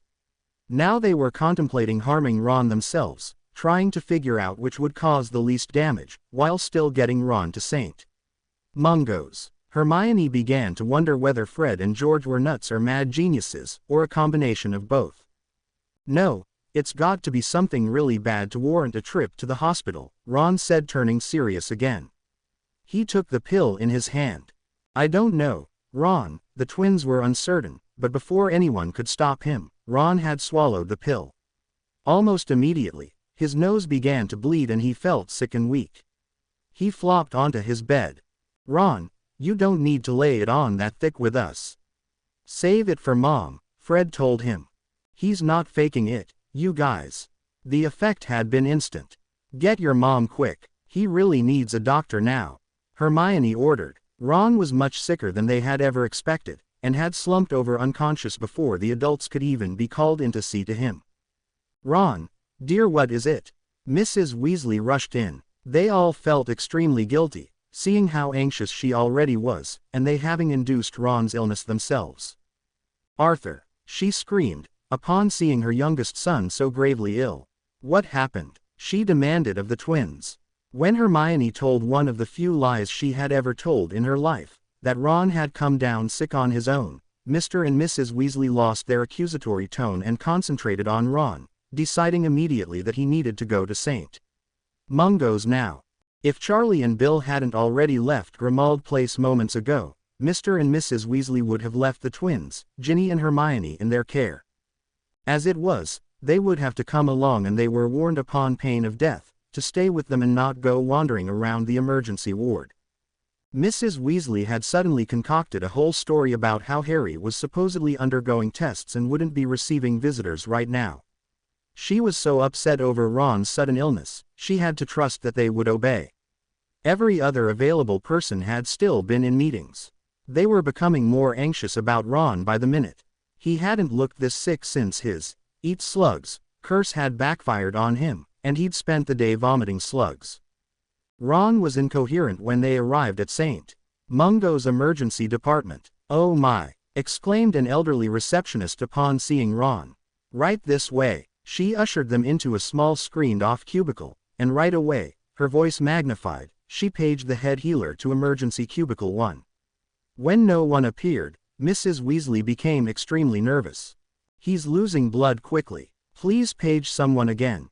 She didn't want to sound rude, but felt that Ron could die if someone didn't show up soon. There was a popping sound, and none other than Miss Ketchel apparated in front of them, soot-covered and looking miserable and exhausted. "Big accident tonight. I'm an intern here. What seems to be the problem?" She took one look at Ron and informed them that his illness was beyond her limited abilities. Hermione suspected that she had had a strip torn from her for what she had done to Harry. No one else was available. "There has been an explosion at the hospital.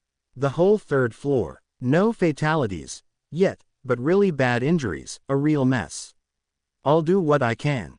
If they hadn't been so worried about Ron, Mr. and Mrs. Weasley would have reminded Miss Ketchel that the explosion on the 3rd floor was top secret. Now they had to contend with angry demands about Harry's condition from the twins, Hermione and Ginny as well. Mr. Weasley had never been the authoritarian type, but he rounded on them now. "Right, you lot, sit right there. Don't move. We need to see to Ron. We'll talk later. Do we have your word?" He was so unlike himself, stern and harsh, that they gave their word, and even Fred and George were going to try and obey. "No fatalities yet," Hermione whispered tearfully. "They should have told us about this." They took a little comfort in the fact that Mr. and Mrs. Weasley didn't seem to fear for Harry's life, at least at this point. No wonder they were forbidden to visit today. If Harry was in mortal danger, surely they would be told. "He must be worried sick. He's been through enough," Ginny said angrily. "If they can't defend Harry, why don't they let us have a go at it then? Obviously they're failing miserably." She was angry as anyone had ever seen her. "He's so vulnerable now." She trailed off, and Hermione had to wonder if her crush on Harry had really gone away as Ginny had grown up. "Okay, one of us has to sneak away," George decided. Hermione and Ginny had to agree that someone who could apparate would stand a better chance. "You stay here, Fred," George said, suddenly apparating with a loud popping noise. "That could be really dangerous," Fred said, fearing for his brother. He was slightly angry that George had taken this chance without consultation on who would take the risk, not only on Harry's floor, but upon his return if Mr. or Mrs. Weasley found out what he'd done. Miss Ketchel, meanwhile, had managed to stop the bleeding and vomiting, but as Ron was now unconscious, she could not figure out how to rehydrate him. Never since 15 years ago had St. Mungo's been so full of wounded and dying. Dr. Green happened to walk by, looking stressed to the maximum. "Dr. Green," called Mrs. Weasley, recognizing him as one of Harry's doctors, "would you have a look at my son, Ron?" It had been one thing to treat Harry, who had arrived at St. Mungo's already under Muggle treatment, but Dr. Green had serious reservations about violating his Hippocratic oath by treating a young wizard, who could be better served by magical healing. One look at Ron, however, and he knew he had to do something fast. Most of the healers were extremely busy on the third floor. Dr. Green ordered Miss Ketchel, who looked at him scathingly, but compliantly, to retrieve the extra intravenous tubing from his temporary office. She was back in 2 minutes. Ron awoke mumbling, "Where's Harry?" It was then that Mr. and Mrs. Weasley realized what had happened. They saved their anger for later when he would feel better. "Ooh, that's disgusting," Ron moaned as Dr. Green stuck the needle into his forearm. "Yes, well, I'm awfully sorry about this, but everyone else is otherwise occupied, and if I don't do this, your kidneys will shut down," Dr. Green explained apologetically. Mrs. Weasley gasped. Ron closed his eyes. He felt sick and guilty, and now they had been caught and it hadn't gotten them any closer to Harry. George apparated onto the third floor, wand ready, and was immediately hit with 4 stunning spells aimed right at his chest. Everyone was very trigger happy. He hit the ground hard. "George Weasley, what do you mean by entering this restricted zone? We've been watching for Death Eaters. You could have been killed. Everyone's severely on edge. What if someone panicked and accidentally killed you?" Tonks was beside herself, as George laid there in agony, wondering how she could tell him apart from Fred. Tonks was teary-eyed and exhausted. The past few days had taken a toll on her. She had assumed a simple, no-nonsense hairstyle. George didn't know whether to thank them for not killing him, or give them trouble for their attack. Looking around at the tense faces in the room, he decided on the latter. "Sorry," George said, beginning to writhe in even more pain. He was a strong young man, but 4 stunning spells had taken their toll. "Enervate." Tonks aimed her wand at him, and he stood up shakily, gingerly rubbing his chest, which was still burning. "Sorry," he said again, "but everyone is going mad over." He couldn't speak as his eyes roved to the bed that had been Harry's. It was burnt and ruined. "Harry," George gasped, sinking back down to the floor, hands on his face. Kingsley Shacklebolt lay on the floor recovering from his wounds, and now George looked closely at Tonks. She had obviously been injured as well. She was bandaged on both arms and sporting a magically sealed cut on her brow. All of them looked as though they had just waged war, and lost. No one had answered to his distress. George had no idea what to tell anyone. He hadn't expected this. A flame appeared, hovering for a moment in the middle of the floor. Everyone stared expectantly at it. Professor Snape apparated in that very spot. No one attacked him. Apparently, the flame was a signal of friendly arrival. "What is this boy doing here?" Snape demanded immediately. This boy, thought George furiously, was nearly a colleague for the past few weeks. He thought back over the last few weeks when he and Fred had sat with Harry and Snape. Snape handed all those who had been injured a potion, stopping to look closely at George. He narrowed his eyes at George, and told him to stick out his tongue. Looking in George's mouth, Snape ordered, "Take this, Mr. Weasley," he ordered, standing over him menacingly. George complied out of an old fear he'd had of his potion's master. "This won't do, sir," said Kingsley Shacklebolt, sitting up, apparently somewhat better since the potion. "He'll talk. Since when does anyone from the order address Snape as sir?" George thought, wide-eyed, but he plucked up the courage to speak. "I came to find out about Harry," he asserted stoutly. "Indeed." Snape eyed him suspiciously. "Very well. He is not here." Snape pointed his wand at George and he involuntarily apparated back downstairs next to Fred. "What's going on? Where's Harry? Is he all right?" they all asked at once. "I don't know where to start," George said, telling them everything and nothing at once as they took in his ripped shirt. All they knew was that another attack had occurred and they were now more worried than before, if that were possible. George had admitted having told Snape about Ron downstairs. Fred helped George into a chair as a wave of pain from the stunning spells ran through him again. "We've got a right to know." Hermione stomped her foot, just as Snape apparated threateningly before them. "I will deal with you later. Mr. Weasley, rest," he ordered the very pale George, before stalking into Ron's cubicle. He opened Ron's mouth and poured a steaming red liquid down his throat. Ron coughed and spluttered and tried to sit up. Snape pushed him back down. That will not be necessary, said Snape, indicating the IV in Ron's arm. He would not take it out himself, leaving it to Dr. Green to remove it. I believe you could be of some use on the 3rd floor, Doctor. Snape was courteous, but he sounded like he had left the word, limited, out of his sentence before, use. Although fascinated with the wizarding world, Dr. Green was beginning to feel a little overwhelmed. He had studied some of the simple remedies with Snape, who for some unknown reason had seemed to have a sudden interest in healing. Snape now conferred in hushed tones with Mr. and Mrs. Weasley. The twins and Hermione and Ginny all saw them nod in the affirmative, then they heard Mr. Weasley reassure Mrs. Weasley that it, whatever it was for the best. Oh, I suppose, but I thought we'd have more time, Mrs. Weasley could be heard sobbing. Ron still couldn't sit up. He was weak and shaky. When his parents re-entered his cubicle, he braced himself for the onslaught of beratement. Mrs. Weasley brushed his hair back and keyed him as her eyes filled with tears. A fear gripped Ron that something had gone terribly wrong and he was dying, or that Harry was dead. He wished they'd yell at him, anything.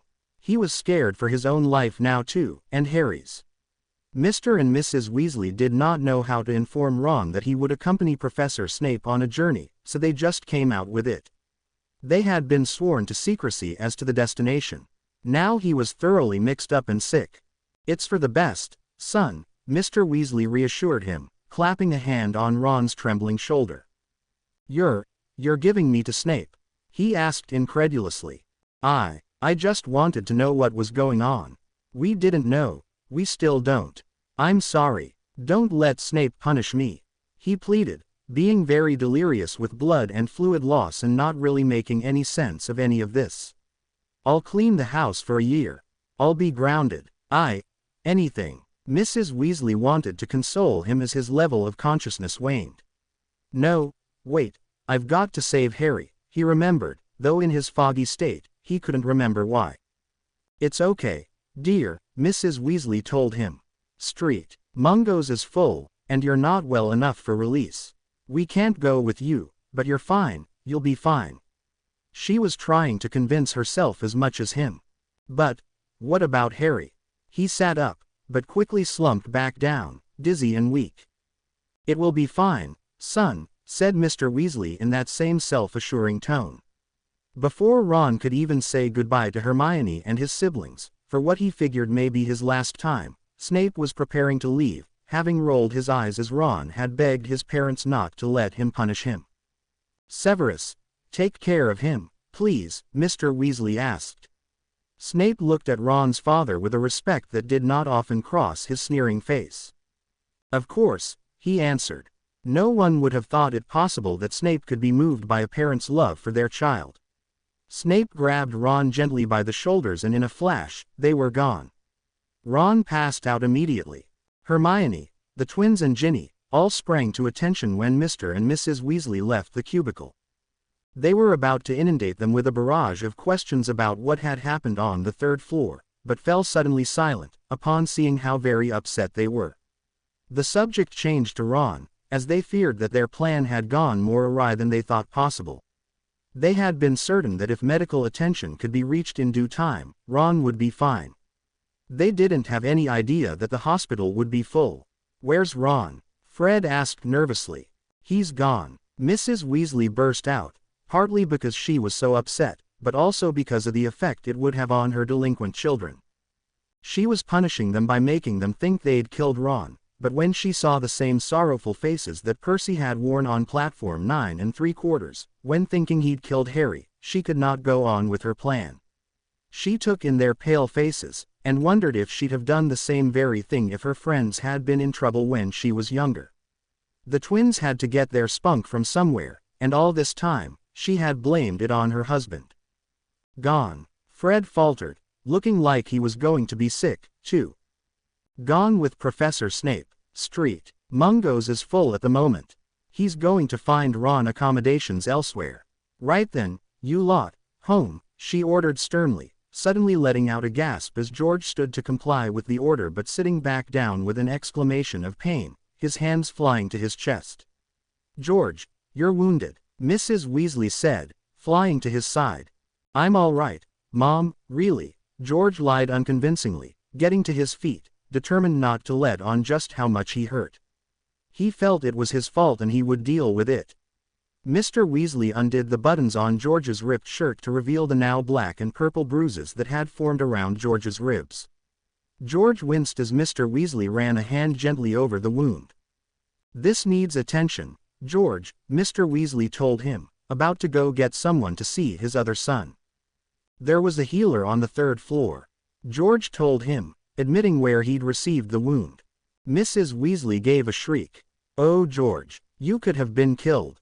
You don't know the pass spell," she yelled, sitting next to George who had needed to sit again. George had seen the healer, but had been told to stay around until he could be examined again before being sent on his way. Snape knew that George would have to admit what he'd done, in order to get the proper treatment for his injuries. He could think of no better punishment. George had fought the pain in his chest, hoping to just get back to Grimmauld Place and get to his room to lie down, without troubling anyone. Although brave, 4 stunning spells laid out even the most hardy of wizards and had nearly killed poor Professor McGonagall last year. Mr. Weasley apparated, appearing as a flame on the 3rd floor. Everyone expected a sound thrashing at his hands for having hurt his son, but Mr. Weasley was no stranger to stakeouts where the stakes were so high. He could not blame them. Tonks broke into a full sob at the sight of Mr. Weasley, who would be about the age of her own father. "Oh, Mr. Weasley, we didn't mean to hit George. The healer said he'd be fine in a week or 2 of home rest. I was just coming down with him." "Tonks," Mr. Weasley began in a fatherly voice, "these are difficult times.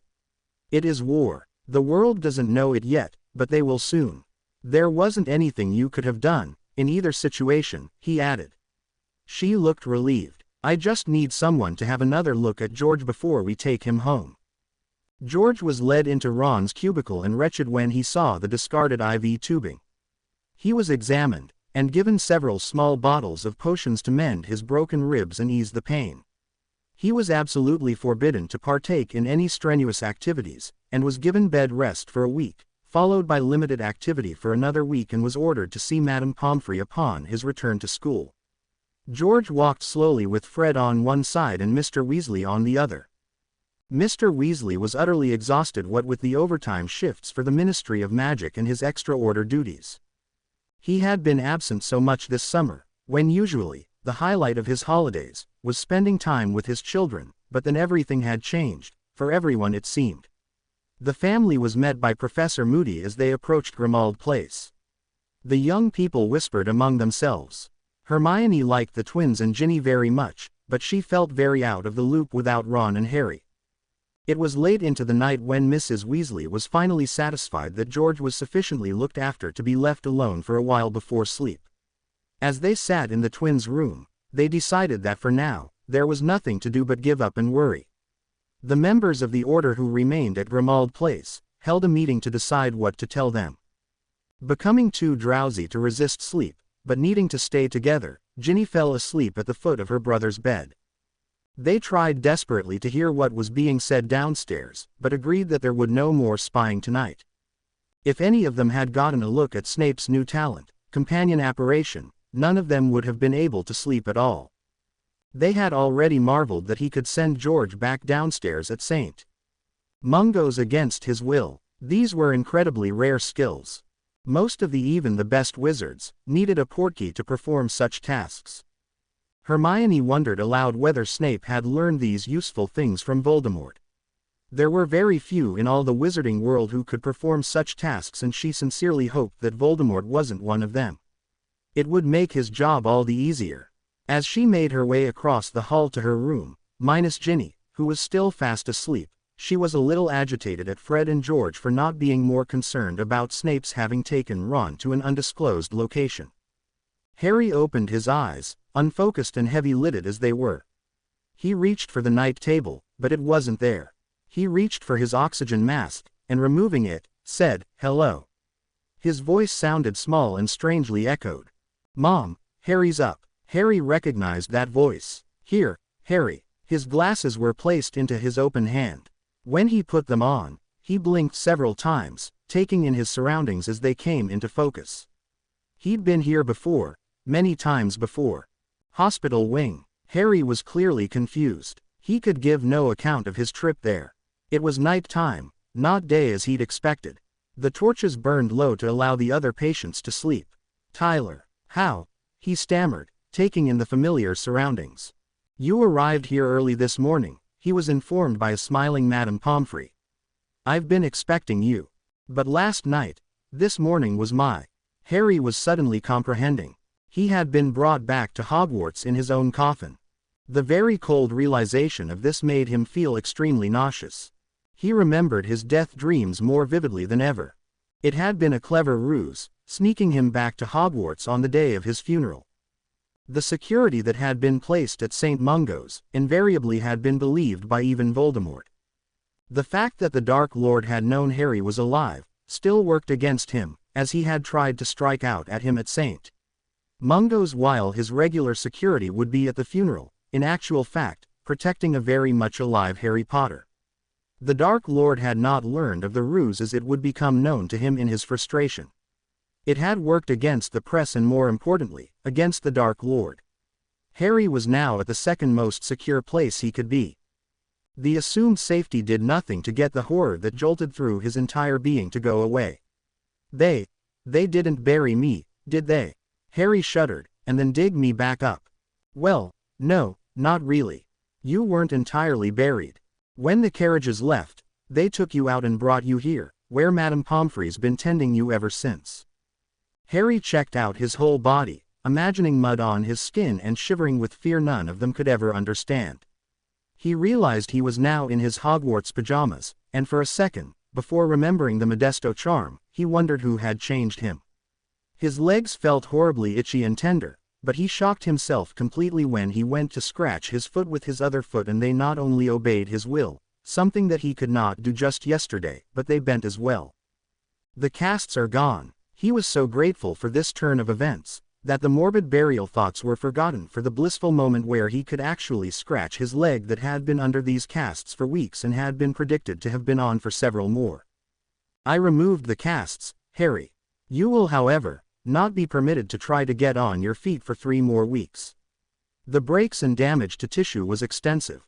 I dare say, had I gotten to you first, still you would have faced a long recovery period, albeit shorter than you now face, but I am at least pleased with your progress in their hands, she informed him, meaning Muggles, he assumed.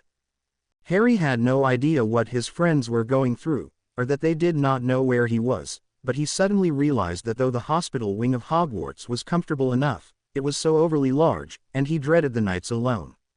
He pictured Ron and Hermione shopping for supplies in Diagon Alley without him, and he longed to be with them.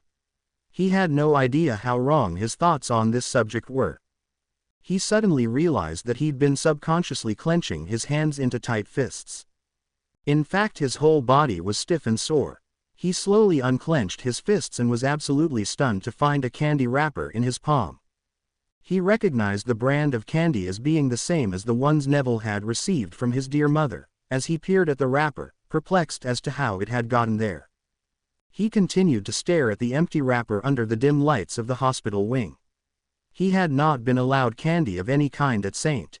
Mungo's and was just about to ask someone about the wrapper, when he suddenly remembered a dream he'd had after he'd been sedated by Professor Snape on the night of his funeral. He had figured then, that he'd been sedated so he wouldn't worry so much about the funeral that night. Harry had fallen into the forced sleep, after staring at Kingsley Shacklebolt who was on guard duty that night. He had dreamt that Shacklebolt became absolutely awed and star-struck, when 2 of the finest Aurors of all time, paid a visit, their very first, out of the psychiatric ward to him, Harry Potter. Kingsley Shacklebolt had told Harry that he had become an Auror after reading about the Longbottoms before his career choice days. Harry remembered how sorry he'd felt for the Longbottoms in his dream, and for Neville, who should have received their first visit. They were so very confused. He knew he wasn't going anywhere for a while. He had been told he'd be in hospital until the start of school, but poor Mrs. Longbottom had bade him a fond goodbye, wishing him well on his journey on this night, when he wasn't going anywhere. She keyed him, taking his hand in hers, before giving him the empty candy wrapper, which she had of course thought was full. She had pressed the wrapper into his hand. Heeing that too, and then leaving with her husband, who had remained silent the entire time. Laying here, wrapper in hand, Harry felt sure it hadn't been a dream. He couldn't wait to tell Neville. There was a new drug trial taking place on the psychiatric ward that Harry had caught wind of, and it was working obviously, at least to a small degree. Madame Pomfrey thought Harry had just taken a break to scratch his legs while he was being so silent figuring out his dream. As he came back to the present, he asked hopefully, "Madame Pomfrey, you got rid of the casts and I was wondering if..." He pointed to the oxygen mask, which felt like it was going to leave permanent lines in his skin if he had to wear it much more. "I'm afraid that's got to stay, Potter, at least for a few more days. I'm looking into an incubator charm for you. It'll keep out all the cold germs as well, what with all the students returning soon. We can't have you getting sick." Harry just looked at her. "You know what I mean," she said sternly, but smiling. "Now then, you might not have known, but you've had a very long rough day, and it is therefore time for you to rest. After all the poking and prodding at St. Mungo's, Madame Pomfrey suddenly didn't seem so bustling and overbearing. She was however extremely relieved to have Harry back in her care, and if for nothing else, Harry was grateful for the absence of the uncomfortable casts.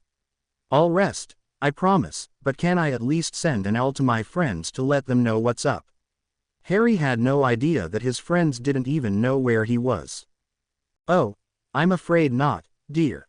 Professor Dumbledore feels maybe by tomorrow it will be safe for you to do so." Seeing the pained expression on his face, she added something that Harry suspected he was not to be told. "You will have company soon enough. I can't say more. Now then, just take your potion and the throbbing in your left side will diminish." Harry hadn't mentioned a specific pain to her. "How do you do that?" he asked. "It is all part of my gift. The reason I became a healer. Most times, I can see where it hurts." Madame Pomfrey had never been much for conversation. She had always been kind when needed and stern when necessary, but now she was different altogether. Harry guessed that being one of the very few patients, she had more time for bedside manner. He had never considered that during school terms, she was the only medical person for the entire student and staff population. No wonder she's always bustling and fussy, not to mention, in Harry's opinion, overly cautious.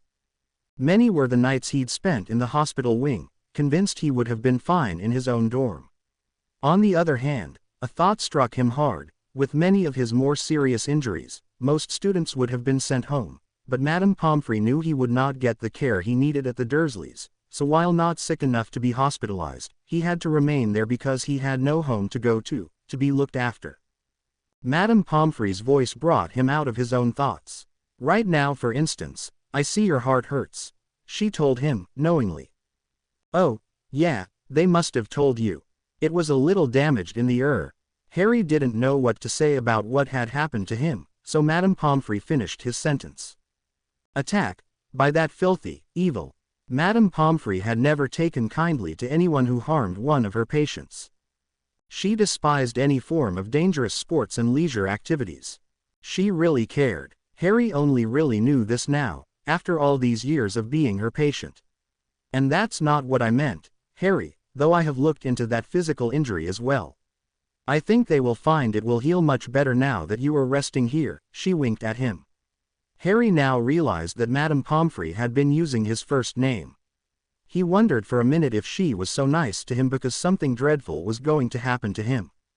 "What I meant was not the physical, but the sorrow. Your heart is full of it. If you were full of sorrow for the silly teenage reasons, like too many pimples, or being too short or too tall or whatever other teenage vanity problems they come in here with," she rolled her eyes. "Then I would have Professor Snape make you a cheering potion, but your sorrow is too deep and too real. Only time can heal that. I wish I could help you with that." She was so sympathetic, that Harry, remembering Hermione's revulsion at his chest scar, felt that she wouldn't be cross if he asked her to do something about that. "Madame Pomfrey," he began, fully intending to ask about the scar, but changing his mind suddenly, he asked instead, "You've been a healer here at Hogwarts for a long time, right?" She nodded in the affirmative. Knowing that she'd been here for a very long time before his parents, he asked, Did do you remember my parents and my godfather, Sirius Black?" Her smile at the mention of Lily and James quickly became a frown at the mention of Sirius Black's name, and just when Harry figured he was in for a tirade about that no good for nothing murderer, Sirius Black, Harry found out why she had frowned. "Oh, that young Sirius," she recalled, "was in and out of here almost as much as you are. Always after the full moon. Why, poor Remus would come in for his monthly checkup after the full moon." "Yes, I know you know about that," she said to Harry when he raised his eyebrows. "Poor Sirius would come in at the same time, feet and hands all cut up and bruised, concocting a different very unlikely story each time, as if I couldn't recognize an underdeveloped animagus. I wonder if he ever succeeded," she mused. Harry, almost bursting to tell her, but stopping short, wondering if this was too much information even though, clearly, Sirius had no need for cover or disguise anymore. Madame Pomfrey had seen the black dog in the hospital wing, but he had not changed back into his human form in front of her. They used to sit right over there and play exploding snap. Your father used to join them. I almost had to kick him out before Remus and Sirius would go to sleep. I remember one Christmas in particular, when the both of them, Remus and Sirius, sent your father in to figure out if I would tell the headmaster about their injuries. Sustained in the Forbidden Forest, I might add, she said warningly, knowing that Harry had on several occasions ventured in there. Judging by their previous injuries, I knew that they wouldn't come in if I told the headmaster. They both ended up here with me for the entire Christmas break.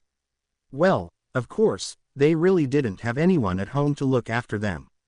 Seeing Harry look at the floor in shame, she added, "You are not without care or home, young man. You have the Weasleys' home and you have, here." Harry was extremely surprised that she, unlike most adults, didn't mention the Dursleys. She knew more than Harry ever gave her credit for. Harry had noticed that Madame Pomfrey did not say Sirius's name with contempt and loathing like most people did, but rather with much care and pity. Harry found it hard to keep himself in check and not ask her if she thought Sirius was innocent, as he of course had been all along. He was slowly getting up his courage, because Madame Pomfrey was actually very nice and very accessible, given a moment's spare time. She was called away by a loathsome voice Harry would recognize anywhere. "He has arrived, Madame Pomfrey," he heard Snape inform her. Harry listened hard to catch what exactly Snape was telling the matron about, but all he could make out was, "Foolish boy, numbskull brothers," and, "made himself sick, could have died, lucky he came when he did, would have been a real funeral to attend, should be getting overtime for this." Then a door closing sound and the conversation ceased. Clearly the new patient couldn't speak. As Harry strained to hear bits of the conversation, he could hear Tyler talking to his mother and Madame Pomfrey. He seemed disappointed about something, as Madame Pomfrey let him examine the new patient. "Oh," he said, "I must be making more of this than is necessary. I mean, according to Professor Dumbledore, animagi are made with practice, not born." "What do you mean, Tyler?" Stephanie asked him. She had also been reading up on animagi. "Well," Tyler began uncertainly with Madame Pomfrey standing right behind him, "no, it's just a mistake. I feel stupid bringing it up." "Go on, Tyler," prompted Madame Pomfrey, and Harry found he liked her even more for her encouragement of the new student. "Well, do you remember, Mom, when that lady brought in that nest of baby birds? Killdeers, I think they were. She said their parents had been killed by predatory birds trying to raid the nest." "Yes, I remember. Those birds decoy themselves by faking injury or illness to protect the nest by getting the predator to chase after them instead of the helpless birds in the nest." Harry had grinned about the fact that Stephanie had sounded uncannily like Hermione showing off in class. "I got a sense like I don't get from other people, except Harry before now. He has these qualities, like that bird, like the parent birds. They're bursting to get out. He's even used the decoy tactics before. I can feel it right in him. But he's just a boy, Tyler. He has no children to protect." Harry's heart began to race.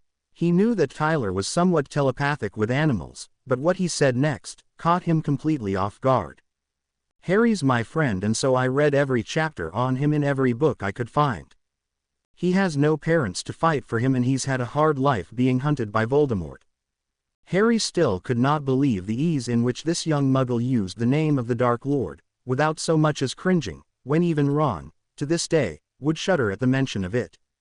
Maybe this boy, Ron, being his best friend and all, has instincts of protection for Harry.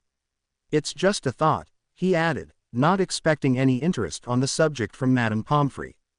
But indeed Madame Pomfrey had treated both Ron and Hermione on several occasions when their injuries had been a direct result of trying to help Harry. She prompted him to continue, and he felt greatly pleased. I almost feel like he could fly, light you know.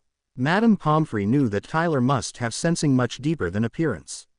Ron was tall and gangly and would not be considered graceful enough for flight in any form by most. Somehow in the pit of his stomach, Harry knew that Ron and Hermione had always had what they accused him of for years, a saving people thing. He had hoped that when it came right down to it, the final battle, that they would seek protection for themselves, but somehow, even he had sensed that they were all in it until the end, for good or bad, and though he'd tried to distance himself from them at certain times all through school, they stuck by him, and here, apparently, was Ron, injured again, no doubt on his behalf. Harry was worried that it was serious and could not wait any longer to admit that he had been eavesdropping the entire time. He took a minute to calm himself, still listening. If these things you have observed in Mr. Potter and Mr. Weasley prove to be accurate, you have a gift beyond any I have seen in a healer. If Tyler hadn't been so sincere and hard-working, Harry would have believed him to be a scam artist. He felt his body relax when Madame Pomfrey declared that Ron would be fine, and secretly admonished himself for being glad that Ron was here, even though it meant he'd been hurt or taken ill somehow. Harry knew all along that Tyler was special, because Professor Snape had never shown, even in the tiniest measure of interest, in a child who wasn't in Slytherin, and probably, Harry felt, related to Death Eaters. Becoming suddenly concerned about the rest of the Weasleys and Hermione, if Ron was here at the hospital wing, Harry called Madame Pomfrey. She peeked through the curtains surrounding Ron's bed and replied, "What is it, Mr. Potter? You were supposed to be sleeping. Is that my friend, Ron? If you must know, yes it is," but seeing the look of concern, she assured him, "Mr. Weasley will recover from his self-inflicted illness in a few days' time." Harry was perplexed. Had Ron crashed his broom? Had he tried apparating, like he threatened to on many occasions, and been splinched? Harry had 1,000 scenarios going through his mind. Madame Pomfrey was a patient woman, but her sympathy was limited when the person had been injured by their own lack of self-preservation. "He wasn't attacked then?" asked Harry, sounding very relieved. "And the other Weasleys and Hermione? They're okay." Since Ron and Hermione had been inseparable this past summer, he couldn't imagine where she could be. "Where is Hermione? Is she?" "Miss Granger is in London, spending the remainder of her holidays with her parents," Madame Pomfrey informed him. She too had been worried at first, when she heard that she would have the second of the trio without the third. Now that Harry was back at Hogwarts, it was very different. Everyone seemed to answer his questions freely, instead of just looking at him with pity and refusing him his requests for information.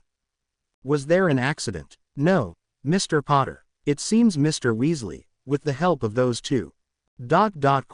She pursed her lips and continued, "Brothers of his, concocted an illness to enable him to be admitted to St. Mungo's hospital so he could look for you.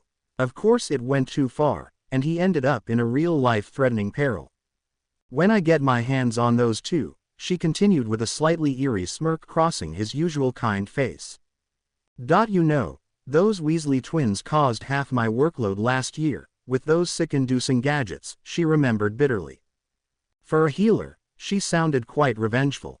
"Oh, I'll put them to work," she scowled. Now that Harry thought about it, had it not been for the fact that Fred and George had dreamed of being joke shop owners, they would have made fine healers, or potions masters, or just about anything they'd put their minds to. They had succeeded in everything, as long as it had been their idea. "Nearly killed himself. He did," she finished, checking over Ron before bustling off with Tyler and Stephanie, apparently to show them to their new temporary lodgings, just off the hospital wing. Since Tyler's custom curriculum included mostly healing and occlumency, this would be ideal, besides the dungeons where his other related fields of study would take place, were not suitable for a family, as Stephanie would also be staying here, while her husband was away on business. In his sickened state, Ron had learned nothing of Harry's whereabouts or condition. Now he mumbled and opened his eyes, not knowing where he was. It was so dark, he could not make out his surroundings. The last people he had seen were his parents. "Mom, Dad, where are you?" he called, trying not to sound nervous. He knew they wouldn't have left him. "Ron," Harry shouted through the curtain, having heard Ron stir and begin to ask questions quietly, in a mildly panicky sort of way. Harry could see Ron's silhouette against the curtain, as the nearly full moon fell across the hospital wing. Ron had propped himself into sitting position with a groan and a lot of effort. He stared unblinkingly in the darkness, feeling that he was surely hallucinating and not wanting to answer the voices in his head. "Ron, over here," Harry whispered, waving his hand as it caught enough moonlight on the curtain and magnified to an enormous size. Still not quite with it, Ron screamed in terror as the giant silhouette of Harry's hand fell across his bed, and all of Harry's hope of a private conversation with him to get the details on what happened were dashed with the arrival of a very frazzled Madame Pomfrey. "What is it, Mr. Weasley?" she asked, very disturbed by the piercing scream that had not been expected at all. Everyone was on edge and very much on guard, since they had been warned since Harry had returned to Hogwarts, that the threat level to the staff and students would greatly increase with his presence. Madame Pomfrey felt a little silly, having expected a full-out attack from Voldemort, when she found the frightened form of Ron, cowering under his covers, still under the effects of the potion Snape had given him, which had the unpleasant side effect of paranoia. Hand. Huge, tried to get to me. Called to me, Ron whimpered sleepily. Madame Pomfrey gave Ron a lucidity potion and he came around almost instantly. "Where am I?" he asked, not having remembered the trip with Snape. "You were in the hospital wing at Hogwarts. You gave us quite a scare, I dare say." "You've been sleeping all day," Madame Pomfrey informed Ron. Harry, who had stared at that curtain for the whole day, as expectantly as Ron and Hermione had stared at his sleeping face, could contain himself no longer. To be continued. I hope you enjoyed this story. Also remember to subscribe and like this video. See you in the next video.